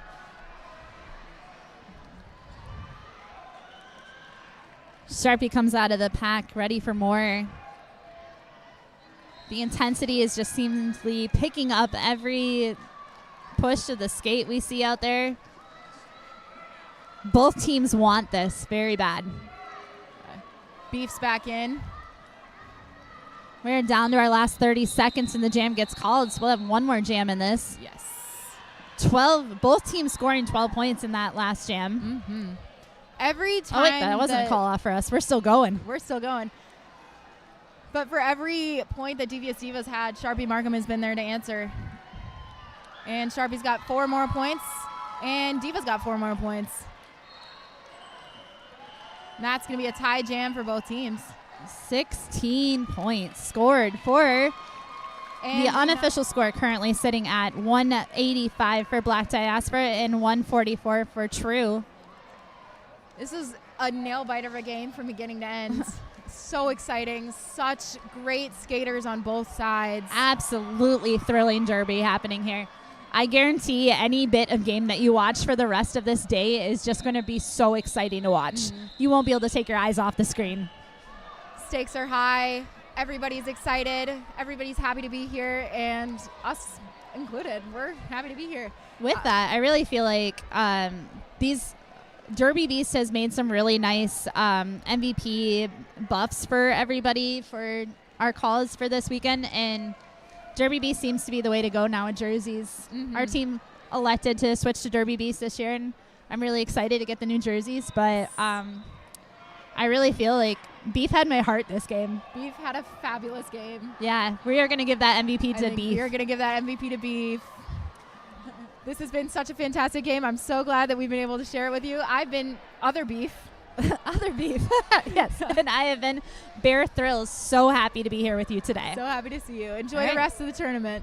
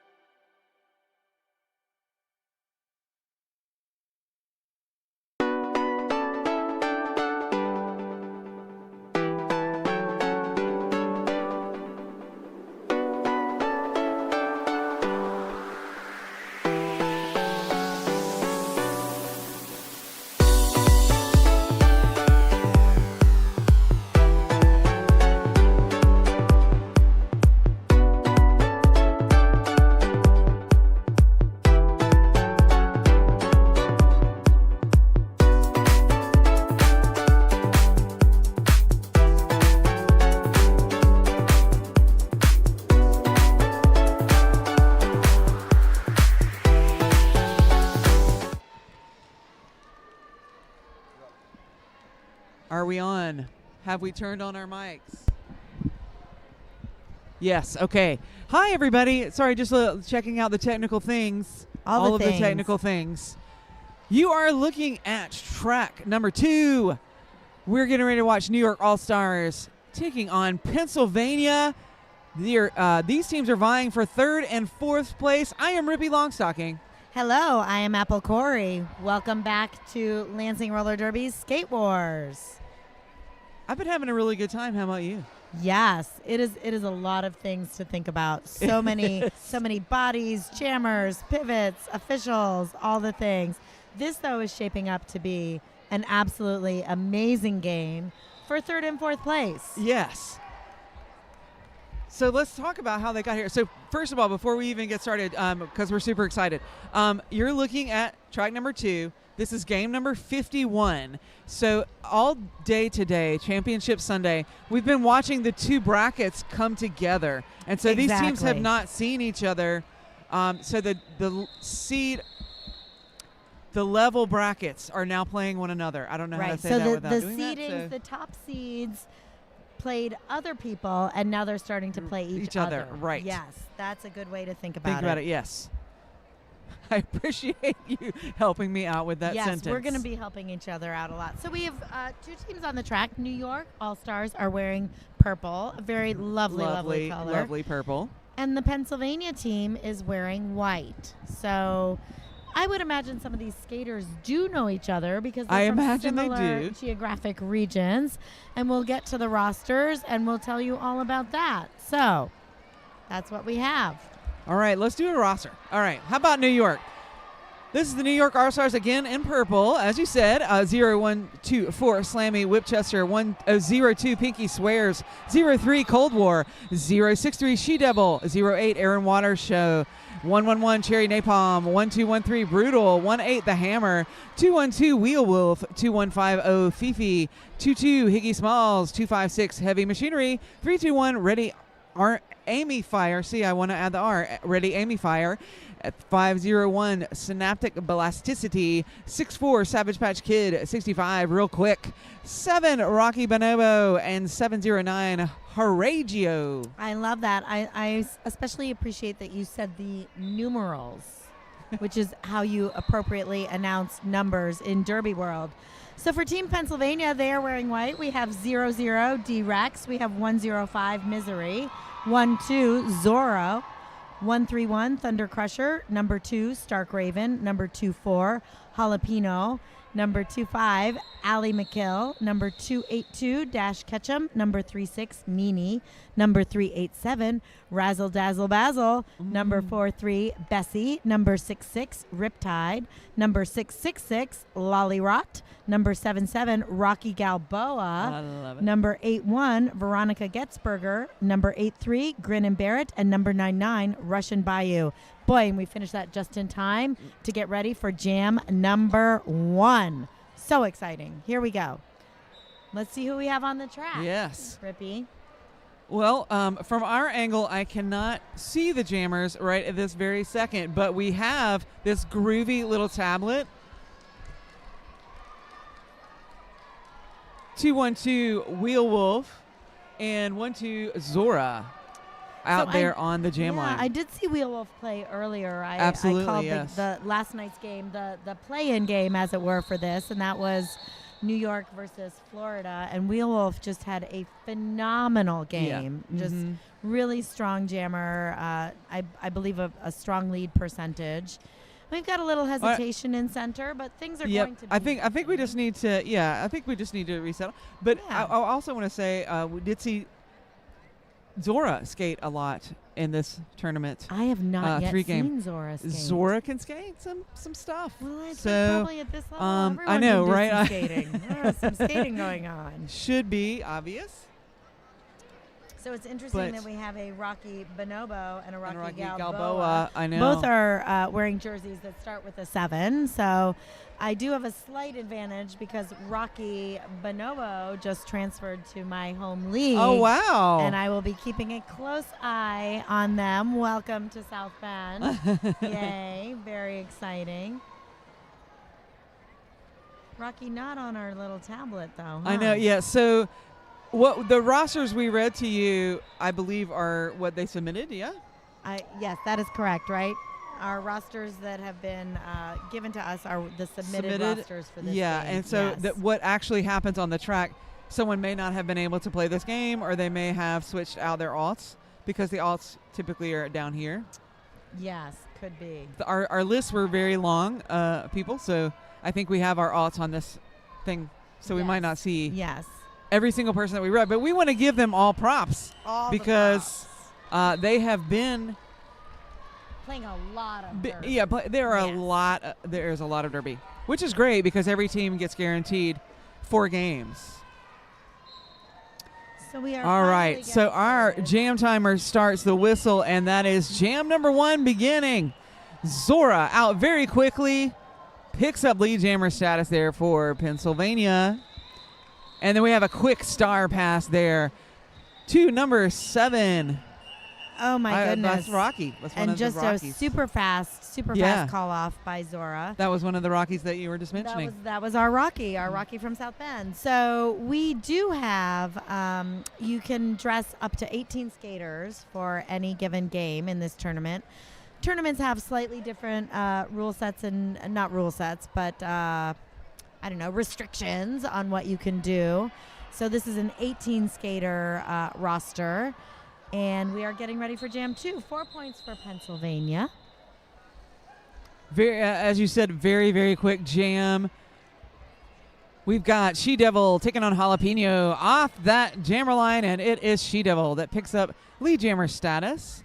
Very quickly there, before turn number 1, She-Devil now in on a scoring trip. Jalapeno still looking to get out of that really tough wall of purple. Yes, and in Pennsylvania's earlier matchup with California, Jalapeno was the MVP. So we would expect a strong performance from this skater. But working right in front of us on just beyond turn 2, my tracks are different now this time, so I've got to readjust my turn numbers. But really, our New York jammer She-Devil stuck behind a very strong tripod. stays in, but not really going anywhere, whereas we have Jalapeno up front working also through some blockers. So we have had a star pass there on the Pennsylvania side. Lollyrot now the jammer of record. And getting the call-off motion there from our third base coach. And I think a couple more points. Yeah, 3 more points, actually, will go up there New for York New All-Stars York. go up to 7 points to Pennsylvania's 4. Pennsylvania did not score on that last jam. But, plenty of time, truly. So we're down to just a couple of minutes off the clock. We're at 27:30. Real quick, taking on D-Rex off that jammer line. Everyone pushing forward above the pivot line and real quick recycling back. Yep. Real quick resetting. D-Rex looking for an opening, shaking up that pack enough. So D-Rex, what I would say frenetic sort of ish jammer. Yeah, really like a little bit hoppy, yeah, a little and hoppy, kind of post-hoppy, but did but get able through. to break up packs that way, right? Like Yes, that's how you break up absolutely. the seams. But there comes real quick through the middle of the pack. So that will be called. I'm looking at again, this wall is very hard to see the jammer's fingers, but I think there's at least one up there. Yes, two, it actually, looks like, two. Yep. So now we're at a 1-point game. I hope you all have your favorite beverage near you as So you can watch have this, some so that sips you as can. we have lead changes. Yes. We love that. So I feel like that was a really smart call off though by Pennsylvania. Like they definitely saw that New York was able to start getting some points, and just that quick call off in the center ring by, it was T-Rex, right? Yes, I believe that's correct. D-Rex, yes. Cold War taking on Bessie now. D-Rex, apologies. D, not T. I will correct that in my head. Oh, nice move for Cold War, getting out of the pack. Just shakes off that last blocker. And Bessie with star in hand looking for the pivot, but New York doing a great job of the separation there between those two players. Meanwhile, Cold War picks up 4. Oh, and I believe someone, That's Bessie is being sent to the penalty box. That is the Skatin' Not Hatin' penalty box. Bessie will have a turn in the box, so New York does have an opportunity to really put up some points right now on this first power jam of this game. So when I saw Bessie head to the box, no star on the helmet. So I think maybe the pivot has the star. They're holding on to the star until the jammer can return to the track because that penalty was called just in a weird angle. Yes. But meanwhile, Cold War just going to 12 so far, looking for the sort of straightaway jump. Didn't quite land that in bounds. Slides into the infield. Bessie released. There's the star. I missed it on the floor. Slipping down that star. I did not see the star drop. Cold War calls it off. Cold War is an experienced skater, skates with Ithaca, and has been skating for about 11 years. We do have some fun information coming in from our team here at Skate Wars in Lansing. So hopefully we'll be able to provide some information about these skaters. New York is clearly an all-star state team, so one would assume that you would have to reside in or around New York. Well, these teams are made up of all kinds of people. I imagine a fair number of Gotham skaters on the New York roster, since they are a very well-known WIFTA league. Long derby tradition there. Fifi's taking on Zora off the jammer line there, and we are battling. It looks like Zora's battling those blockers there. One blocker to beat, stays in bounds, and does pick up lead there for Pennsylvania. So our teams are swapping off lead here. New York does pull ahead 21-6 in this Jam 5 of the 3rd and 4th place game for Skate Wars 2025. Good tripod here, holding back that Pennsylvania jammer. That is Rocky and Brutal wearing 1-2-1-3. And the third tripod member is, let's see, I believe it's 02. The bridging skater is purple 02. So we've got two wall here at the front, hanging on to Zora. Zora cannot shake these two blockers loose. They're doing such a great job. Now the blockers are getting spread out. You can see that pack having to bridge. Perfect bridge formation, though. Just bridging forward, giving their teammates space to hold that jammer. 02 is Pinky Swears, who I believe has been playing Derby for approximately 20 years. Amazing to see such an experienced skater on the track. Zora. Just barely put that toe stop over the tape, but we'll pick up 4, and an additional 4, I should say. So chipping away a little bit, we've got New York at 21 and Pennsylvania picking up 4 points on that last jam, bringing them to 10 points. Jammer for New York is Wheel Wolf, and Pennsylvania is D-Rex. Pivot line start. I haven't seen so many of those yet this weekend, but starting at the pivot line, rolling back. And we have, that is Wheel Wolf out as lead jammer. Full track coming into the pack for a scoring trip. And a quick star pass there on Pennsylvania's side. I'm sorry. That will be a forearm assessed on that star pass. And so it looks like the star pass itself was successful. So that is the jammer of record headed to the penalty box there. Razzle Dazzle Bedazzle will sit as the jammer. So, yeah, for those of you watching the stream, the penalty box is between the two benches, the team benches. So when you're looking at the camera, it may look a little confusing to have the penalty box right there, but if you look, you can see the sort of neon green jammer indicator on that chair, and that is where you will see everyone serving their penalties. She-Devil out for a quick lead for the New York All-Stars. We have Razzle Dazzle Bazzle still seated in the penalty box. They did not get into the box until really the in-between time, so it will be a 30-second sit for them. They are standing now. They are the jammer of record for Pennsylvania. Largest lead for either team right now. New York is at 29. Pennsylvania is at 10. New York putting up 4 with She-Devil getting those points, but being drawn back back onto the front straightaway in between the jam and the pivot lines.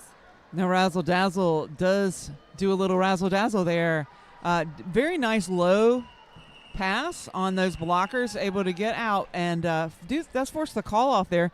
New York puts 3 additional points on that last trip, and so 7 total on that jam.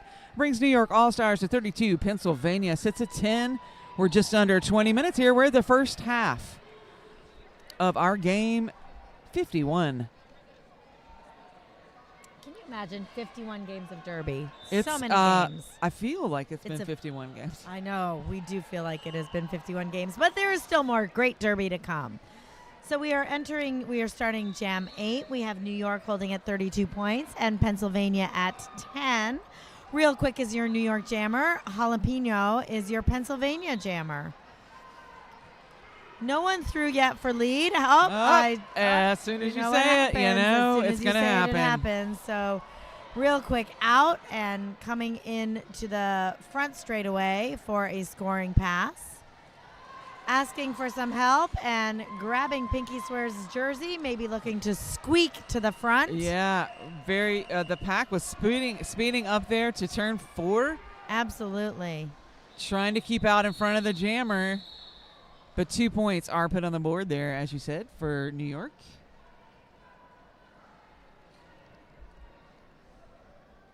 So teams. I'm sorry. Go ahead. No, you go. You go. I was looking at so Wheel Wolf back there on the line. There are 2 officials between us and the jammer line, but we'll see if our and that is Zora for Pennsylvania. Okay, there's Zora. Thank you for that. Yes, Wheel Wolf, absolutely. so fast out of that pack, manages to pick up lead before turn 1 even. Oh, just coming into that tripod with Woo. 9-6, 3-8-7, and someone else. Zora has taken the helmet cover off. 3-8-7 on white is going to the box. That would be Razzle Dazzle Basil. Second penalty in the last couple of jams for Razzle Dazzle Basil. Pennsylvania doing a great job of looking to that star pass immediately. If the jammer doesn't get out, they've been just immediately popping off that star and trying to find the pivot.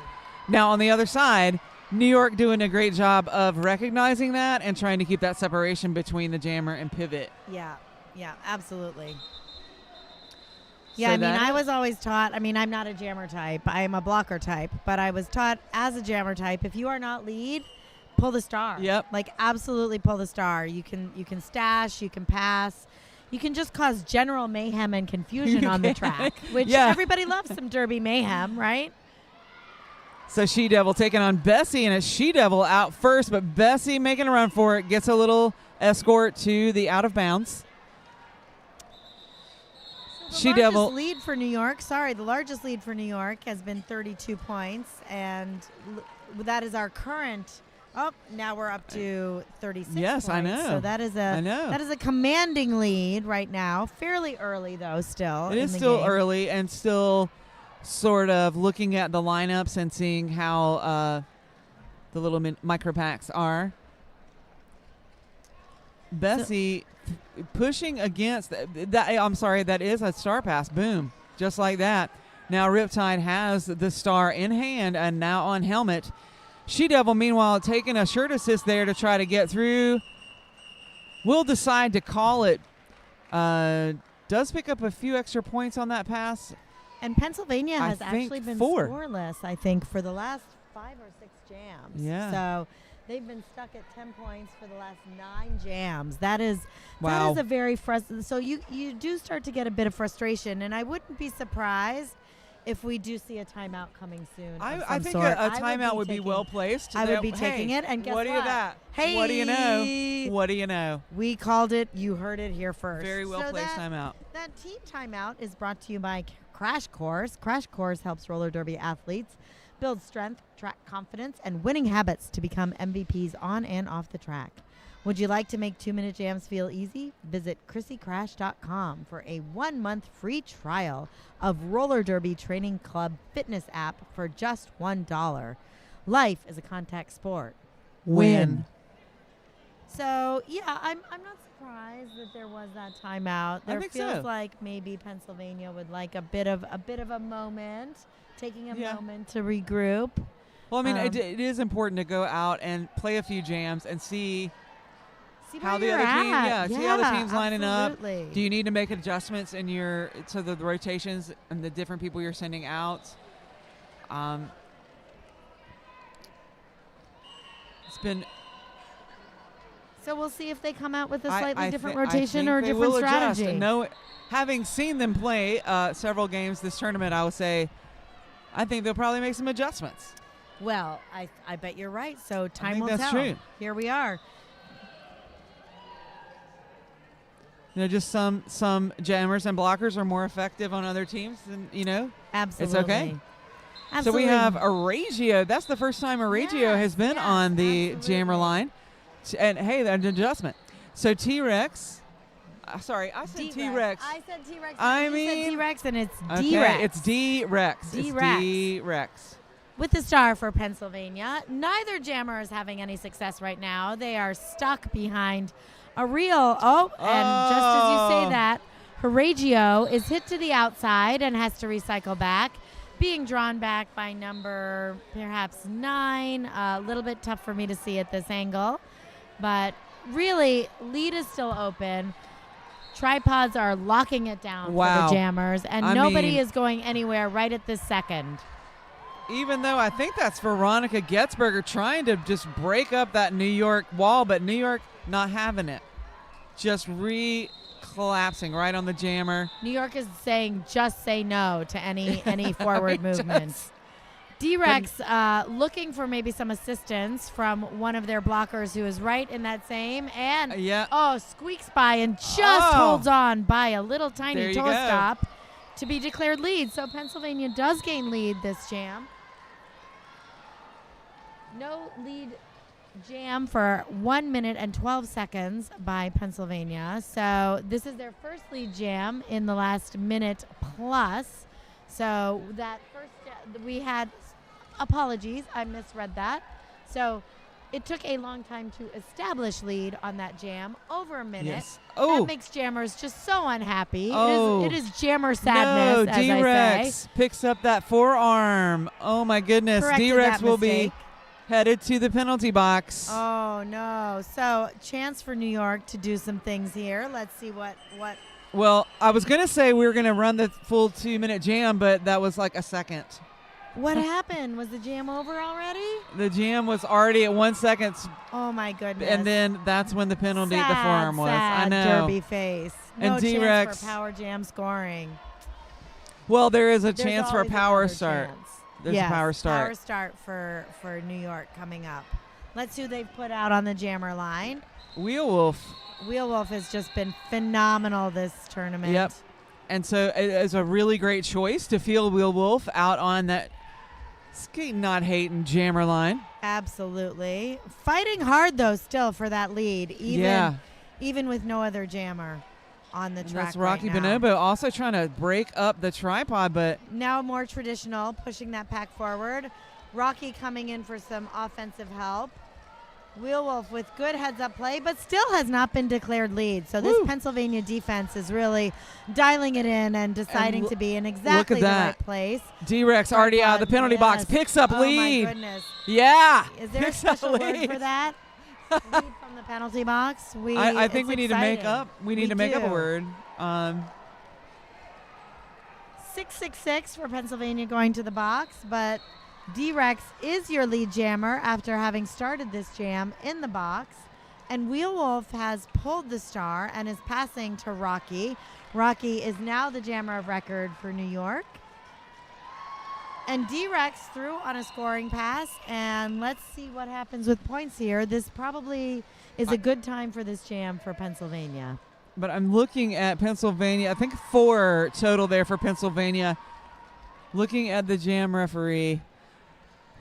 12 minutes left in this half. This is a very exhausting half for both teams.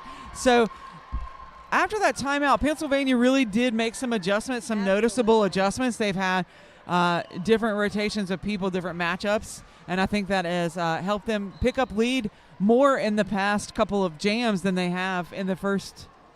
Absolutely. These 2 consecutive leads for Pennsylvania, they end a 21-0 drought on the Pennsylvania scoring side. So as soon as we say that timeout, I know. As soon as we say that, there's curse. real quick. Oh no! Oh no!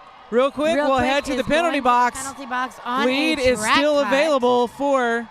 Lead is still open as we come into turn 2 on this track.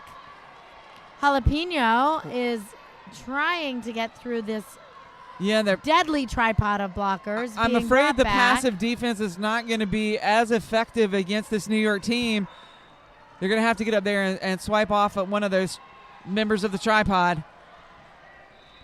Just a gritty defensive battle going on. Lead is still open. We got 1-1-1 from New York going to the box. That would be Cherry Napalm. Jalapeno almost through the pack, but then being escorted into the infield, and now we have real quick back out on the track from the penalty box. Excellent penalty kill there by New York All-Stars. Jalapeno still not through the pack. Trying to get a little assist, and it breaks up enough. Oh, my goodness. That there was we a go. lot. Lead is called. So, Jalapeno it is lead called on Jalapeno. Is being called lead, or at least the lead signal is being aimed at Jalapeno. So I'm going to say it's probably apparently correct. the cut track was called before the lead on the other. So lead was on open. real quick. So 4 points on the board there for Jalapeno. real quick having trouble getting out of this, out of these, away from these blockers and scoring any points. Nice spin move there by Jalapeno to pick up the extra 4 and call it. So that's an 8-point run there for Pennsylvania. Excellent work by Pennsylvania. They really need to gain some points and kind of shift into a more aggressive point scoring strategy here. Very defensive game. Yeah. Oh my goodness. Watching these blocking tripods, it's just, they've really locked in those jammers and hard to score here. Leads? Points. Okay. 14-0. Sorry, just getting a note from our lovely and wonderful producer, Tanny Mack. That's a 14-0 run there for Pennsylvania. Right here after that timeout. Yeah, interesting. So Pennsylvania was held scoreless for quite a while by New York, and now New York is being held scoreless by Pennsylvania. Yeah. So She if this Devil. pattern continues, we'll definitely talk about that and let you know. But This is Zora. way out in front, being called lead. Last two One blockers blocker were, at a time, yes, just picking one them at off. a time. It still and works. managed to get out the front. Now, this is She Devil wearing this. Oh, lovely. Oh, my goodness. Little hop Beautiful. over the apex. But that is She Devil caught up in that defense, looking for the pivot, and finds Rocky. Rocky getting a lot of star action Yes. from jammers, and that's what happens when you're You a pivot. can see like the jammer's so stuck in the tripod that it's that's what you do. That's what you pass, do. Pass the star. Pass But the really star. great awareness of Rocky there to get sort of in the position to take the star and still get out of the pack, because that defense has been so good. heavy that Yes, it's you yes. need to be out in front of them when you get that star. Absolutely. Nothing worse than being that jammer and your pivot's way behind you, Yeah, and I know, right? you're thinking, You're where like, have they gone? Come on. Please help me. Come and rescue me. So we have another team timeout right now. We'll be thanking our penalty box sponsor, Violet Spicy Designs. Make t-shirt, practice jerseys, sweatpants, sweatshirts, and much more that you want to say but can't. From fun, sarcastic, to cute and clean, they have it all. They have the customization for all your derby needs. Tag all your clothes and show your derby pride. They have armbands, temporary arm number tattoos, and water bottle stickers. Go see Violet Spicy Designs for all your derby needs. Violet Spicy Designs is the penalty box sponsor, and we thank all of our vendors Yes. who've been supporting this weekend. I gotta say, I went over to the booth. Did you go over to the booth? I bought so love many how stickers. You got that little southern accent I in do, the booth. I do. Go over Because I to the grew up in the booth. South. I did, and I bought so many stickers. They had to give me like a little baggie because it was a lot of stickers. Where are you going to put all those stickers? I don't know. Ricky? Maybe I'll just stick them on my corkboard or something. I don't know. Maybe I you'll mean, stick them on your friend's I helmet. could stick them on my. I know. I have a I little could stick sticker on, she right got here a from little one of sticker my on a hat. teammates. Yeah. sticker So on as the our hat. team timeout ends, we have New York All-Stars at 50 points and Pennsylvania at 30. Pennsylvania has been chipping away at this Yep. lead with a 20-0 run in the last 4 jams. So really, even though the score is still fairly, But 20 points, it can be. That's Pennsylvania's not even a coming problem, back. right? That's right. So let us see what happens. So real quick, taking on Bessie. You can see Bessie here at the front of the pack, and the pack does release Bessie as they get spread out.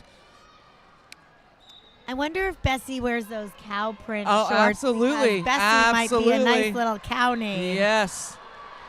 And they are from Pennsylvania, which is a dairy state. So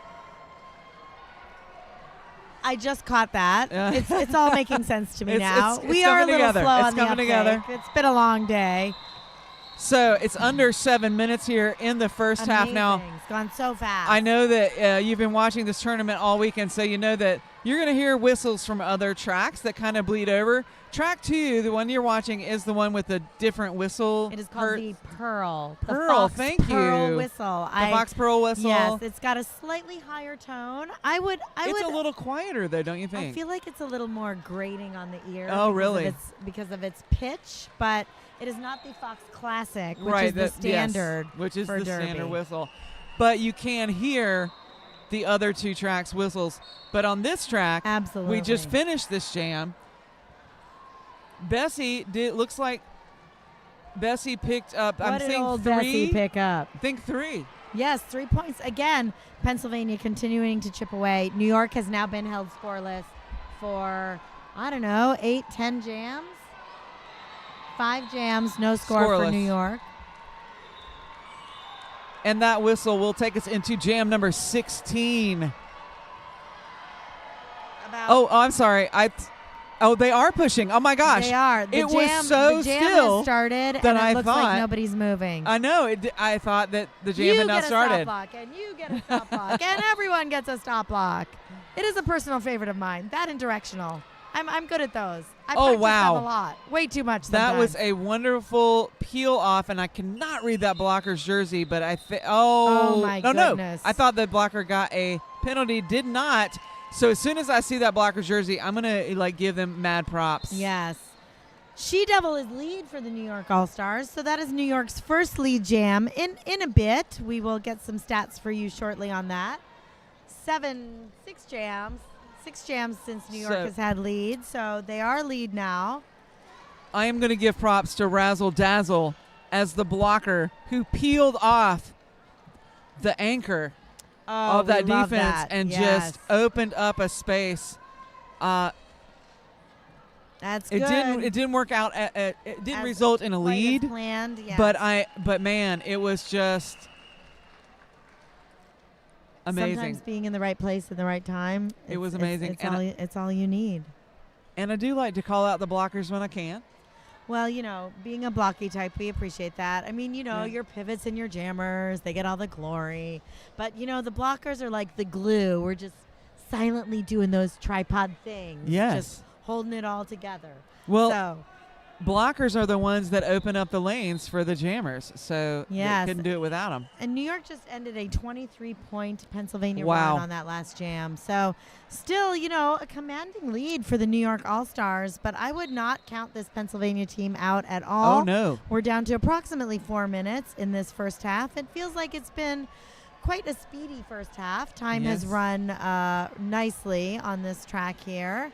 So good time management by the officials and, not a lot of injury timeout for the skaters, which is always a good thing. And it is Zora on the toe stops out of that pack. Zora's having some success. I mean, really one nice blocker at a quick time. steps. Just picks one blocker off and then leaves another one and then leaves another one. Now here's Rocky. Rocky again receiving with the star pass. Let's see if Rocky can get some points, but no,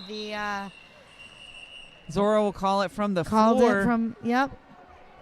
But 4 points picked up on that. Absolutely. So one thing that we're noticing, and these are high-level teams. These are teams that are, charter quality, all-star teams. They know the game well. You are seeing smart call-offs when the opposing jammer is starting to get into a scoring position. So lots of call-offs at the right moment because these teams have great track awareness. They have great bench coaching, great staff telling them what, advising them what to do, and they're executing. So, the lead has been pretty much about 20 points for a few moments. Oh my goodness! She-Devil with a quick lead here. She-Devil is so fast. So fast. The jam ref was on the other side of the pack there. But, of course, our jam refs will catch up. But, wow, so fast. But then there's a star pass to Razzle Dazzle Basil. And I wonder if She-Devil, I believe, might play on a New Jersey team as well, given their name. But we can see if that is the case. That was nice. That was nice. Shaking hands. So New York puts 4 on the board on that jam.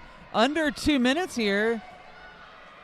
You got a 2-minute warning. Now, remember at your Skate Wars tournaments, the intermissions are a little bit shorter than your normal intermissions. Okay, so less of a chance to regroup and you got just a quick minute to go grab your beverage. Don't go too far away. No, you don't want to anyway. Don't stray too far from the computer or the television or wherever it is that you are or the phone, tablet, watching. Whatever it is. Real quick, out for lead for New York, and real quick is a skater as well with Gotham.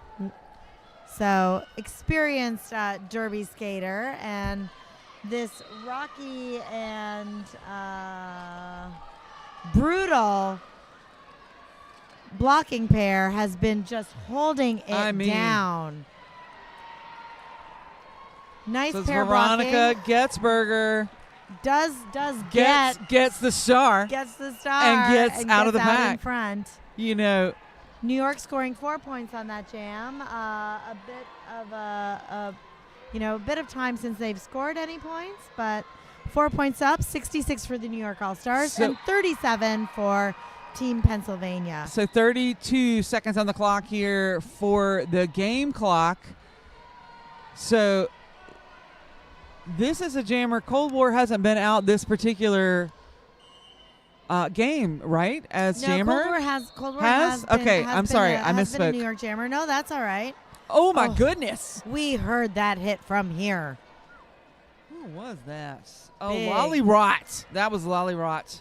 Lolly Rot, huge hit on the inside line. Woo! And a jalapeno coming around with the star for Pennsylvania. And Cold War back up and working that back tripod in turn one. And look at both the tripods. I mean, just absolutely. We're at a full grinded out stop. If you need jammers with, probably got to keep some jammers with fresh legs in there just to push against these tripods. Yes, but we are on an 11-4 point run for New York. Okay. So a little bit of like a momentum shifty game. We had a bunch of points from New York and then a bunch of points from Pennsylvania. And now New York has also taken a slight point lead and retains the lead for the game with 66 points to Pennsylvania's 41. But Pennsylvania does pick up 4 there before we head into intermission. Yes. And we're ending with an official review. Don't we love an official review? Are you kidding me? So every much game fun. I've called today every has game. been an official review. Is it Okay, on purpose? what we're gonna or is do- it just coincidental? What we're think? gonna do is go to intermission, and Let's then go we'll to tell you intermission. about the official review when we get That back. sounds like perfection. Intermission, friends. We'll see you in a bit.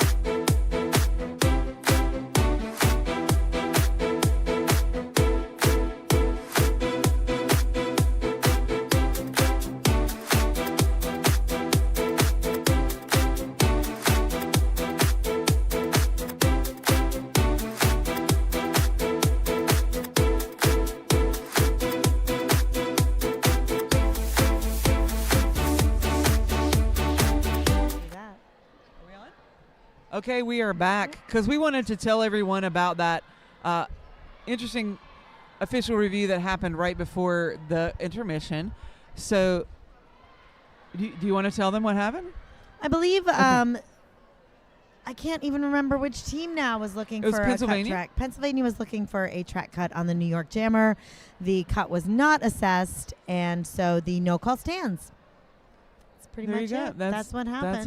That's how that went down. Even though it feels like there have been a lot of penalties, it's actually a relatively low penalty game. I believe and they're spread out. That's another hallmark, though, I think, of high-level skaters. Yeah. They skate a little more cleanly. They're aware of kind of that line in between doing the bad thing and doing the almost bad thing. Right. So, not a lot of people doing the full bad thing. And we will re-kick off. Yeah, it's really everybody is sitting at either one or two penalties. So, not even. No one in danger. As one of my former coaches used to say, the first 6 are free. It's only the 7th one that's a problem.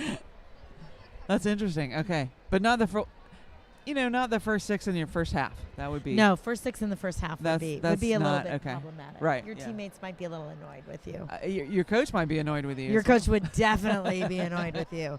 So New York All-Stars are taking the track in the second half with 66 points. Team Pennsylvania at 41 points. Again, this is the game for the 3rd and 4th place. That is correct. Finishers. So the team who wins this will be 3rd in the tournament. The team who loses will come in 4th. And I believe these were both very high-seeded teams in their respective brackets. So correct. Both second seeds in their brackets. So not an unexpected pairing here as we get through Championship Sunday. So this is Wheel Wolf taking on D-Rex. We've seen both of these jammers out there doing great work for their teams. Definitely. And we can also see what we've seen plenty of times so far, which is the defense locking it down. Jammers are going nowhere. It's like stop derby, stop action derby. Pennsylvania blocker comes up and really drives into that New York tripod, but Jammer is still stuck behind. I mean, we haven't Rocky moved past turn and 1. Brutal and Pinky Swears have not moved. We haven't moved past turn 1. We're 1 minute into this jam. Yeah. And we are not, looks like nobody's the going back anywhere. Part of this pack is not even past the pivot line. I'm sorry, they're having a lot of fun over on track 1, which is right behind me. So I might be yelling into the mic. We're and I a little apologize. distracted since there's so much derby on going all around us. However, this defensive battle is continuing. Jammers are absolutely trapped. We're 30 seconds left on the jam timer. And there may be no lead call. Nobody is even past turn. I mean, we haven't fully passed turn 1 yet. We're just approaching the apex and between turns 1 and 2. And we're also moving back to the pivot line. I mean, backwards derby. A lot. No, you do have some offensive runs in there. Unbelievable. Oh, look at that. One-on-one blocking against by Rocky. And now we have Cherry Napalm coming up to help and bridging forward. We've got amazing blocking. This is really a blocking clinic going on right here. White 99 being called off the track. That is Russian Bayou for Pennsylvania. All of that. Yeah, your legs did just not hurt even watching that. My legs hurt. Anywhere. We did not get to turn 2. Nope. So a 0-0 jam here. No lead called, no points scored. Yeah, just the whole 2-minute jam with nobody getting anywhere. Nobody getting anywhere. That is honestly that is a very sad thing when you are the jammer. It feels you in feel your heart. bad. Yeah. So She Devil with the star for the New York All-Stars and Zora for Pennsylvania. So these guys have been on that jammer line together quite a bit together. Yes. Yeah. Yes. But She Devil breaking out quickly. We have a lead in jam number 2 of our half number 2, which is good. Yeah, we like lead. Like somebody to get out there and make some points. So that is 12-13. I want to give a shout out to Brutal for just like hanging on to amazing blocking. Trying to stick with the jammer as much as possible. Interesting matchup here with number 5 maybe on white. A little bit number 2. Hard to see number 2, I believe, but a much taller skater blocking a much shorter jammer, and so finding the right body position, but very effective blocking by Pennsylvania number 2. That is. Oh no, sorry, She Devil is just locked down. Stark Raven, Pennsylvania. Yes. Oh my goodness! Look at just locked down. Get 99 rushing by you, trying to shake up the front of that pack, but we're in a stop again. We did make it all the way around to turn 4 before we locked everybody down. Yeah. I think that She Devil does have the initial trip out of the way. She Devil is lead and can choose to call it any time, truly, but you know, does get I a would little imagine tap out, be recycled. Perhaps looking at the bench staff, seeing what they want. But this is, amazing defense by all the tripod, by all the blockers. Someone is being called, and jam is called off with potentially I think it ran out. Injury. I don't think it was called. I think it ran out. Did it run out? You are correct. So, I mean, just there is a penalty being assessed, though, to, I believe the New York jammer will start in the box. She Devil will sit in the penalty box to start off this next jam. She Devil, yes, in the box for this next jam. Will start in the box. So Pennsylvania starting on a power jam opportunity. Let's see if they can capitalize and get some points. They are still behind. But I think that is that jalapeno? Yeah, it's jalapeno. Jalapeno on the inside does pick up that lead. So this is the opportunity for Pennsylvania to close the gap a little bit while She Devil and a blocker. And now everyone is released. So one blocker for Pennsylvania, one blocker for New York, and the jammer for New York. Jalapeno does make it through the pack, picks up that 4 there. And now that Pennsylvania defense has got to set up for She Devil. Absolutely. And there have been no scoring passes yet by New York on this jam, although New York still leads 70 points to 45 points. So, I think New York is very much playing the game that they intended to play. Yes. They're keeping the jammers in control from Pennsylvania, and they are just doing it with defense. Now, let's see. There's another blocker that I want to call out. Is that 777?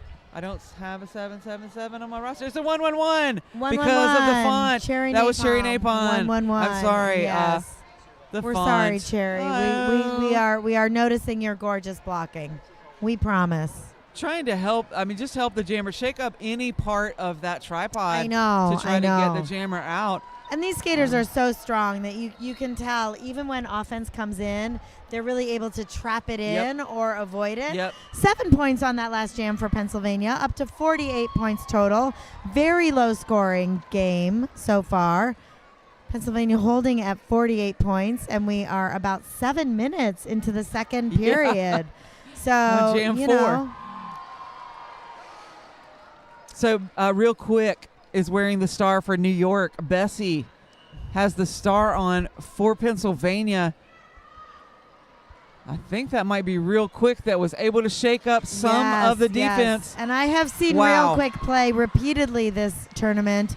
And boy, you cannot give them any space. Right. They just hop around, do those quick spins, and are gone. So Bessie real quick, with the star. Yep. Go ahead. Sorry. I was just going to say the Pennsylvania blockers coming around the entire track to collapse on Real Quick. I want to give Real Quick props for just not having a moment of freak out that those blockers they are coming just put that other foot down and spun around and we're gone. I'm going through this. I'm going to do it.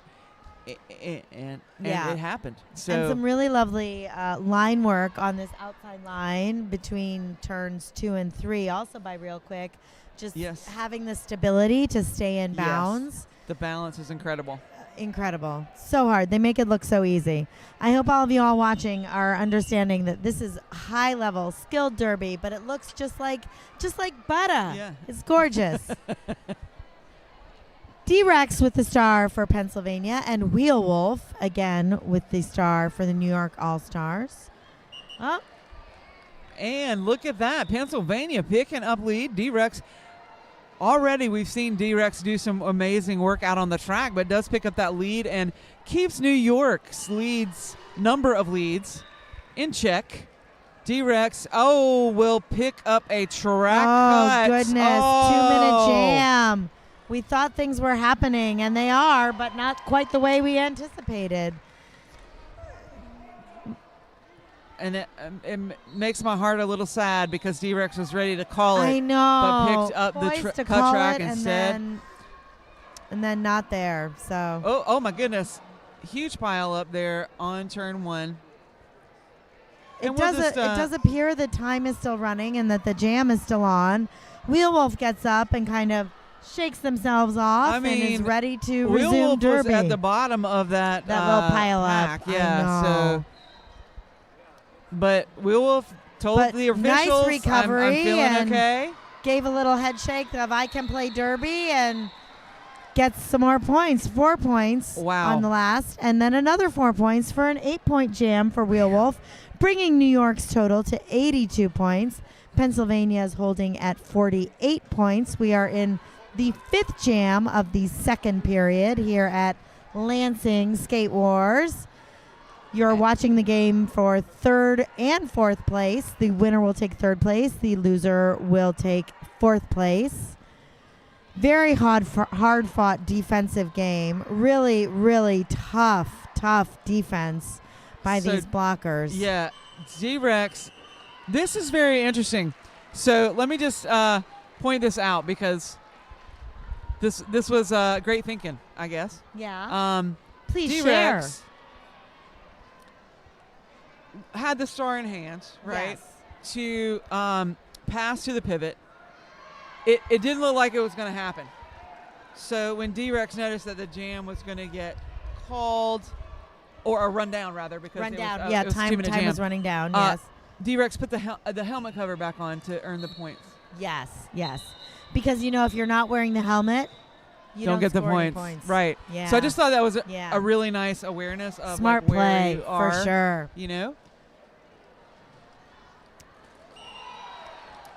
Very nice move there by She-Devil.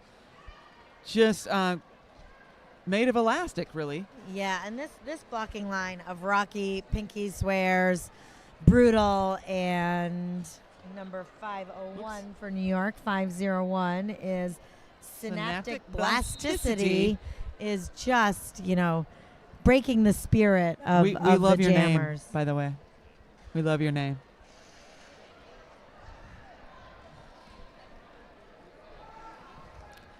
Okay, so it looks like our penalty box has been cleared, but Zora coming around very quickly there causes the call off.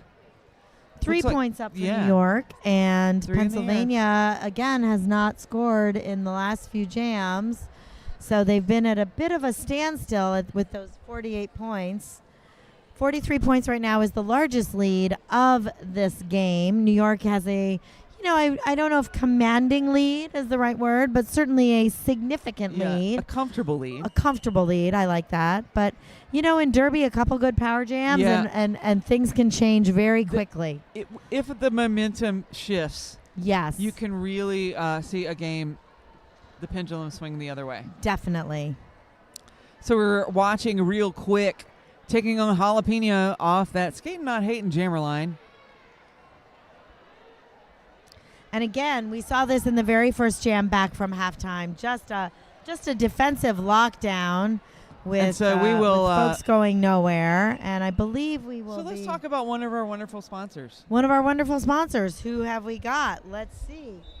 We have Capital City Market. Capital City Market offers low prices and a beautiful assortment of fresh produce and local Michigan-made products. They also feature a full grocery selection, including the Meyer brand and national favorites you already love. Be sure to visit their in-store cafe.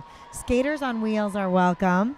Nice. Check out the store across the street. The store is open daily from 7 a.m. to 10 p.m. And I think that any place where you can go and buy groceries on your skates, That's for me. I think that's a good Yes. spot. Yeah.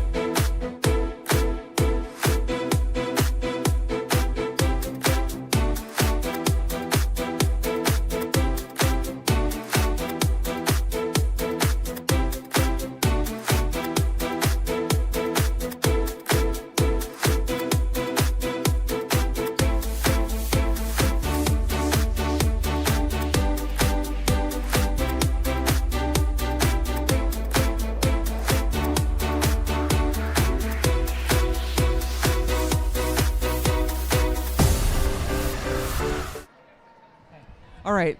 Sorry, friends. Had a little injury time out there. Yeah, but we we just, are you we are know. now back. So We just wanted to, just you don't need to listen to us.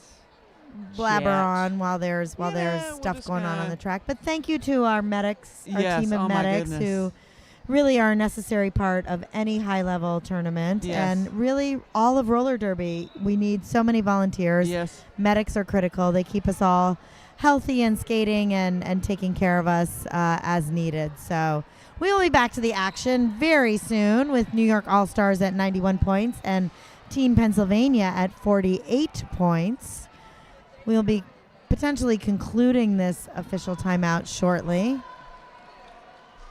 Skaters are waiting. And So I just want to point out, just in case, I know we have a lot of Derby fans that are watching, but just in case you don't know, we must have a medic that can watch the track, at least one at all times. And when they are busy with a skater, they can't also watch the track, right? Like, because they're paying attention to the person. So what we're doing right now is we're just letting everybody warm back up, get everybody back and keeping them limber. And while the medics are taking care of our skater, and when one or more of those medics can return to the track, we'll get started again.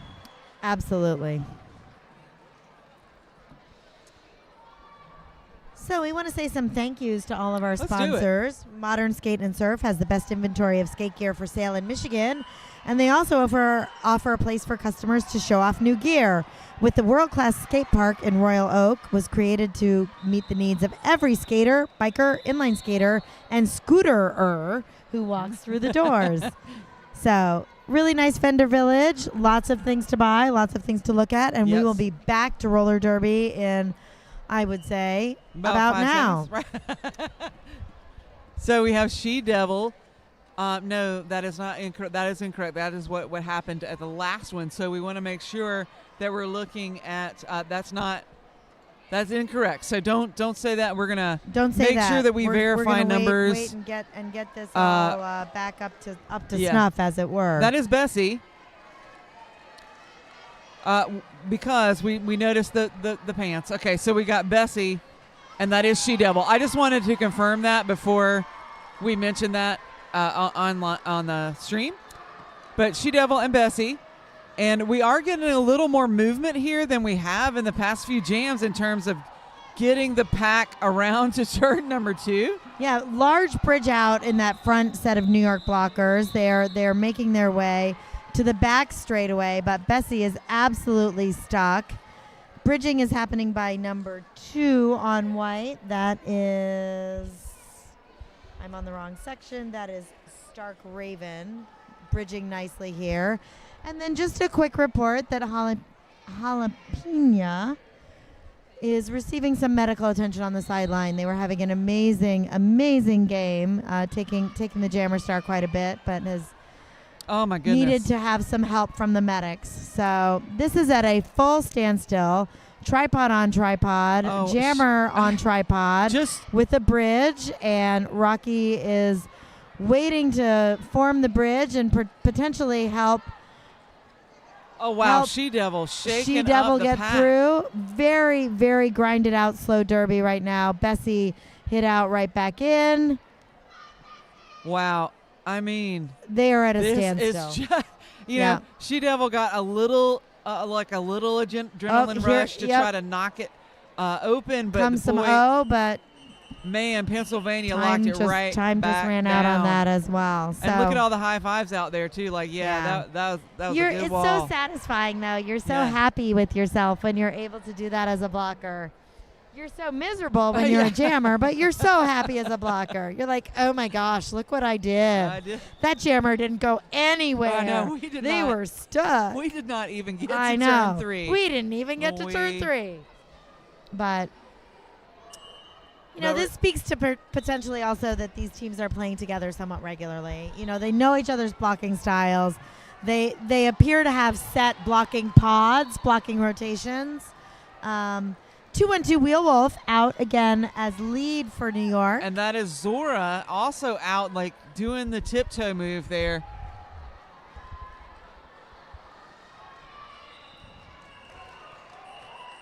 Smart call out from Wheel Yes. Wolf. I don't think Zora was able to get in there quite quickly enough for the hips to pass. And New York picks up 2 points on that scoring pass. So Wow. That is a very hard-earned 2 points. I think we went several jams without any Yeah. score. These because jammers of are those. earning every single point. Wow. There has not been an easy point this whole time.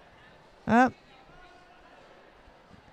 Pennsylvania held to 48 points for the last 6 jams. So no score for Pennsylvania in the last 6 jams. Let's see if they change that up with D-Rex having the Yes. star for Team Pennsylvania right now. D-Rex doing a great job out there. Real quick, wearing the star for New York. And it's real quick. That's out of the pack. And that little spill right there allowed just so D-Rex just needs a couple of inches. Exactly. Right? Like, so that little spill was enough to get D-Rex out. Really And coming up D-Rex- even, yes. Oh, comes up and passes. Oh, real quick. with a little apex jump going into turn 4. D-Rex is scoring points. Real quick does call it Yep. off. Point differential stays the same. It is a 4-4 jam, so 97 for the New York All-Stars, 52 for Pennsylvania. As a reminder, we are in the final day, Wow. really the final games of the Skate Wars tournament in Lansing, Michigan. We've got the New York All-Stars leading the Team Pennsylvania, a score of 97-52. This is the third and fourth place game. So winners will be third place and the losers will be fourth place. And the final game, the championship on this Sunday championship, will take place shortly after this game, and that will be Team Mich-Again, our hosts, and Team Florida. Yeah. So yeah, could be a really intense matchup. I think it will Time be will very tell. intense. Yeah. I think it will be very intense. In a good way. In a good way. In a good way. So Good you're watching intense. Horatio take on Bessie off that jammer line. Bessie here at the front. We still haven't had a lead designated. So you can see Horatio at the back there. You can just see the helmet because, that Yeah, a little bit wall of is- lateral movement, but I mean, but no forward motion. no forward motion really, at all. just no forward motion for Horatio. And you can see probably from your camera angle, right in front of the bleachers, you can see that there is some offensive help here. There, the extra, the floater, is trying really hard to break up to the make tripod, something but happen, they just, really, yeah. They just keep the hips just keep reforming. Bessie gets a little tap out, but is able to come back in pretty quickly there. But this jam has gone, again, close to 2 minutes. There's Yep. been no lead called, Oh. and they still have not progressed beyond turn one. So Bessie almost through, but gets a little hip tap. Has to recycle all the way back toward the jammer I line. mean, that's That got to is, be again, that's really got to sad. be Such sadness. so sad for your soul that you have to go back to the back of that bag. Yes, the old soul crush when you have to go all the way back. Because this is see, look at the great offensive work out there. Like, there are floaters working on that tripod, but it's just not a lot of movement. Just not a lot of movement. And that is There was the a star second or pass. third jam, though, with no lead called and with everyone just trapped in that defensive Yes. standoff. So there was a star pass to Dash Ketchum there on Pennsylvania's side. Dash got bumped out right at the end of the jam, and so what is that? 2 or 3 jams of nothing. 2 or 3 jams of no points scored and no lead called. So It we're is. at 10 minutes left in this half. This is the second half That is correct. of our third to fourth place game, and that is Wheel Wolf out of the pack first, picks up lead jammer, but Zora also out of the pack, little less than half a track behind Wheel Wolf. Wheel Wolf going to come in. I'm surprised they Oh, haven't called it, and now there they it do. is, the call. Yes, There's the call. indeed.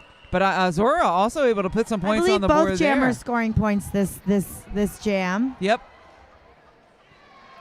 4 for New York and 2 for Pennsylvania. So New York really just maintaining that lead that they have had for quite a while. Yeah. They've had the lead, I would say, have they had the lead the whole game? I believe they have, since about the second jam of the very first half. So New York is just continually pulling away, but Pennsylvania is staying in this game and putting up unreal walls and making New York making work for it. a lot Oh yeah, for yeah. this win. Absolutely. We have She-Devil with the star for the New York All-Stars and D-Rex for Pennsylvania. Sorry, just Maybe I'm wrong. There we go. Just taking a look at the sheet there. No worries. And again, we've got this stopped pack with just defensive jockeying and a little bit of lateral movement and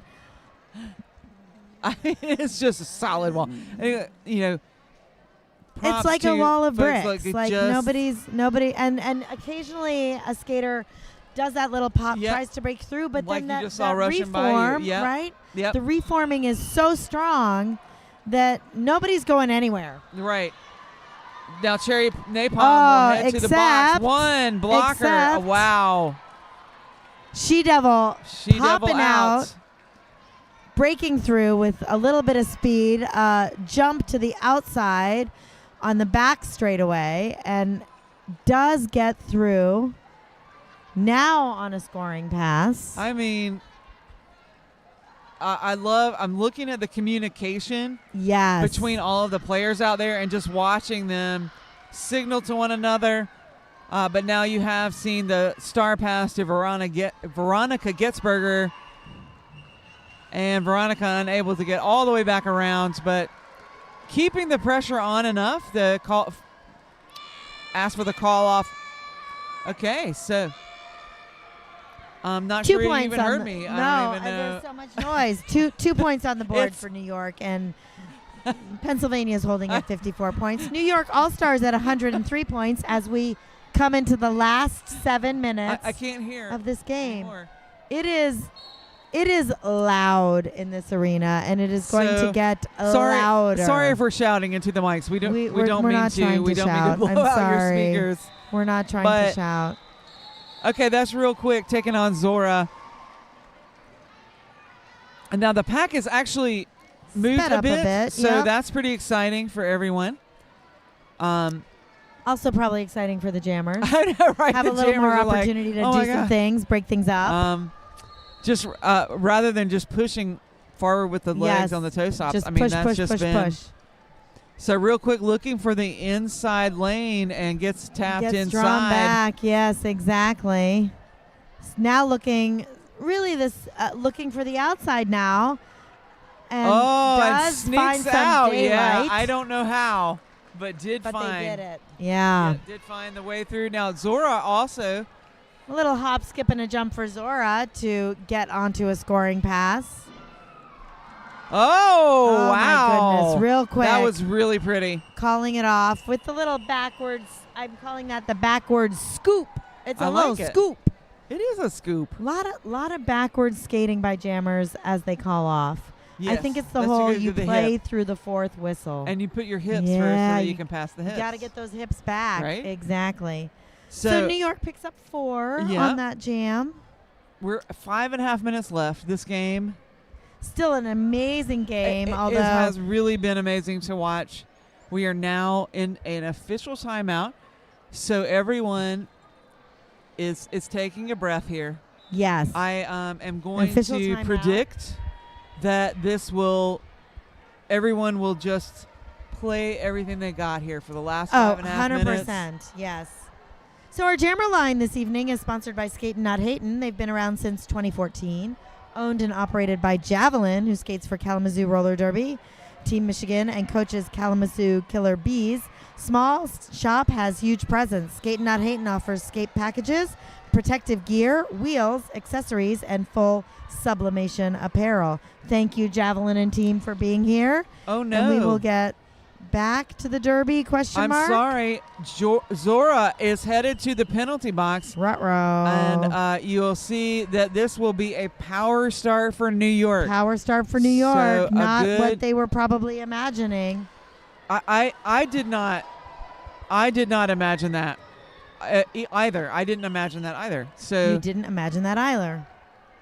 that official timeout was clearly to settle up a penalty that the officials assessed for Zora. Oh, my goodness. But Wheel Wolf There, with Wheel that Wolf. spin around and gaining lead between turns 1 and 2. We've seen that quite a lot this evening. So Lots New York of lead jammer just gotta play it slow, steady, focus on Yeah. your goal, just getting out. So I think one of the dangers when you get to this point in the game and there's a lot of adrenaline. Yes. They're still very excited, but really, if I were New York, you run it long, you start to dial it in and control the speed Yeah. and run the clock. You just Yep. run the clock down. There's really almost no chance that Pennsylvania can come back. I'm sure there's a statistical chance, but highly unlikely with 4 minutes and Right. 32 seconds. So New Now, York is a very smart team. We'll see Yes. what they do. I think that your strategy is a good one, and I think that was particularly well done there because the jam was called as Zora exited the penalty box, and Zora has been a formidable jammer. Yes, absolutely. when, this team was- Absolutely. so that is good to call that off and keep Zora from putting any points on the board for Absolutely. your opposition. So some folks might wonder, like, why is this important? So not only do you get the Skate Wars trophy belt if you win all the marbles or all the belts, but also these are teams who will be playing in other tournaments over the next year. So even though this is not sanctioned WIFTA rankings play, it is still play that matters as they look to the next tournament. It's regulation play that matters as they look to the next tournament season. So, you know, you might think, oh, it doesn't count for rankings, but it does count for seedings. People will be looking at the outcomes of these games. Well, and so performance matters. Let's just not forget that. So these teams are made up of at least. So let me make sure that I say this correctly, because I may have been misleading before. So each team has to be made up of at least 4 leagues, and that's the tournament roster. But only 3 have to be represented on your team roster for a game. I did not know that. Because, yeah, I mean, you know, who can travel and do all that stuff. So 3 leagues on each of these teams must be represented. No one league can take up more than 50%. Right. So not only are these regulation games, but you're getting an opportunity to play against your regions opponents that you might not ever get to play against, absolutely. and you're getting some experience with and you're playing officials. with new people, yeah. and you're doing all the things.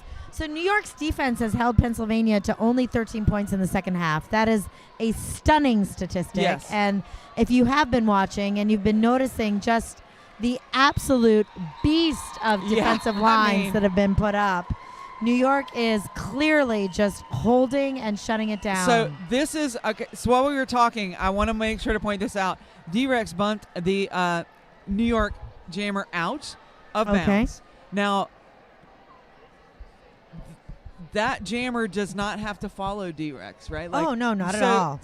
So instead of following, New York's goal is to get time off the clock, right? You can just stand the there. jammer just you can stood just hang there, out. and so you know, had to force that so that if you are forced off the track, there is no rule that says you must immediately return to play.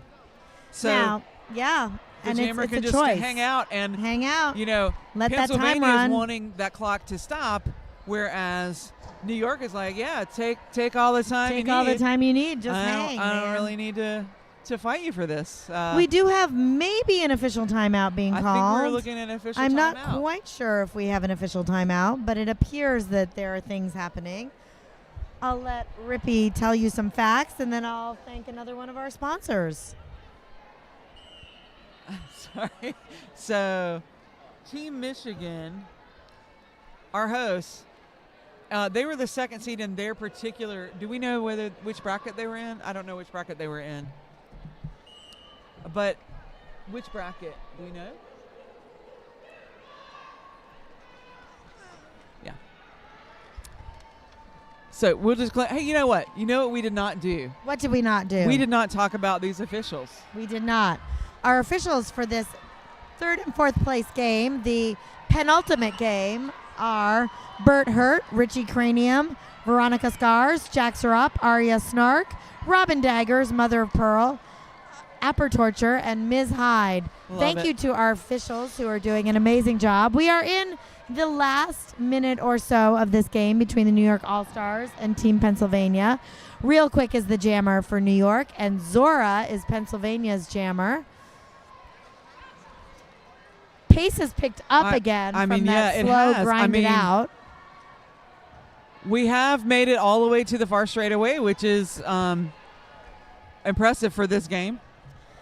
Championship Sunday will continue at 4:45 today, which is quite soon on track 2. Team Florida is the surprise spoiler of the tournament. 17 seed. Florida came in as a 17 seed and upset the number 1 seed, Black Diaspora. Team Mich-Again, the hosts and 2nd seed, beat number 4 Pennsylvania last night. So this last matchup should be absolutely phenomenal. This has also been an absolutely phenomenal defensive game. Really a clinic on how to stop and hold those jammers. And we are coming into the end of the game with New York All-Stars at 115 points and Pennsylvania at 54 points. So we should talk about the MVP of the game, though. We really should. We really should. as time comes out. Yep. Okay, so the time there and the jam clock. There you go. So that is the jam clock. Our unofficial score. 115. Wait, we've got oh, yes. Let's wait for 3 the points official. there. 3 points showing up. up. So Pennsylvania sitting at 57. New York All-Stars at 115. That's the unofficial. But it looks like New York All-Stars will be our third place team. Absolutely. With 118 points to Pennsylvania's 57 points. And we wanted to nominate. Hard fought. Hard fourth fought. place. Oh, amazing yes. defensive battle.